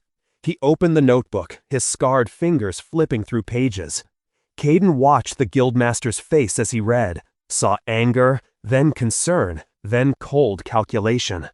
"Son of a bitch," Thorn muttered. He looked up at the 2 hunters who'd been in the office with him. "Out, now. Tell Gareth to gather every A and B rank hunter in the city. Emergency briefing in 1 hour." The hunters fled without question. Thorn stood, moving to a wall map of Greyhaven that dominated one side of his office. The Harvest Festival, perfect target. Maximum civilians, minimal security, everyone distracted. His finger traced locations on the map. These addresses in the notebook, I recognize some of them. Abandoned buildings, old storage houses, places that could hide cult activity. He turned back to them. "You 3 did good work. This could have been a massacre." "What do we do?" Fen asked quietly. "We hit them first," Thorn said, his voice like grinding stone, "before they can execute their plan. The catacombs beneath the city, that's where their main base will be. Old tunnels, forgotten spaces, perfect for cult activity." He looked at each of them in turn. "You 3 are part of this operation. You discovered the threat. You've earned the right to help eliminate it. But this is going to be dangerous. We're talking about 50 cultists, possibly more, in their own territory, with abyss shards at their disposal." "I'm in," Kayden said immediately. "Me too," Myra agreed. Fen swallowed hard, his hands trembling slightly on his staff. I'm not a fighter, but if you need healing, I can do that." "We'll need every healer we can get," Thorn assured him. He moved back to his desk, pulling out a large ledger and flipping through pages. I'm forming a strike team, 15 hunters, the best we have. A ranks and B ranks who fought cultists before. We go in fast, we hit hard, we don't leave anyone alive to open another portal. He looked at Kayden specifically, his single eye searching. You're going to see things down there. Dark magic, human sacrifice, the kind of evil that monster hunting looks clean. Can you handle that? Yes, he said simply. Good. Thorn pulled out a piece of parchment and began writing rapidly. The raid happens tomorrow night. We hit them during their preparation phase, before they're ready to execute their plan. Surprise and overwhelming force, that's how we win this. He finished writing and looked up. Go get some rest, eat, prepare your gear. And Kayden, the guildmaster's scarred face was serious. Whatever you've got inside you, that crimson power, you're going to need it. Don't hold back. I won't, Kayden promised. They left Thorn's office and descended the stairs in silence. The main hall was buzzing now. Word had spread about the emergency meeting, and hunters were gathering, their conversations speculative and worried. At the bottom of the stairs, Myra stopped and turned to Kayden and Fen. Tomorrow is going to be hell, she said quietly. Cultists are unpredictable, and when they're cornered, they'll do anything, including blowing themselves up or releasing whatever monsters they've got caged. Stay close to me, watch each other's backs. And if things go wrong, she paused, seeming to struggle with something. If things go wrong, get out. Don't be a hero. Says the A-rank hunter who's probably going to lead the charge, Fen muttered, but there was affection in his voice beneath the sarcasm. Myra's lips twitched in a brief smile. Fair point. She looked at Kayden. You've been quiet. Thinking, Kayden said. About the cultists using crimson-like power? About shards being used to force enhancement on people who weren't ready for it? About the sick, wrong quality of their energy compared to his own? The cultists, their power, it's like mine, but wrong. Forced absorption, Myra explained. Normal people can't handle abyss shards. The energy is too raw, too corrupted. But cultists have rituals, ways to force the shard's power into a body. The price is madness and a slow death, but in the short term, it creates enhanced fighters. Dangerous, but unstable. They're making weapons out of people, Kayden said. Yes, Myra's expression was grim. Thank you for listening. New chapters will be released daily on the channel. This audio material was produced exclusively for the Section 56 channel. All rights reserved. Have a nice day.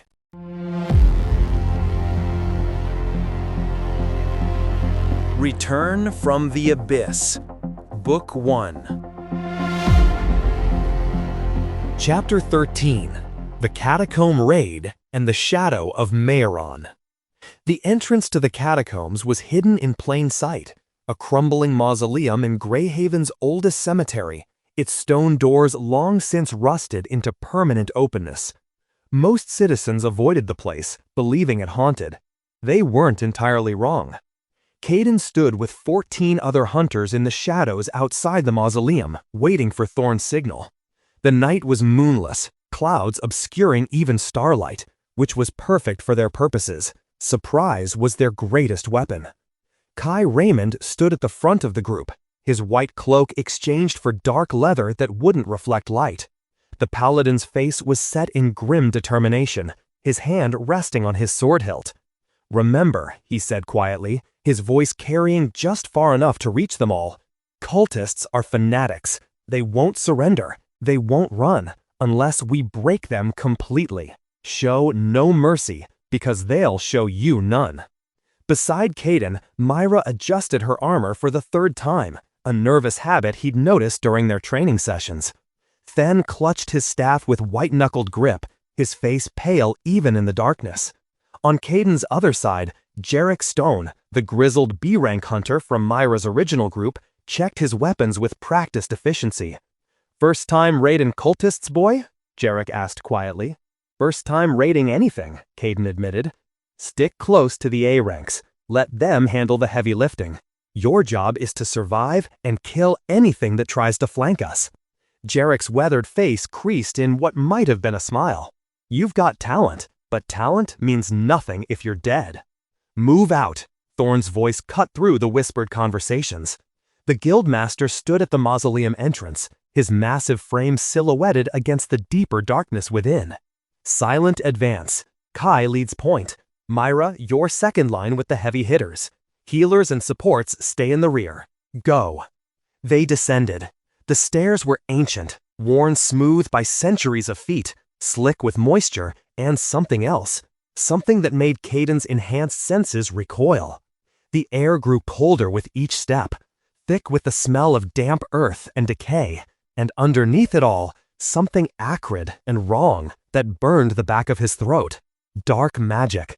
He'd never encountered it directly before, but some instinct born of 10 years in the abyss recognized the taint.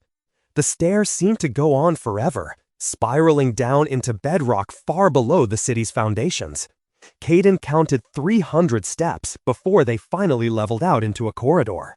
The walls here were covered in those same strange symbols he'd seen on the cultists' weapons, runes that seemed to writhe when viewed from the corner of his eye. Kai raised his fist, signaling a halt. Ahead, the corridor branched in 3 directions. The paladin closed his eyes, his hand pressed against the wall. Faint golden light seeped from his palm, spreading like veins through the stone. "Left passage," Kai whispered. "I can feel darkness, concentrated, many people." His eyes opened, glowing faintly with Luxar. "That's where they are." They took the left passage, moving in single file now, weapons drawn. The corridor twisted and turned, leading them deeper. Side passages branched off at irregular intervals, but Kai's Luxar guided them unerringly toward the concentration of dark energy. The sounds reached them first, chanting, multiple voices, speaking in unison, words in a language that made Kayden's scarred palm itch and burn. Then light, not the clean white of Luxar or the warm orange of torches, but a sickly purple-red glow that pulsed in rhythm with the chanting. The passage opened into a vast chamber. Kayden's breath caught. The space was enormous, easily 50 meters across, with a ceiling that disappeared into darkness overhead. Ancient pillars carved with more of those writhing runes supported the structure. But what drew the eye was the center of the chamber. A massive circle had been drawn on the stone in blood, still wet, still reeking of copper and death. Within the circle, geometric patterns formed a seal so complex it hurt to look at directly. And arranged in precise positions throughout the seal were 10 abyss shards, each one pulsing with scarlet light that resonated with the others in a harmony that felt fundamentally wrong. 30 cultists surrounded the seal, all wearing dark violet robes, all chanting in that terrible language. Their voices rose and fell, and with each wave, the shards pulsed brighter. The air above the seal was tearing. That was the only word for it. Reality itself was being pulled apart, revealing darkness below. True darkness, the kind Kayden recognized from 10 years in hell. Things moved in that darkness, shadows with teeth, claws that scraped against the barrier between worlds. Any moment now, the seal would complete, and those things would pour through into the city above. "Now!" Kai roared, all pretense of stealth abandoned. The hunters exploded into the chamber like a storm. Kai led the charge, his sword blazing with golden Luxar light. The radiance pushed back the sickly purple glow, and where it touched the cultists' robes, fabric began to smoke and burn. "By the light," the paladin's voice rang with command and power. "You will not defile this city." A wall of golden energy erupted from his outstretched hand, cutting across the chamber and slamming into the nearest cluster of cultists. The barrier was solid, tangible. Cultists who tried to pass through it screamed as Luxar seared their flesh. Myra was right behind Kai, her body already glowing with Taro's brown-gray light. Her skin took on the texture of stone, and when the first cultist dagger struck her arm, the blade shattered against her flesh. She grabbed the cultist by the throat with one stone-enhanced hand and squeezed. Bone cracked like kindling. "Healers establish position," Thorn's voice boomed across the chaos. "Combat teams engage and eliminate. Don't let them complete that ritual." Kayden activated Crimson. The scarlet light erupted from his palm, racing up his arm in those familiar patterns. Power flooded his muscles, sharpened his senses, pushed his perception into that crystalline clarity, where every movement slowed just enough for him to read and counter. The dam holding back his emotions cracked, and rage, hot and primal and utterly intoxicating, flooded through him. He moved. The first cultist he reached was in the middle of a spell, dark energy gathering around his hands. Kayden's sword took the man's head before the spell could complete.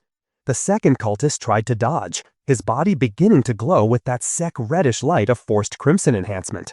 Fast, but not fast enough. Bone Fang punched through his chest, piercing the heart. Around him, the battle descended into controlled chaos. Nara, Steel, invited his backup, swung her massive axe in wide arcs that sent cultists flying. Jarek Stone fought with the economical brutality of decades of experience, his own weak crimson giving him just enough edge to match the enhanced cultists. Fen and two other healers had taken position near the chamber entrance, their staffs glowing with viral energy as they waited for the inevitable wounded. The cultists fought like fanatics.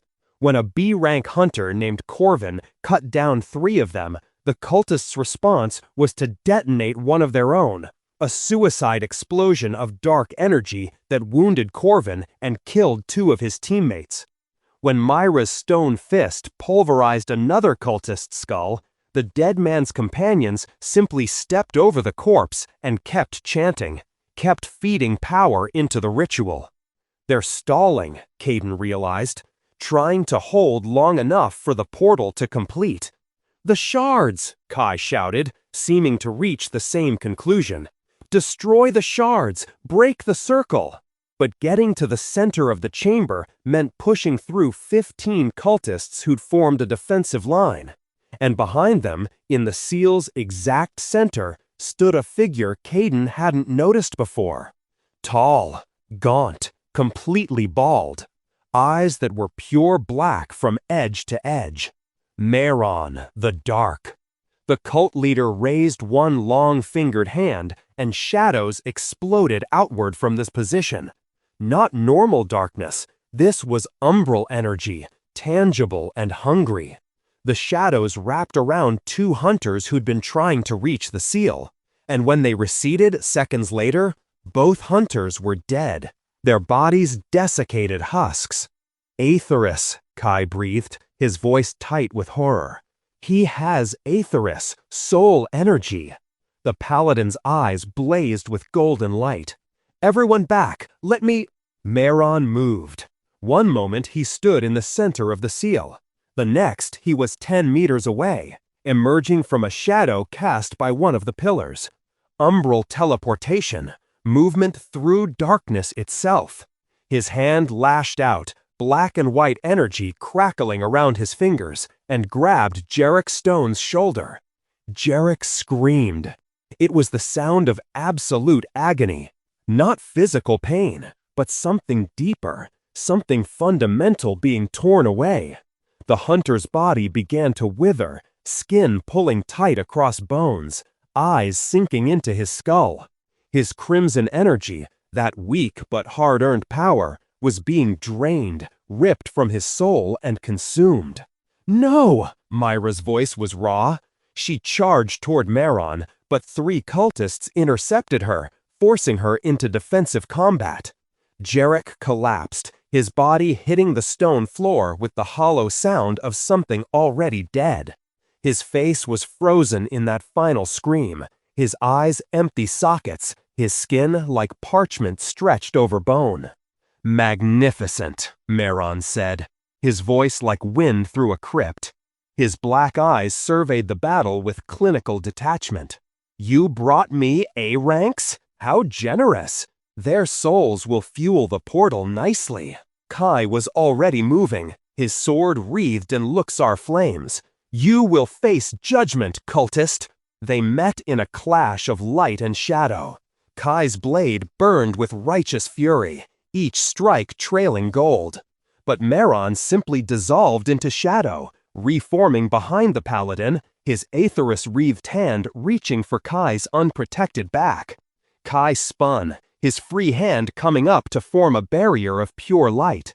The aetherus struck the Luxar, and reality seemed to scream at the contact of opposing forces. The paladin gritted his teeth, pouring more power into the defense. "Impressive," Meron acknowledged. "Light and soul are natural opposites. This should be interesting." Around them, the battle raged. Kayden cut down another cultist, then another, his crimson-enhanced speed letting him move through their defenses like smoke. But for every cultist that fell, the pressure on the remaining hunters grew worse. They were outnumbered, fighting on enemy ground, and their primary target was currently dueling their strongest fighter to a standstill. 2 more hunters fell to aetherus drains, their screams echoing off stone walls as Meron's cultists grabbed them from behind, channeling his master's soul-devouring power. Their bodies joined Jerich's, husks, empty shells, monuments to the price of facing aetherus users. Kai was losing. The paladin's movements were slowing, his Luxar dimming. Meron's aetherus wasn't just attacking his body, it was draining his energy directly, consuming the very power Kai used to defend himself. It was a perfect counter, and both of them knew it. "Your light cannot stand against the abyss's gift," Meron said, pressing his advantage. His hand shot forward, faster than Kai could block, and touched the paladin's chest. Kai's eyes went wide. His body convulsed. Golden light flickered and died. No. Kayden felt something inside him snap. Not the dam holding back emotions, that had broken the moment Crimson activated. Something deeper, something that recognized Kai as not quite a friend, but someone who tried to understand him. Someone who'd shown compassion instead of fear when confronted with the impossible. Someone worth saving. I won't let him die. Kayden pushed his crimson beyond the 3-minute limit he'd established in training, beyond the safe boundaries Myra had taught him. He pulled on the reservoir, on the well of power the shard had left in his chest, and he pulled hard. The scarlet light intensified, spreading from his arms to his entire body. Every vein, every artery, every capillary lit up like lightning frozen beneath his skin. His vision shifted, the world taking on a red tinge, and he could see the life force in every living thing around him, see it as threads of light connecting souls to bodies. 5 minutes, some distant part of his mind calculated, maybe 6 before my heart explodes. Worth it. He covered the distance to Meron in a heartbeat, his sword already in motion.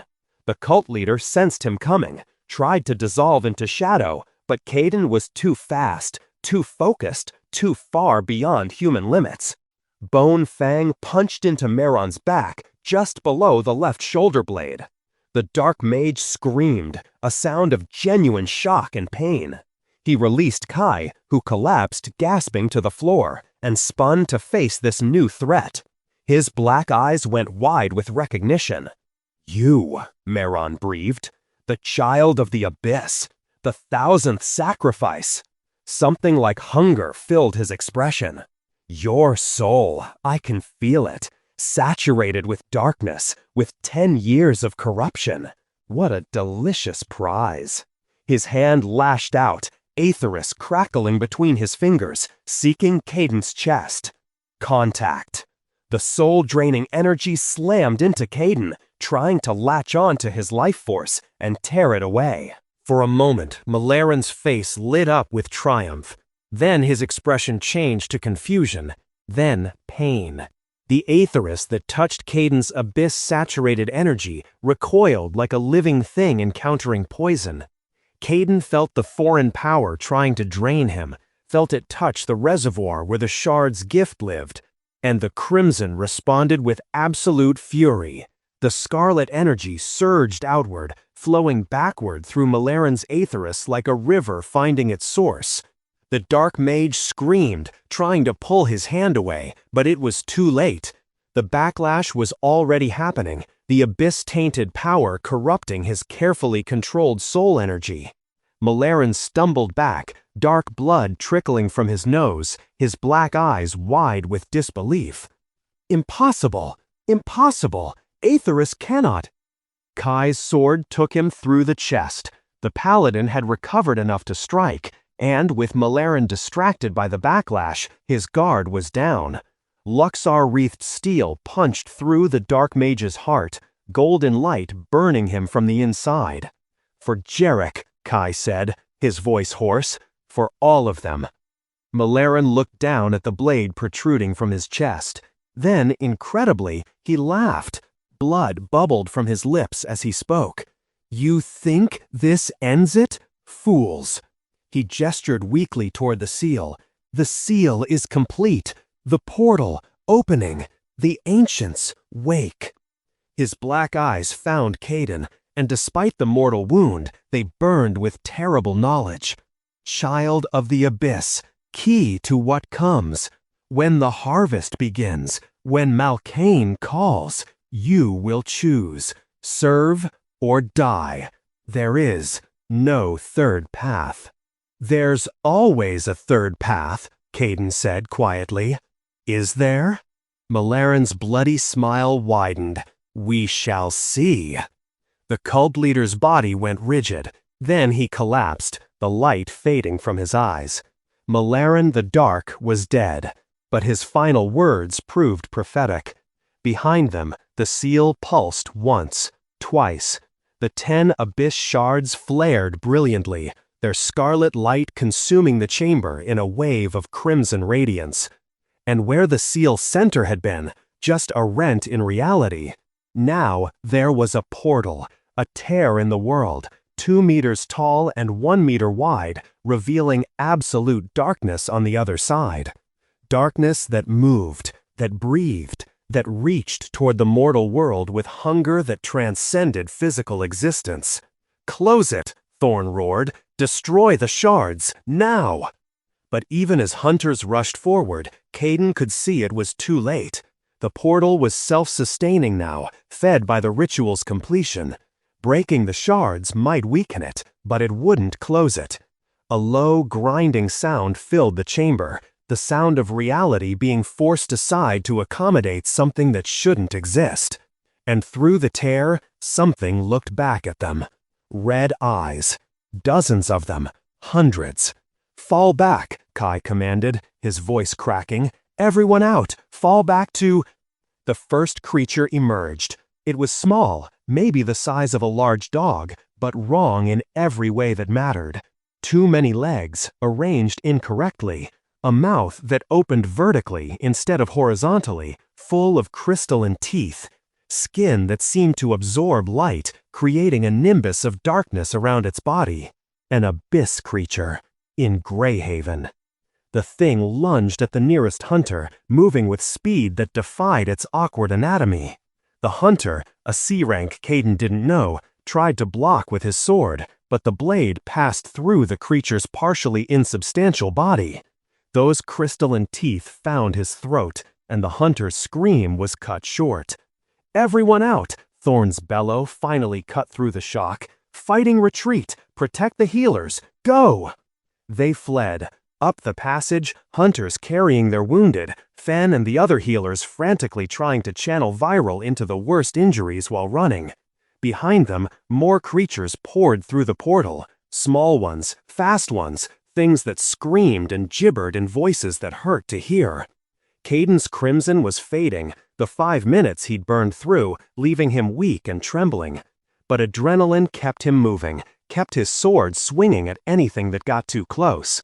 Beside him, Myra's stone skin was cracked and bleeding, but she fought like a demon, her fists breaking creature after creature. They burst from the mausoleum into the graveyard, into blessed fresh air and the darkness of normal night.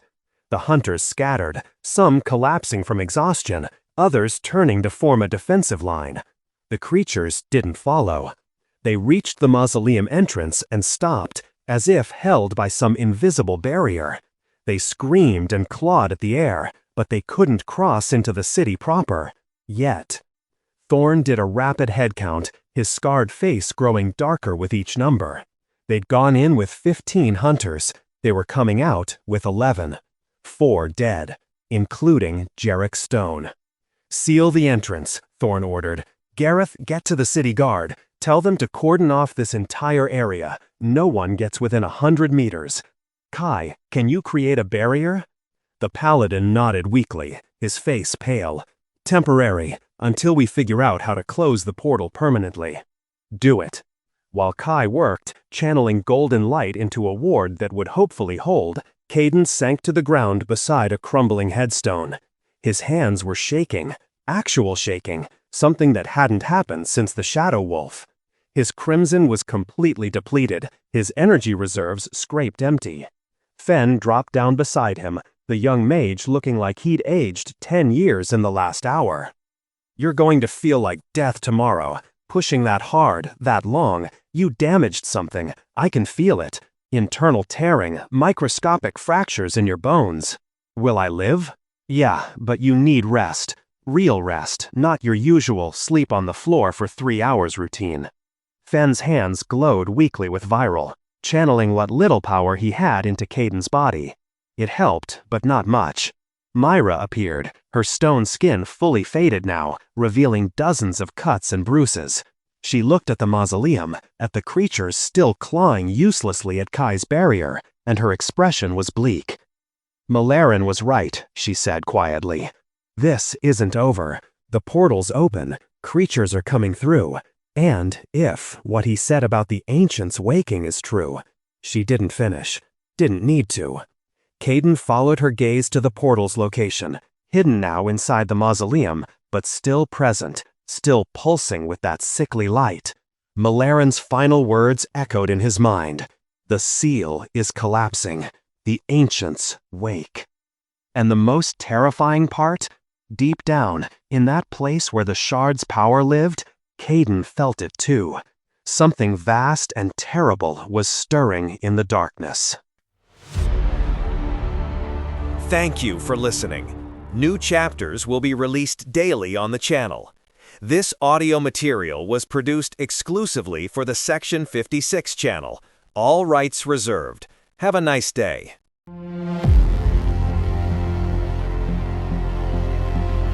Return from the Abyss. Book 1. Chapter 14. The Harbinger and the Ancient Prophecy.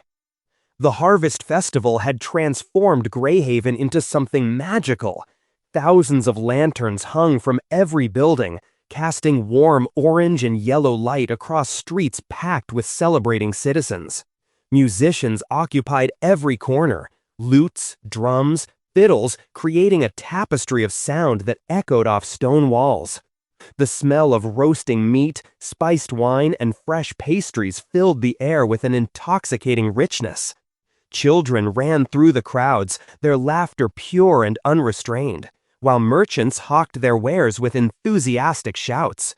The city was alive in a way Kayden had never seen before. 3 days had passed since the catacomb raid, 3 days since Meron's death and the partial sealing of the portal.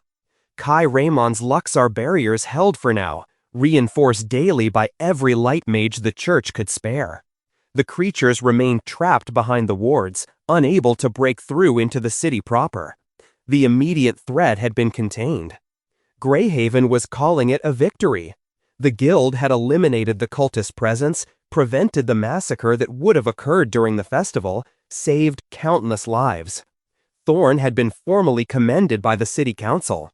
The surviving hunters from the raid were being treated as heroes, their names spoken with reverence in taverns across the city. Kayden walked through the festival crowds like a ghost among the living. People parted around him unconsciously, some ancient instinct recognizing predator, even when dressed in human skin. He'd cleaned up, Myra had insisted, practically dragging him to a proper bathhouse and forcing him into new clothes that didn't carry bloodstains. But the fresh shirt and decent trousers couldn't hide what he was, couldn't mask the emptiness in his gray-red eyes, or the way his hand never strayed far from Bonefang's hilt. A group of drunken merchants stumbled past, singing off-key. A young couple kissed against a wall, lost in their own world. An old woman sold flower crowns to giggling children who wore them like royal circlets. Normal life, normal joy. It felt alien, wrong. Like watching a play performed in a language he'd forgotten how to speak. "Kayden!" Nara's voice cut through the ambient noise. The warrior pushed through the crowd with her usual lack of grace, her massive axe creating a cleared space that closed behind her like water. "There you are, been looking everywhere. Come on, Fen found a tavern serving actual imported beer, none of that local piss, and Myra's already 3 mugs deep. You need to see her try to arm wrestle, it's hilarious." "I'm fine here," Kayden said. Nara's sharp eyes studied his face, reading something there that made her expression soften slightly. "You're brooding. You've been brooding for 3 days. Maron's dead, the cultists are scattered, we won. Take the victory, Kayden, you earned it." Child of the Abyss, the key, the thousandth sacrifice. Maron's dying words played on repeat in Kayden's mind, an endless loop he couldn't silence. The Dark Mage had known things about him, about his past, about what he was. And that final prophecy about the ancients waking, about the harvest coming? "I need air," Kayden said. "You're literally standing outside," Nara began, then sighed. "Fine, be weird and broody, but if you change your mind, we're at the Dancing Bear, 3rd Street East from the Guild." She clapped him on the shoulder hard enough to stagger a normal person, then vanished back into the crowd. Kayden continued walking, with no particular destination, just moving, letting his feet carry him through streets he'd learned over the past month. Eventually, he found himself back at the Rusted Dagger. The inn was largely empty. Most of its usual patrons were out enjoying the festival. Only Ulrich remained, cleaning glasses behind the bar with methodical precision, his wooden leg clunking against the floorboards as he moved. "You look like hell," the old innkeeper observed without preamble. "Festival not to your taste?" "Too loud," Kayden said. Roof's empty if you want quiet. Stairs are through the back." Kayden nodded his thanks and headed up. The building's interior stairs led to a narrow door that opened onto the flat roof. The inn was 3 stories tall, high enough to see over most of the surrounding buildings, giving a clear view of the city sprawling in every direction. Up here, the festival noise was muted, filtered through distance into something almost peaceful. The night air was cool against his skin, carrying the last warmth of autumn before winter's inevitable arrival. And above, stars. Thousands of them, scattered across the darkness like diamonds on black velvet. Kayden had seen them before since returning, had marveled at them during the journey to hunt Brutus, had noticed them on clear nights. But somehow, up here, away from the crowds and the lantern light, they felt more real, more impossible. He settled down with his back against a chimney, Bonefang across his lap, and just looked up. Let his mind empty of everything except the simple reality of celestial light traveling across impossible distances. 10 years. 10 years he'd lived under a blood-red sky that never changed, never offered anything, except that eternal crimson twilight. 10 years without stars, without moon, without the simple comfort of looking up and seeing something beautiful. The door to the roof opened behind him. Kayden's hand was on his sword hilt before conscious thought engaged, body reacting to potential threat with abyss-trained reflexes. But the figure that emerged was familiar.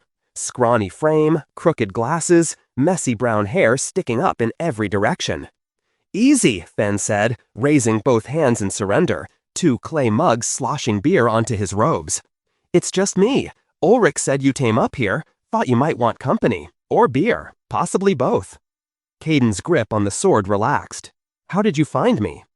"Nara said you were being weird and broody, which usually means you're avoiding people. And since the Rusted Dagger is where you live..." Fen shrugged, carefully navigating across the roof to sit beside Kayden, back against the same chimney. He offered one of the mugs. "Here, it's the good stuff, imported from the Western Vineyards. Cost me 2 silver pieces, so you better drink it."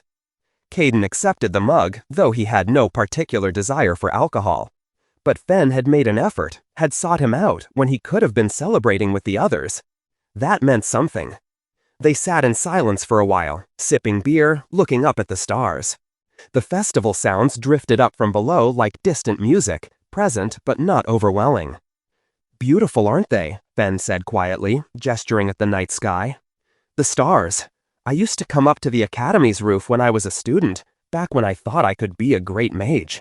I'd spend hours just watching them, imagining all the places they look down on. Made my failures feel smaller somehow, less important when compared to something that vast." Kayden said nothing, just listened. Fen had a talent for filling silence, but it never felt intrusive, just companionable. "You know what's funny?" Fen continued, taking another drink. "Everyone's celebrating down there, acting like everything's fine, like we won some great victory.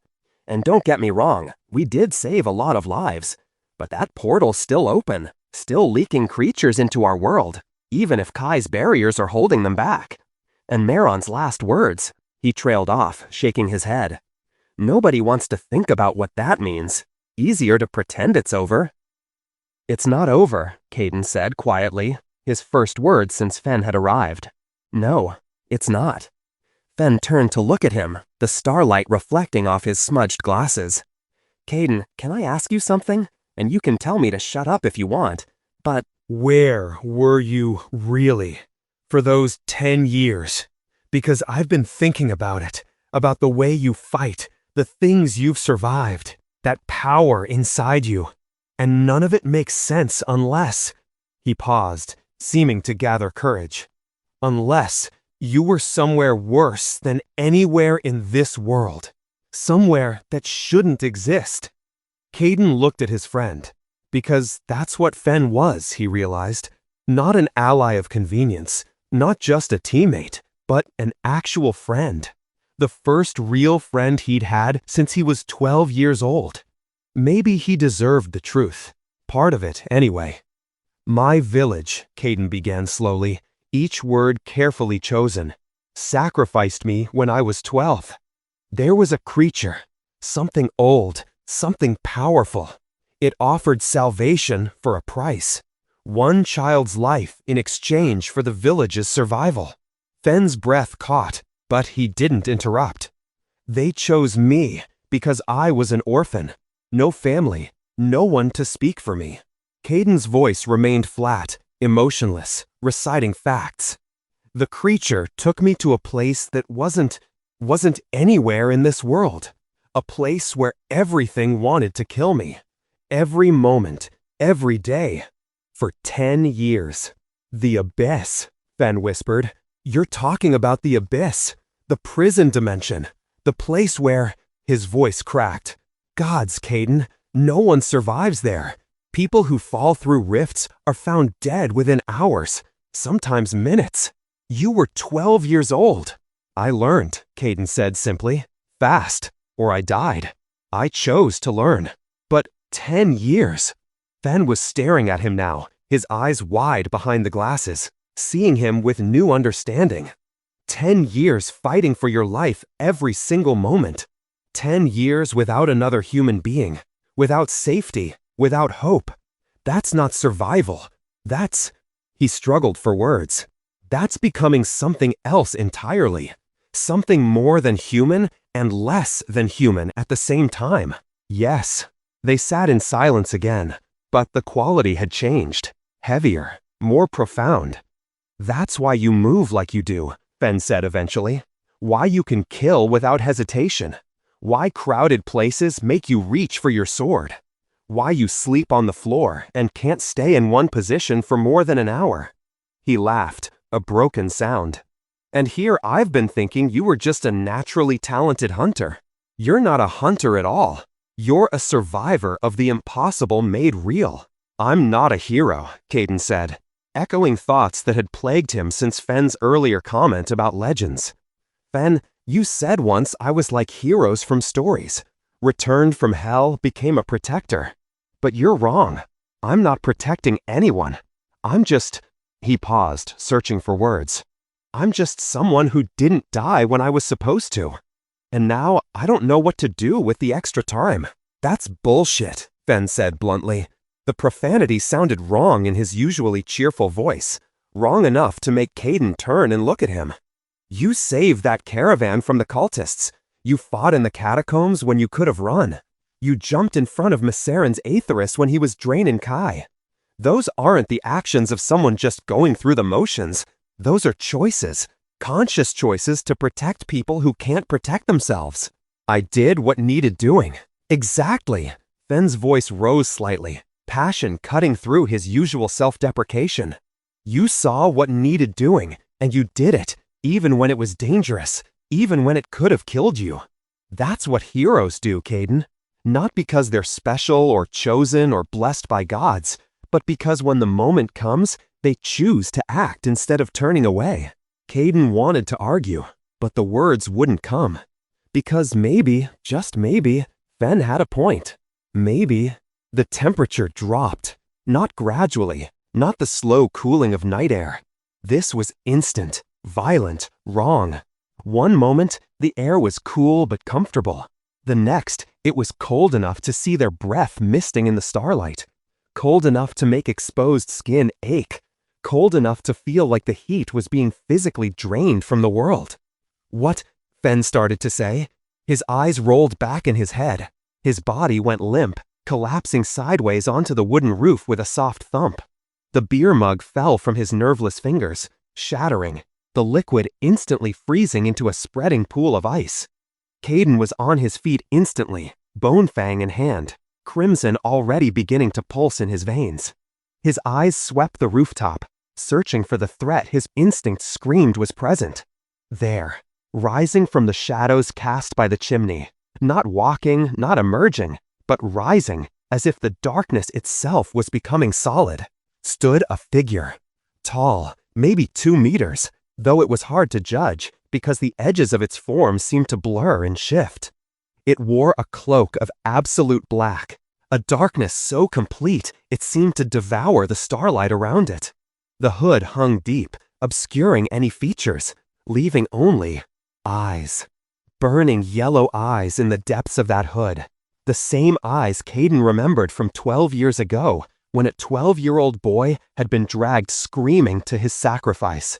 The voice, when it spoke, bypassed his ears entirely. It resonated directly in his skull, like stones being dragged across the inside of his mind. Kayden Ash, the 1000th sacrifice, child of the abyss, the key to what comes. Kayden's crimson flared fully, scarlet light racing up his arms, spreading across his chest. What are you? His voice was steady, despite the primal terror trying to claw its way up his throat. I am called the Harbinger. The figure's head tilted in a gesture that was almost curious. I am the voice of Malkine, the hand of the Black Oath, the messenger between worlds. And I have come to deliver a message from your creator.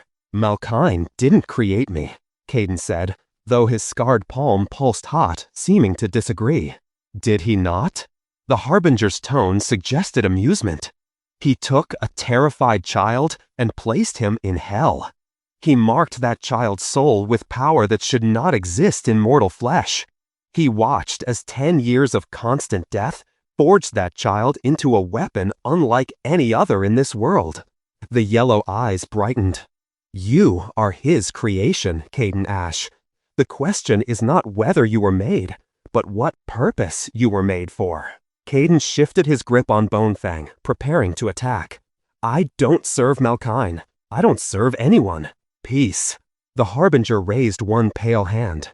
Fingers too long, joints that bent in slightly wrong ways. The hand lowered. You have developed faster than anticipated. When you absorbed the first medium shard, we expected months before you could consciously activate Crimson.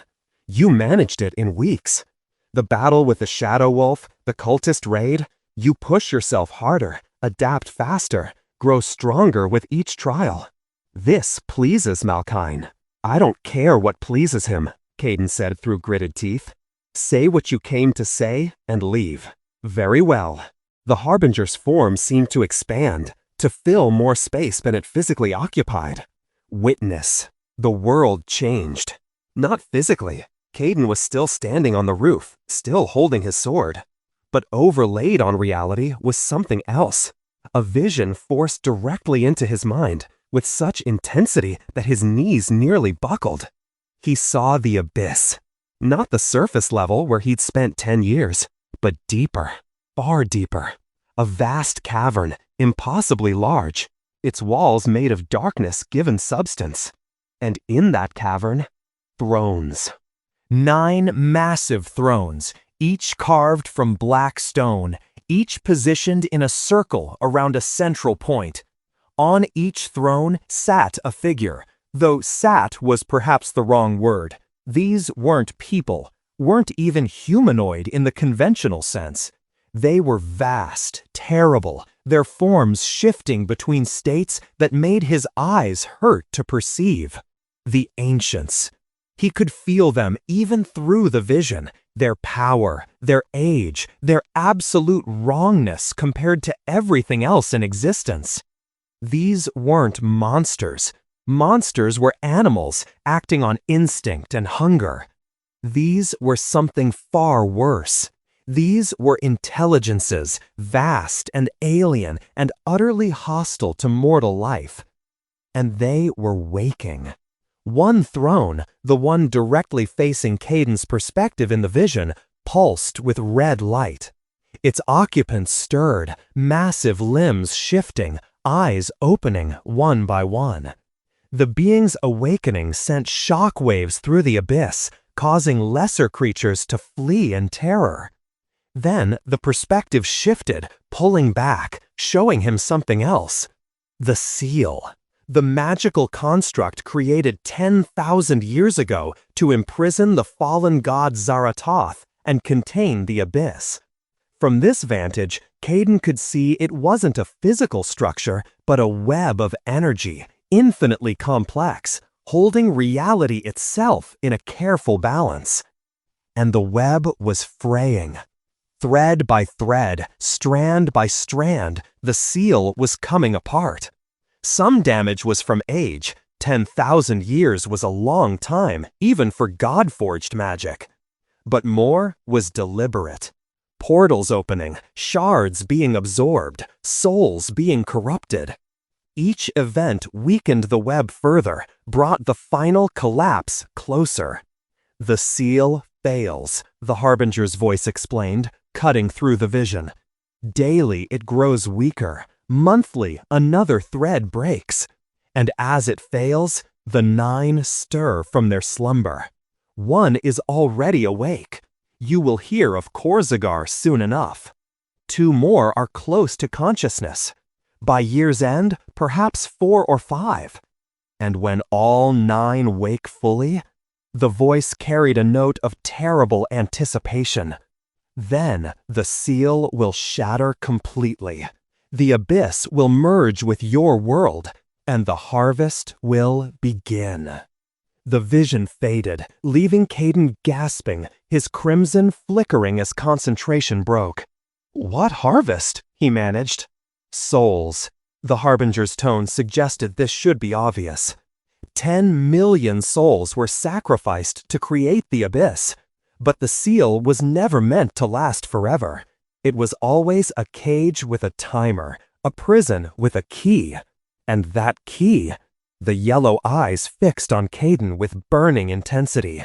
"I don't understand." The 1000th sacrifice. 1 child every century for 10,000 years. Each one carrying a fragment of Malkin's power, tested in the crucible of the abyss.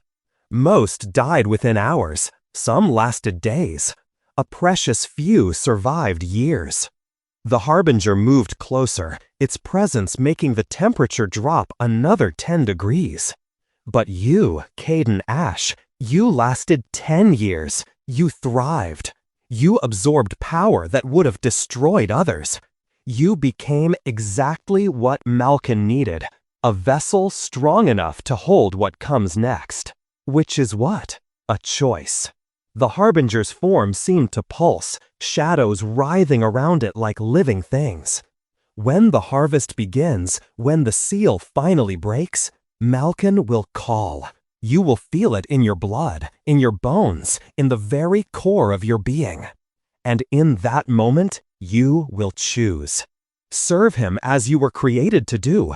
Help him break free. Help him consume the fallen god's power. Help him ascend to what he was always meant to become. Or, the yellow eyes dimmed slightly. Refuse, resist, die screaming as your own power tears you apart from the inside.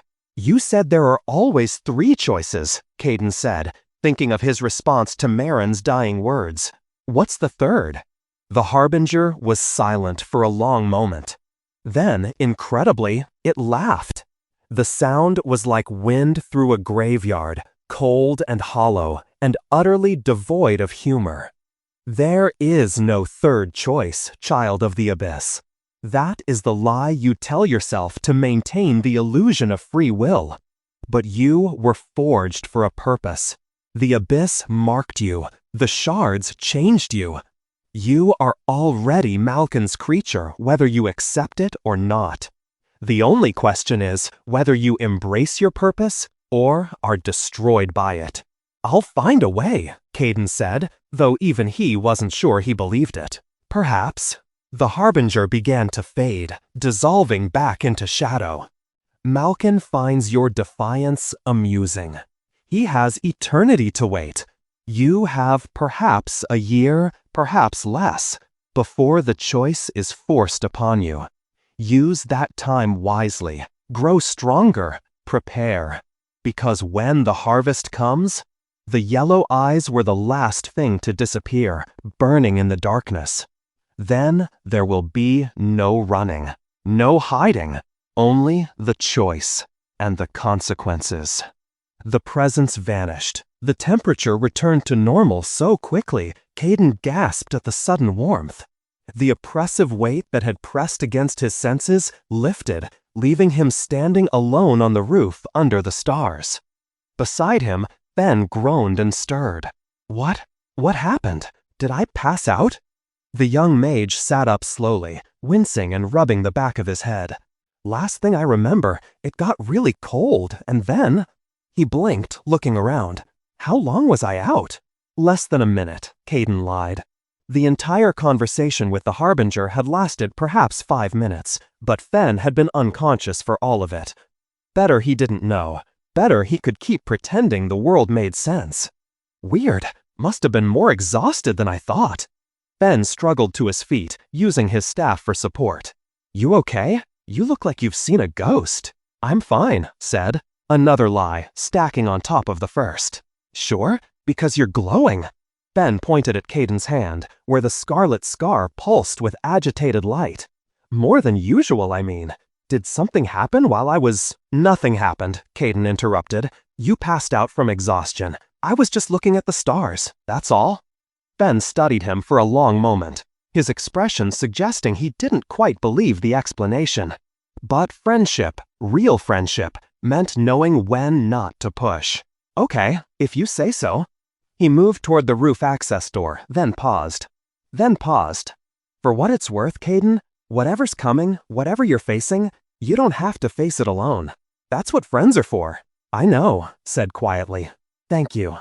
Fen smiled, warm and genuine, despite the confusion still evident in his eyes, and headed back down to the inn. The door closed behind him, leaving Kayden alone on the roof once more. Alone with the stars, and the memory of burning yellow eyes, and the terrible knowledge of what was coming. Kayden looked at his scarred palm, at the cracked star pattern that pulsed with Malkin's mark. The Harbinger's words echoed in his mind. You are already his creature, whether you accept it or not. No, he said, to the empty air, to the distant stars, to whatever cosmic forces had decided his fate.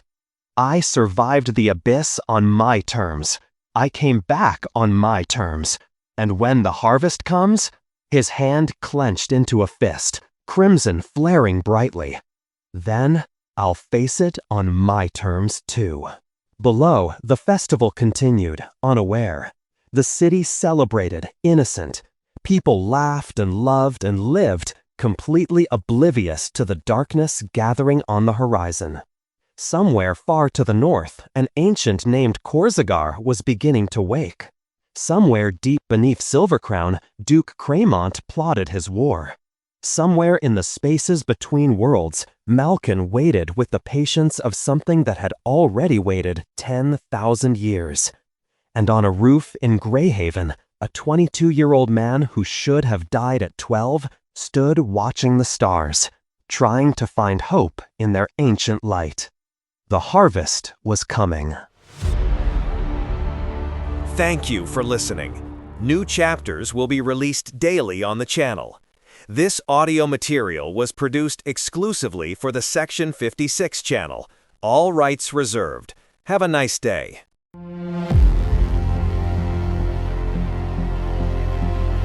Return from the Abyss. Book 1.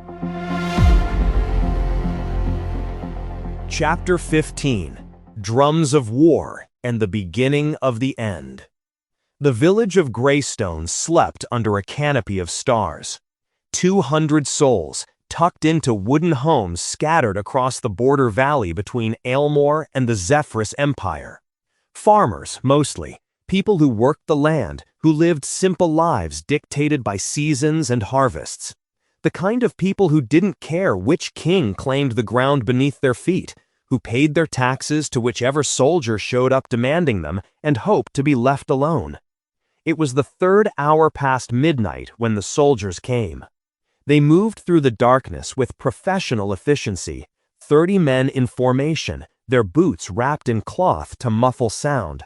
Each wore the blue and silver of Aylmore's regular army, proper uniforms, proper insignia, proper equipment. But their movements were wrong, too coordinated, too silent. Regular soldiers made noise, complained, stumbled in the dark. These men moved like hunters. The squad leader, a scarred man with dead eyes, raised his fist. The formation halted at the village perimeter.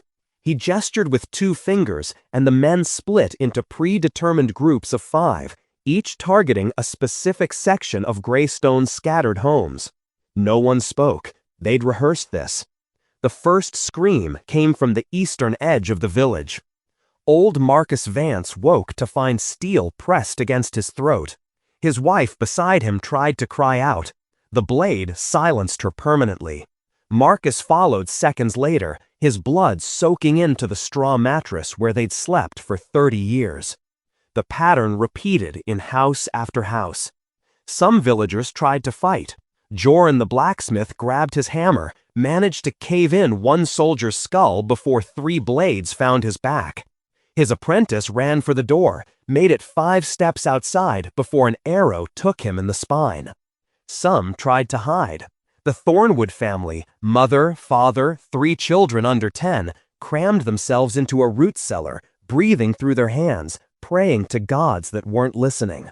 The soldiers found them anyway. They always did. The youngest daughter was 6. The soldiers showed no hesitation. Some tried to plead, offered money they didn't have, cooperation that meant nothing, promises that couldn't save them. The soldiers' faces remained blank, emotionless, as they went about their work with the mechanical precision of men following orders. It took 43 minutes to kill everyone in Greystone. When the screaming finally stopped, the squad leader surveyed their work with professional detachment. Bodies littered the dirt streets. Blood pooled in doorways, soaked into the earth, painted walls in arterial sprays. Not a single survivor remained. They'd checked twice, finishing wounded with quick mercy strokes. "Plant the evidence," the squad leader said quietly. His men moved through the carnage, dropping carefully prepared items in strategic locations. Aylmore military banners, unfurled and staked prominently in the village square. Weapons with royal crests, deliberately abandoned. Personal effects, letters, badges, even a captain's seal, scattered where they'd be found easily. They worked quickly, efficiently, 15 minutes to stage the scene. Then they melted back into the darkness, leaving behind only corpses and lies. By dawn, they were 20 leagues away, burning their Aylmore uniforms in a hidden ravine. The report reached Arkheim 3 days later. Princess Lyra Vegas stood in her mother's private chambers, a rolled parchment clutched in her hand so tightly the paper crackled. Her face, normally composed, carefully neutral in the way of those trained for rulership, was twisted with barely controlled fury. 200, she said, her voice tight. 200 civilians, men, women, children, butchered in their sleep. Empress Selena Vegard sat in a chair positioned to catch the afternoon sun, a blanket across her lap despite the room's warmth. The magical plague ravaging her body had aged her beyond her 55 years. Gray skin, sunken eyes, hands that trembled with constant weakness. But her mind remained sharp, her gaze clear despite the pain. "Tell me everything," Selena said quietly. Lyra unrolled the parchment, though she'd already memorized every terrible word. Greystone, border village, 200 inhabitants. 3 nights ago, they were attacked by approximately 30 soldiers wearing Aylmore colors.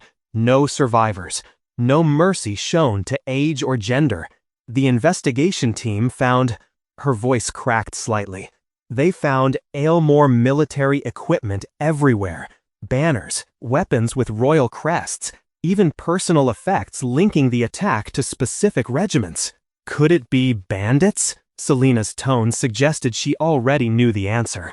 Deserters wearing stolen uniforms? The precision was military, Lyra said flatly. Coordinated assault, professional execution, strategic evidence placement. This was sanctioned, Mother. This was ordered.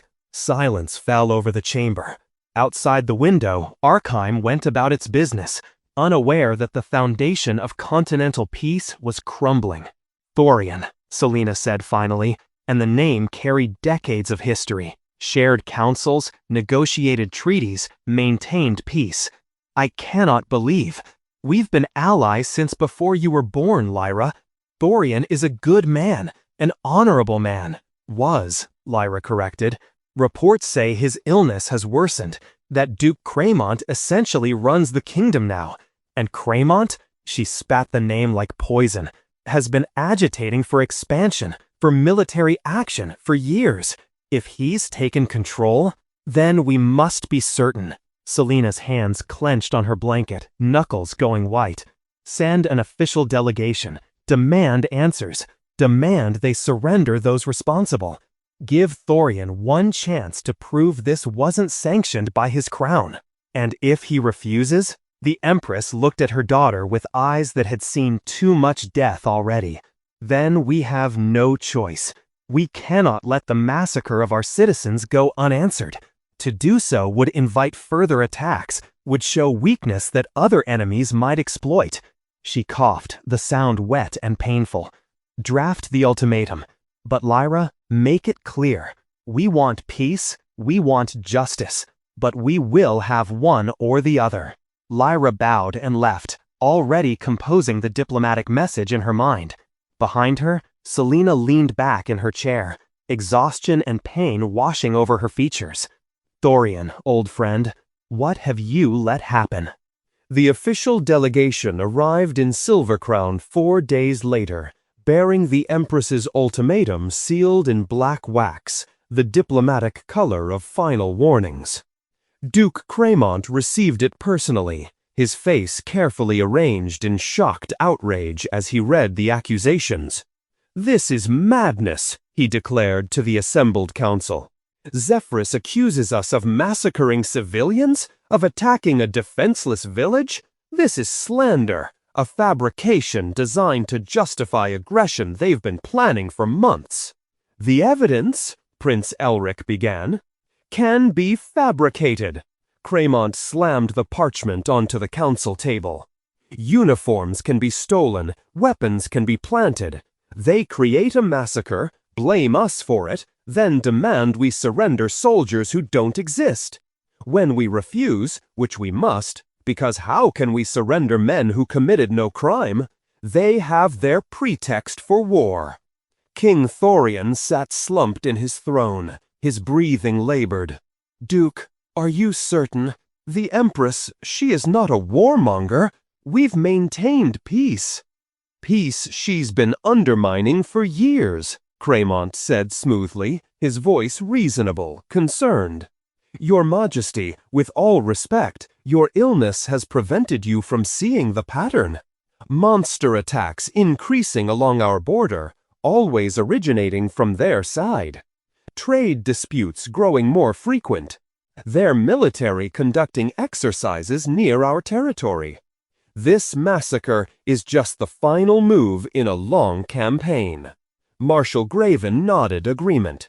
We have reports, Your Majesty. Zephyrus military buildup along the border. Increased magical research at their academies. They've been preparing for war. Then this is all manipulation? Thorian's voice was weak, confused. The illness made it hard to think clearly. Hard to separate truth from persuasion. They want war? They want our territory, Cremont said, our resources. They see a dying king, an inexperienced heir, and they smell weakness. The ultimatum is designed to be unacceptable. Surrender soldiers we don't have, or face invasion. We should investigate, Elric said desperately. Send our own people to Greystone, verify the evidence, find the truth before we— There's no time, Graven interrupted.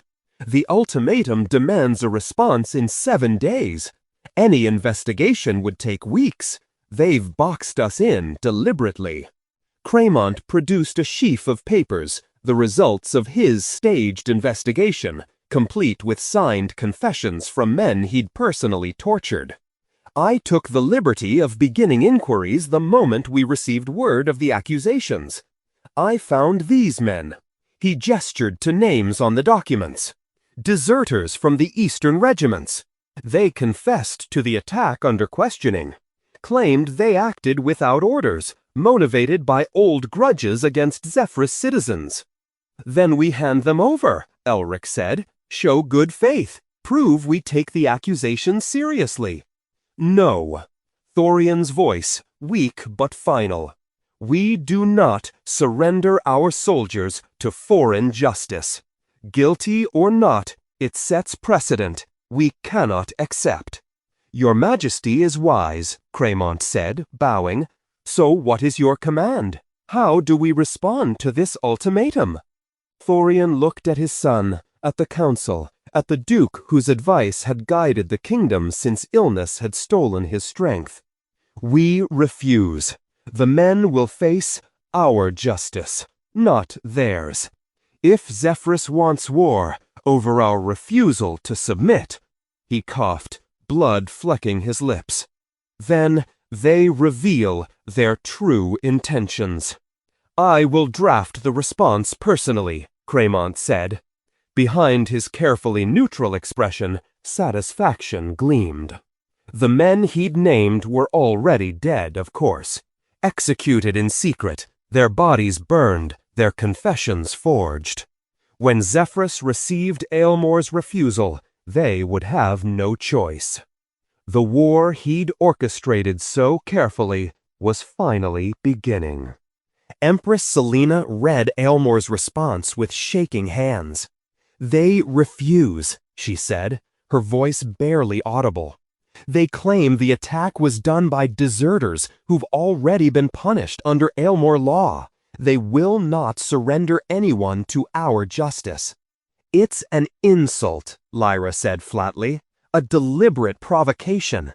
They massacre our citizens and claim it was rogues, then hide behind sovereignty when we demand accountability.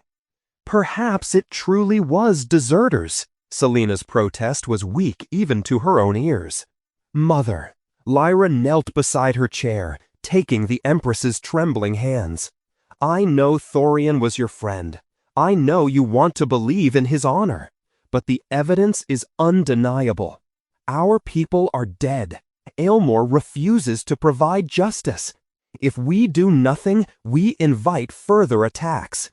We show weakness that will embolden not just Aylmore, but every enemy on this continent. Selena closed her eyes. I'm dying, Lyra. The healers give me 3 months, perhaps 4. I don't want my final act as Empress to be starting a war. And I don't want my first act as Empress to be explaining to our people why we let their murders go unavenged. Lyra's voice was gentle but unyielding. This isn't what either of us wants, but sometimes leadership means making the hardest choices. The Empress sat in silence for a long moment, feeling the weight of decades, of maintained peace, of friendship betrayed. Finally, she opened her eyes. Draft the declaration. We are at war with the kingdom of Aylmore. The first battles were slaughters. Neither kingdom was truly prepared. Decades of peace had left military commanders unprepared for large-scale conflict. The initial clashes were chaotic, brutal, thousands of soldiers dying in confusion and terror as formations broke and panic spread. Within 2 weeks, the death toll exceeded 10,000. Mobilization is mandatory, the town crier's voice echoed through Greyhaven streets. All able-bodied men between 16 and 40 are required to report to recruitment stations. Both kingdoms demand compliance. This is not negotiable. Kayden stood in the Fulcrum Guild's main hall, watching hunters react to the news. Some looked excited. War meant contracts, meant opportunities for glory and gold. Others looked worried. War meant choosing sides, meant potentially fighting friends from across the border. Attention! Thorn Gravelock's voice cut through the rising conversations. The guildmaster stood at the top of the stairs, his scarred face grim. I know you've all heard the news. I know both kingdoms are demanding we join their armies. So let me make the guild's position absolutely clear. He swept his gaze across every hunter in the hall. The Fulcrum Guild maintains strict neutrality. Always has, always will. Our war is with monsters and darkness, not with each other. We will not fight for Aylmore. We will not fight for Zephyrus. We will protect civilians, we will evacuate refugees, and we will continue hunting the threats that don't care about human politics. But the mobilization orders are not our problem, Thorn interrupted. Guild hunters operate under international charter. Both kingdoms agreed to that charter 200 years ago. They can't conscript us. Won't stop them from trying, but any recruitment officer who enters this building looking to draft hunters is going to have a very bad day. Murmurs of relief spread through the crowd. That said, Thorn continued, war creates casualties, refugees, displaced civilians who need protection. We're going to be busy saving people who can't save themselves. Contract boards being updated with evacuation missions. High priority, good pay, dangerous work. Everyone who can take one should. Kayden was already moving toward the board before Thorn finished speaking. The contract was simple. Evacuate the village of Stonewell before the armies arrived. Population 500, including children and elderly. Expected enemy contact, moderate to high. Recommended team size, 3 to 5 experienced hunters. We're taking it, Kayden said as Fen and Nara appeared beside him. Obviously, Nara agreed, her hand already reaching for the parchment. When do we leave? Now. They gathered supplies quickly. Healing potions from Fen's meager collection, rations for a week, extra weapons in case evacuation turned into combat. Within an hour, they were on the road heading east toward the border. The scene they encountered was apocalyptic. The main road was packed with refugees, thousands of them, flowing west away from the fighting. Entire families with everything they owned piled into carts or carried on backs. Children crying, the elderly leaning on younger relatives, injured soldiers limping along with blood-soaked bandages. The river of humanity stretched for miles in both directions. Gods, Fen whispered, how many people are fleeing? All of them, a passing soldier said bitterly. Everyone with sense is running. Border villages are being evacuated or destroyed. Doesn't matter which side you're on. When two armies meet, civilians die. They pushed against the flow, moving east while everyone else fled west. Kayden watched faces as they passed, exhausted, terrified, faces of people who'd lost everything. A mother carried an infant while two toddlers clutched her skirt, all four of them crying. An old man stumbled along with nothing but the clothes on his back, his eyes vacant with shock. "This is wrong," Kayden said quietly. Not loudly, not dramatically, just stating a fact. "Yeah," Nara agreed. "It is. People making decisions in palaces," Fen said. "People who'll never see this, never face the consequences. They start wars with words on paper. The rest of us bleed for it." Kayden felt something stirring in his chest. Not the familiar heat of crimson, but something colder. Anger. Not the hot, primal rage that came with his power, but a slow, burning fury at the injustice of it all. These people hadn't chosen war, hadn't attacked anyone. They'd just been living their lives, and now they were paying the price for someone else's ambition. For the first time since returning from the abyss, Kayden felt something beyond mere survival instinct. He felt purpose. "Come on," he said. "Stonewell needs us. Let's go save some people." Thank you for listening. New chapters will be released daily on the channel. This audio material was produced exclusively for the Section 56 channel. All rights reserved. Have a nice day.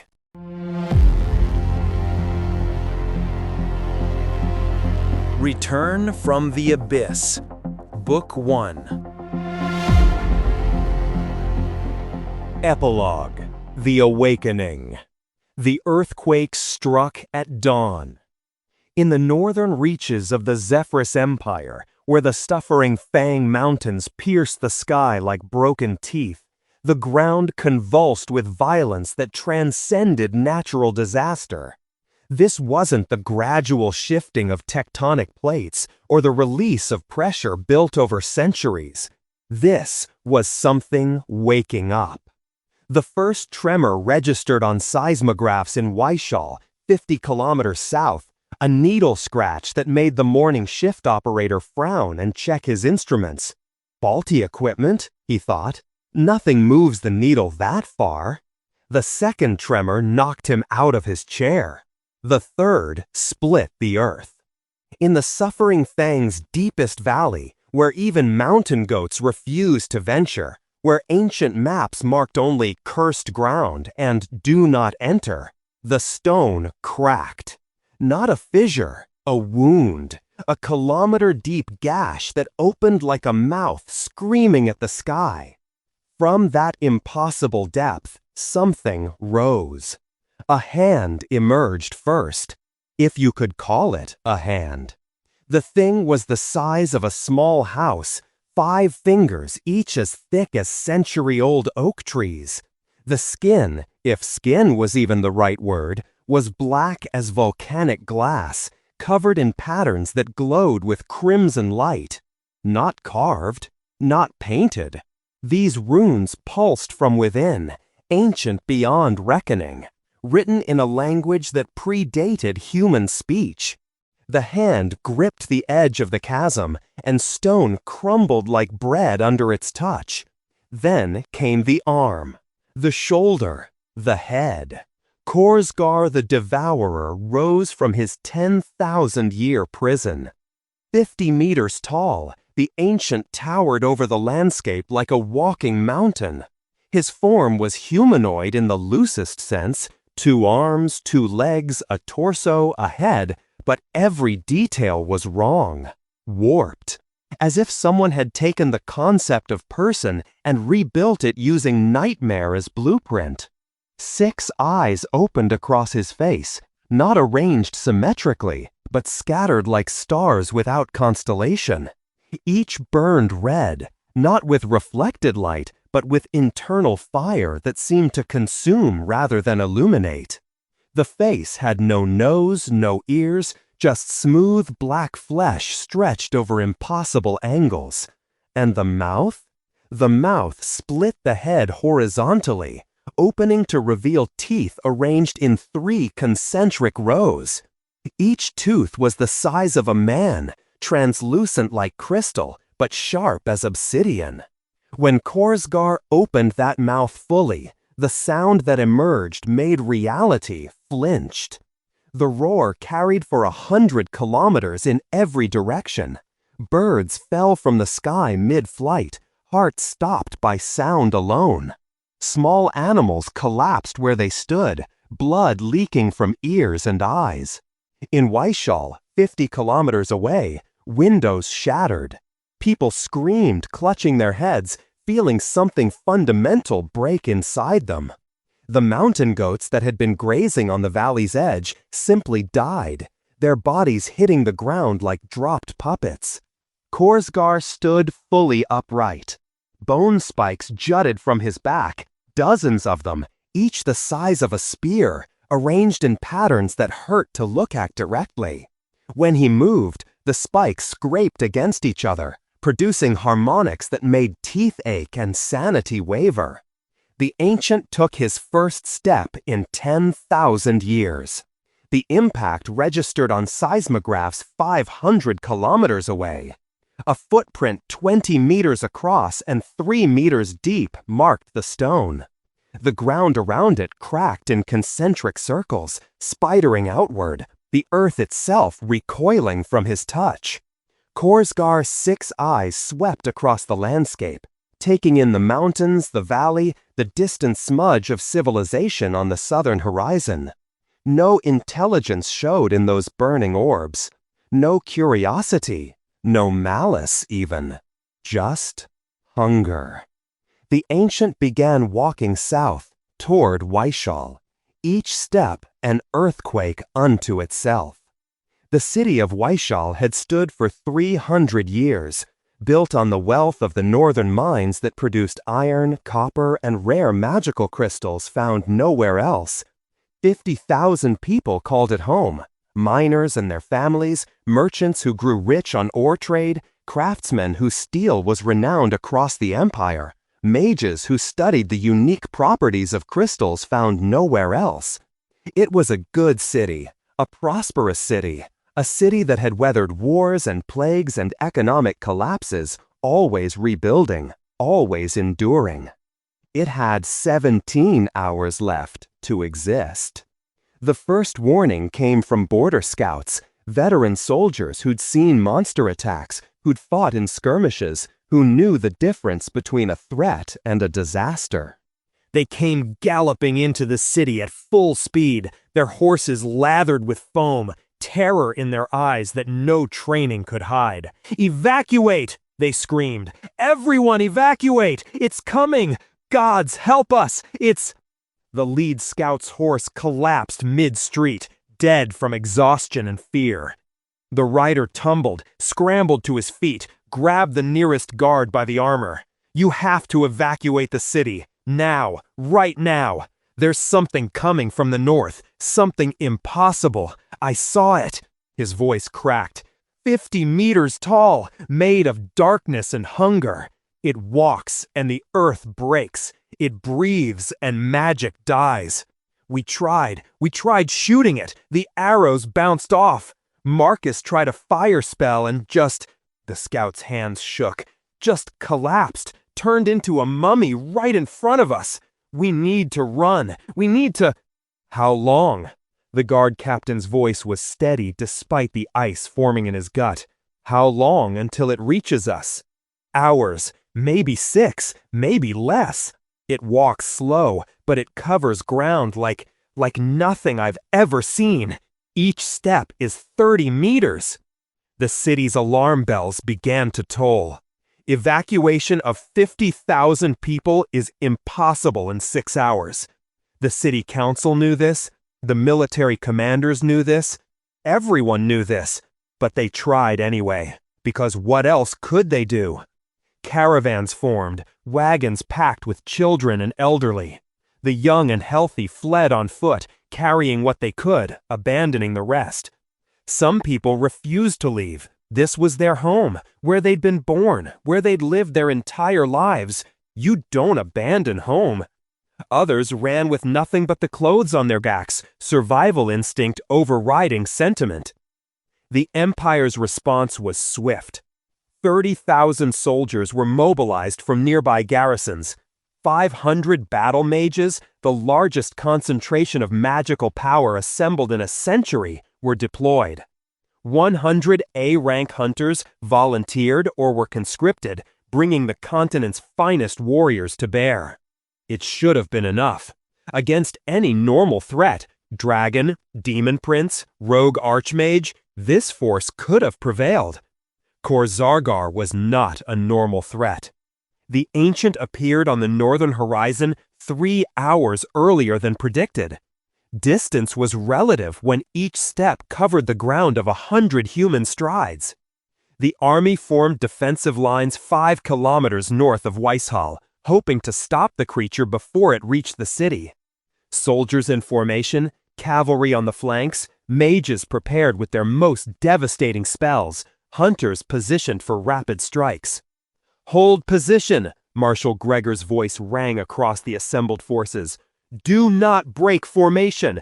Do not—" Khor-Zargar's aura reached them first. It spread from the Ancient like an invisible tide, a sphere of devouring hunger that consumed magic the way fire consumed air. The effect was immediate and horrifying. The battle mages felt their power drain, not deplete, drain. Ripped from their bodies, torn from their souls, flowing into the approaching horror like water flowing downhill. Mages with decades of study, with carefully accumulated power, with reserves that had taken lifetimes to build, all of it gone in seconds. They collapsed by the dozens, by the hundreds, their bodies withering, skin pulling tight across bones, eyes sinking into skulls. Not death, not yet. Just the complete absence of the magical energy that had sustained them.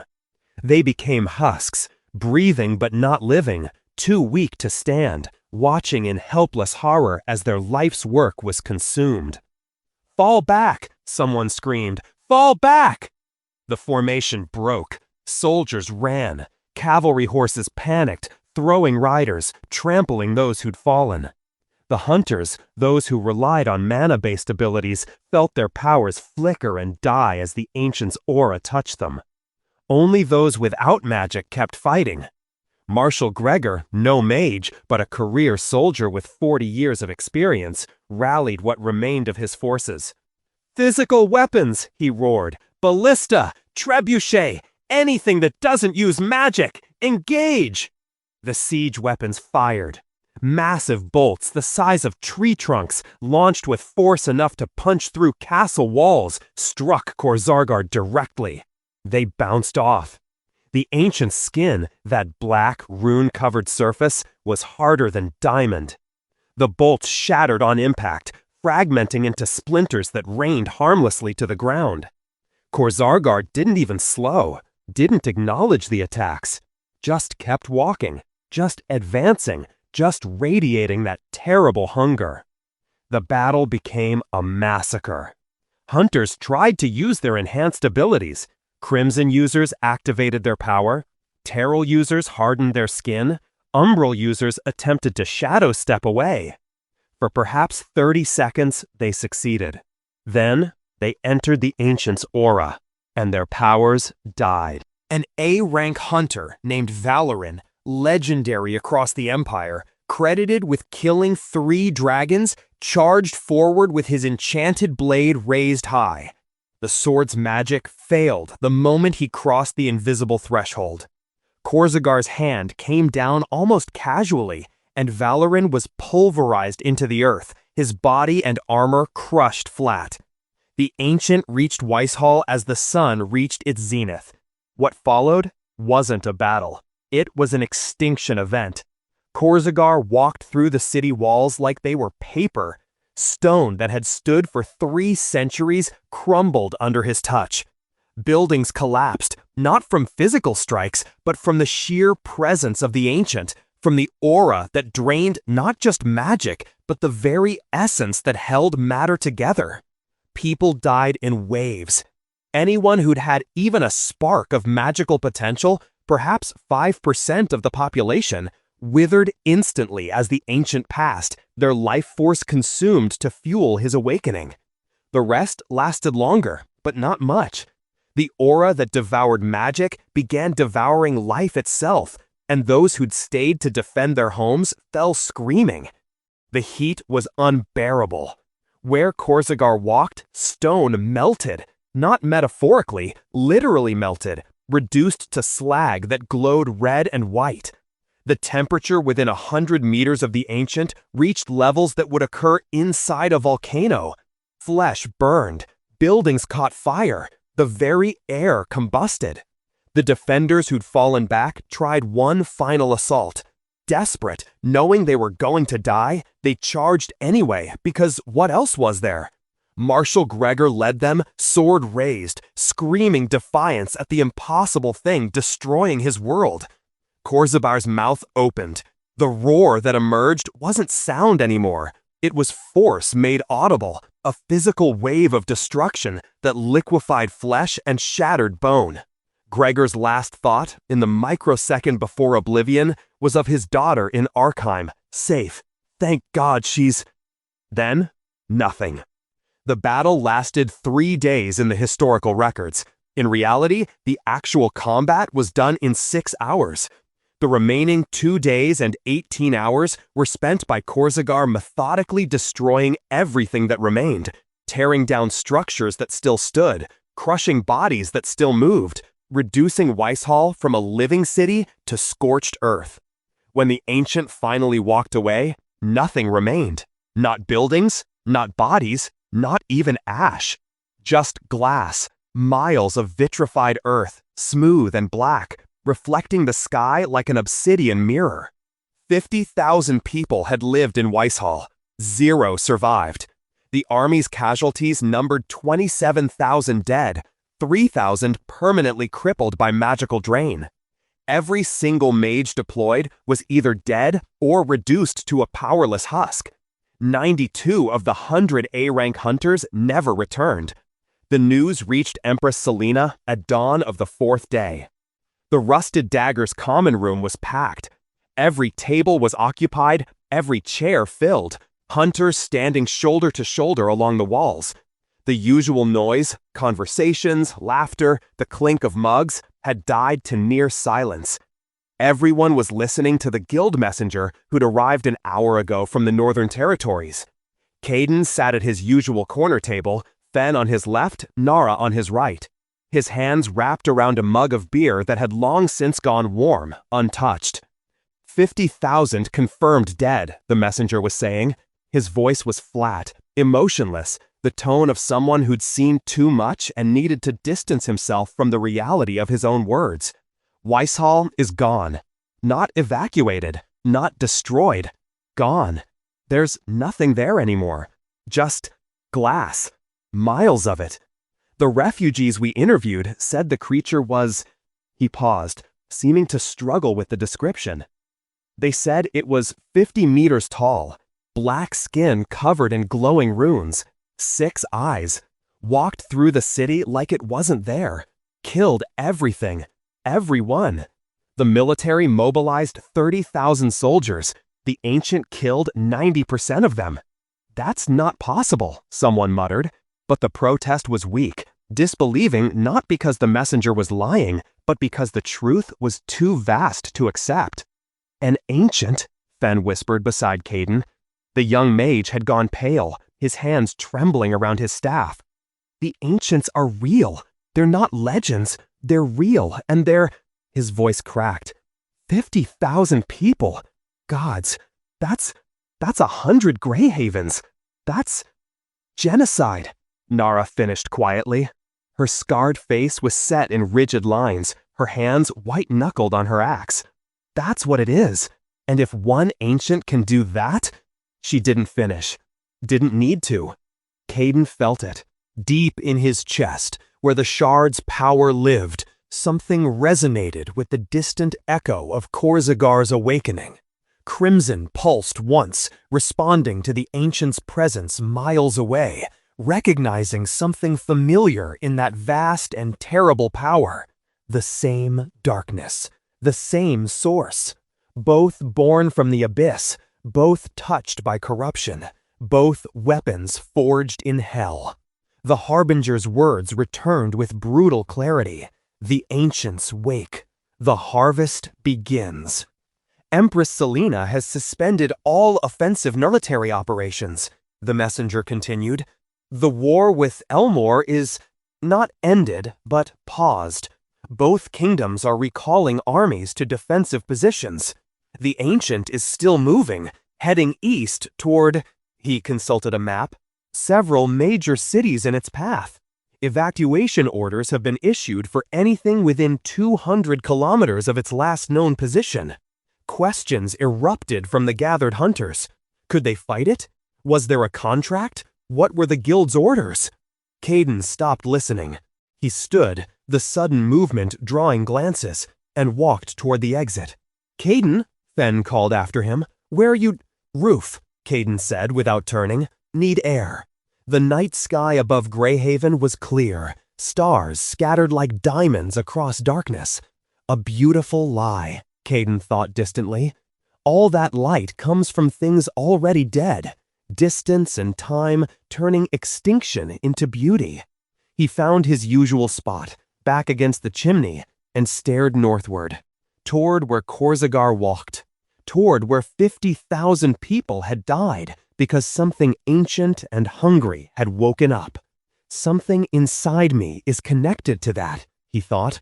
The shards I've absorbed, the power I've gained, it all comes from the same source, from the abyss, from the place that created the ancients, which means, you're brooding again. Myra's voice came from the roof access. She emerged into the starlight, still wearing her armor, exhaustion evident in every line of her body. Nara said you'd be up here. Can I join you, or do you want to be alone? Join, Kayden said quietly. She settled beside him, close enough that their shoulders touched. For a while, neither spoke. I'm afraid, Myra finally admitted. I've fought monsters for 10 years, hunted things that would give normal people nightmares.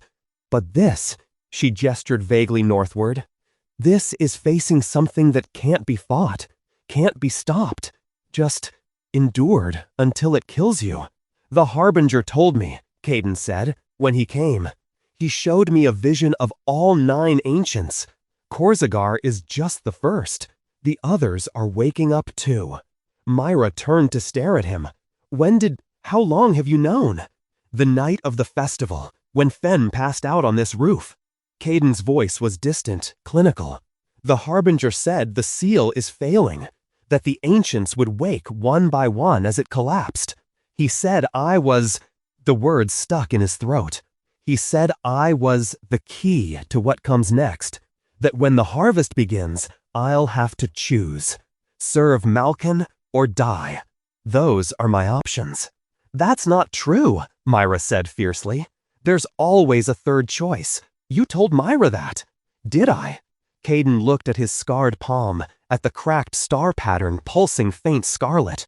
Because right now, watching the consequences of the seal failing, knowing that 8 more of those things are going to wake up, I'm not sure anymore. Maybe the Harbinger was right. Maybe there are only 2 choices, and everything else is just denial. So what? Myra grabbed his shoulder, forced him to look at her. Her green eyes blazed with intensity. You're going to give up? Just accept that you're Malkin's weapon and let him use you? That's not the Kayden I know. The Kayden I know survived 10 years in hell, learned to control impossible power, saved people when he could have just looked away. That Kayden doesn't give up. That Kayden, he said quietly, might not be enough for what's coming. Then we make him enough. Myra's grip tightened. You, me, Fen, Nara, everyone who cares about you. We figure this out together. We find a third choice, even if we have to carve it out of the impossible ourselves. Kayden wanted to believe her, wanted to think that friendship and determination could overcome fate written 10,000 years ago. But the vision the Harbinger had shown him, 9 thrones, 9 ancients, 9 apocalypses waiting to be born, that felt more real than any hope.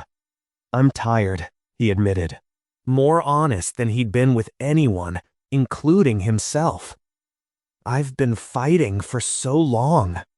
10 years in the abyss, these weeks here, and now I find out the fighting's just starting, that the worst is still coming, that I'm somehow the linchpin for whether the world ends or not." His voice dropped to barely a whisper. "What if I'm not strong enough? What if I fail?" "Then you fail." Myra's tone was matter of fact. "You fail and the world ends, and that's terrible. But at least you tried. At least you fought instead of just accepting defeat." She released his shoulder, her expression softening. "Kayden, I can't promise we'll win.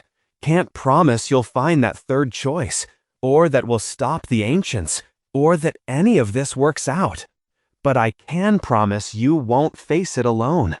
Whatever comes, however this ends, you'll have people at your back. Isn't that worth something?" It was. God's help him, it was. After 10 years alone, after becoming a weapon built of survival and death, the simple knowledge that people cared whether he lived or died meant more than he had words for. "Thank you," he said. They sat together for another hour, watching the stars, not talking, just existing in companionable silence. Eventually, Myra left, citing early morning contracts and the need for sleep. Kayden remained on the roof. Sleep, when it finally came, brought dreams. He stood in a vast hall, impossibly large, its ceiling lost in darkness that seemed to extend into infinity. The floor beneath his feet was polished black stone that reflected nothing, absorbing light like a void. And surrounding him, 9 thrones. Each was carved from the same black stone as the floor, massive beyond reason, sized for beings that dwarfed even Korzager's 50-meter height. They formed a circle, and Kayden stood at the center, turning slowly, taking in each throne in turn. 8 were occupied. The figures that sat on them weren't fully visible, just suggestions of form, hints of incomprehensible anatomy, eyes that gleamed in darkness. But he could feel their presence, could sense their vast and alien consciousness focusing on him with an attention that made his skin crawl. They were asleep, but they were waking. He could see it in the way their forms became more defined, more real, their presence growing heavier with each moment. The 9th throne, the one directly in front of him, was empty. But resting on its seat, placed with deliberate ceremony, was a crown. It was made from bones, human bones, arranged in intricate patterns, bound together with what looked like dried sinew, and something else, something that pulsed with scarlet light, like fossilized blood given power. The crown was beautiful in its horror, perfect in its wrongness. Voices whispered around him, speaking in languages that predated humanity, that spoke directly to something primal in his hindbrain. He shouldn't have understood them, couldn't have understood them, but he did. Choice, sacrifice, retribution. The words repeated, overlapping, harmonizing in patterns that hurt to hear. His feet moved without conscious decision, carrying him toward the empty throne, toward the crown. His hand reached out, fingers extending toward the bone construction. "Wear it," the voices urged. "Take what is offered. Become what you were meant to be." His fingers brushed the crown's surface. Cold. So cold it burned, like touching ice that had existed for millennia without warmth. And in that touch, vision. Not the Harbinger's forced images, but something deeper. He saw himself wearing the crown, saw himself standing on the empty throne, saw power beyond imagining flowing through his body, saw the ancients bowing to him, saw Malkane's chains breaking, saw the world trembling at his feet, saw himself alone, powerful, victorious, empty. No, something inside him rebelled. This is wrong. This isn't me. I'm not. He woke. The roof of the rusted dagger. Dawn light painting the eastern sky gold and red. His hand outstretched toward nothing, fingers curved as if still reaching for the crown. Kayden lowered his hand slowly, his heart hammering. The dream faded, but didn't vanish. It clung to his thoughts like oil, sticky and persistent, refusing to be fully forgotten. He stood, joints protesting from a night spent sleeping on wooden boards. The city was beginning to wake below, merchants setting up stalls, guards changing shifts, the normal rhythm of life continuing despite the horror in the north. Somewhere out there, Korzager was still walking, still destroying, still killing. The first ancient, the first sign of the apocalypse that had been building for 10,000 years. And somewhere, even farther, in depths beyond normal space, 8 more ancients slumbered, waiting for their turn. Kayden looked down at his scarred palm. The cracked star pulsed steadily, a constant reminder of what he carried, what he was connected to, what destiny had in store. The harvest begins, the harbinger had said. Kayden Ash, 22 years old, survivor of the impossible, child of the abyss, the thousandth sacrifice, stood on a roof in Greyhaven and made a decision. He wouldn't serve Malkane, wouldn't die at the harvest's beginning, wouldn't accept the future that had been prepared for him. He would find the third choice, no matter how impossible, no matter what it cost, because if he'd learned anything in 10 years of surviving hell, it was this.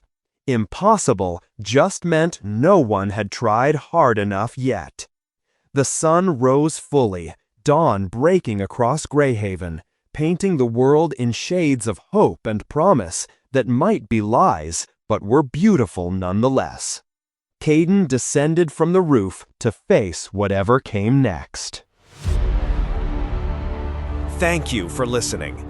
New chapters will be released daily on the channel.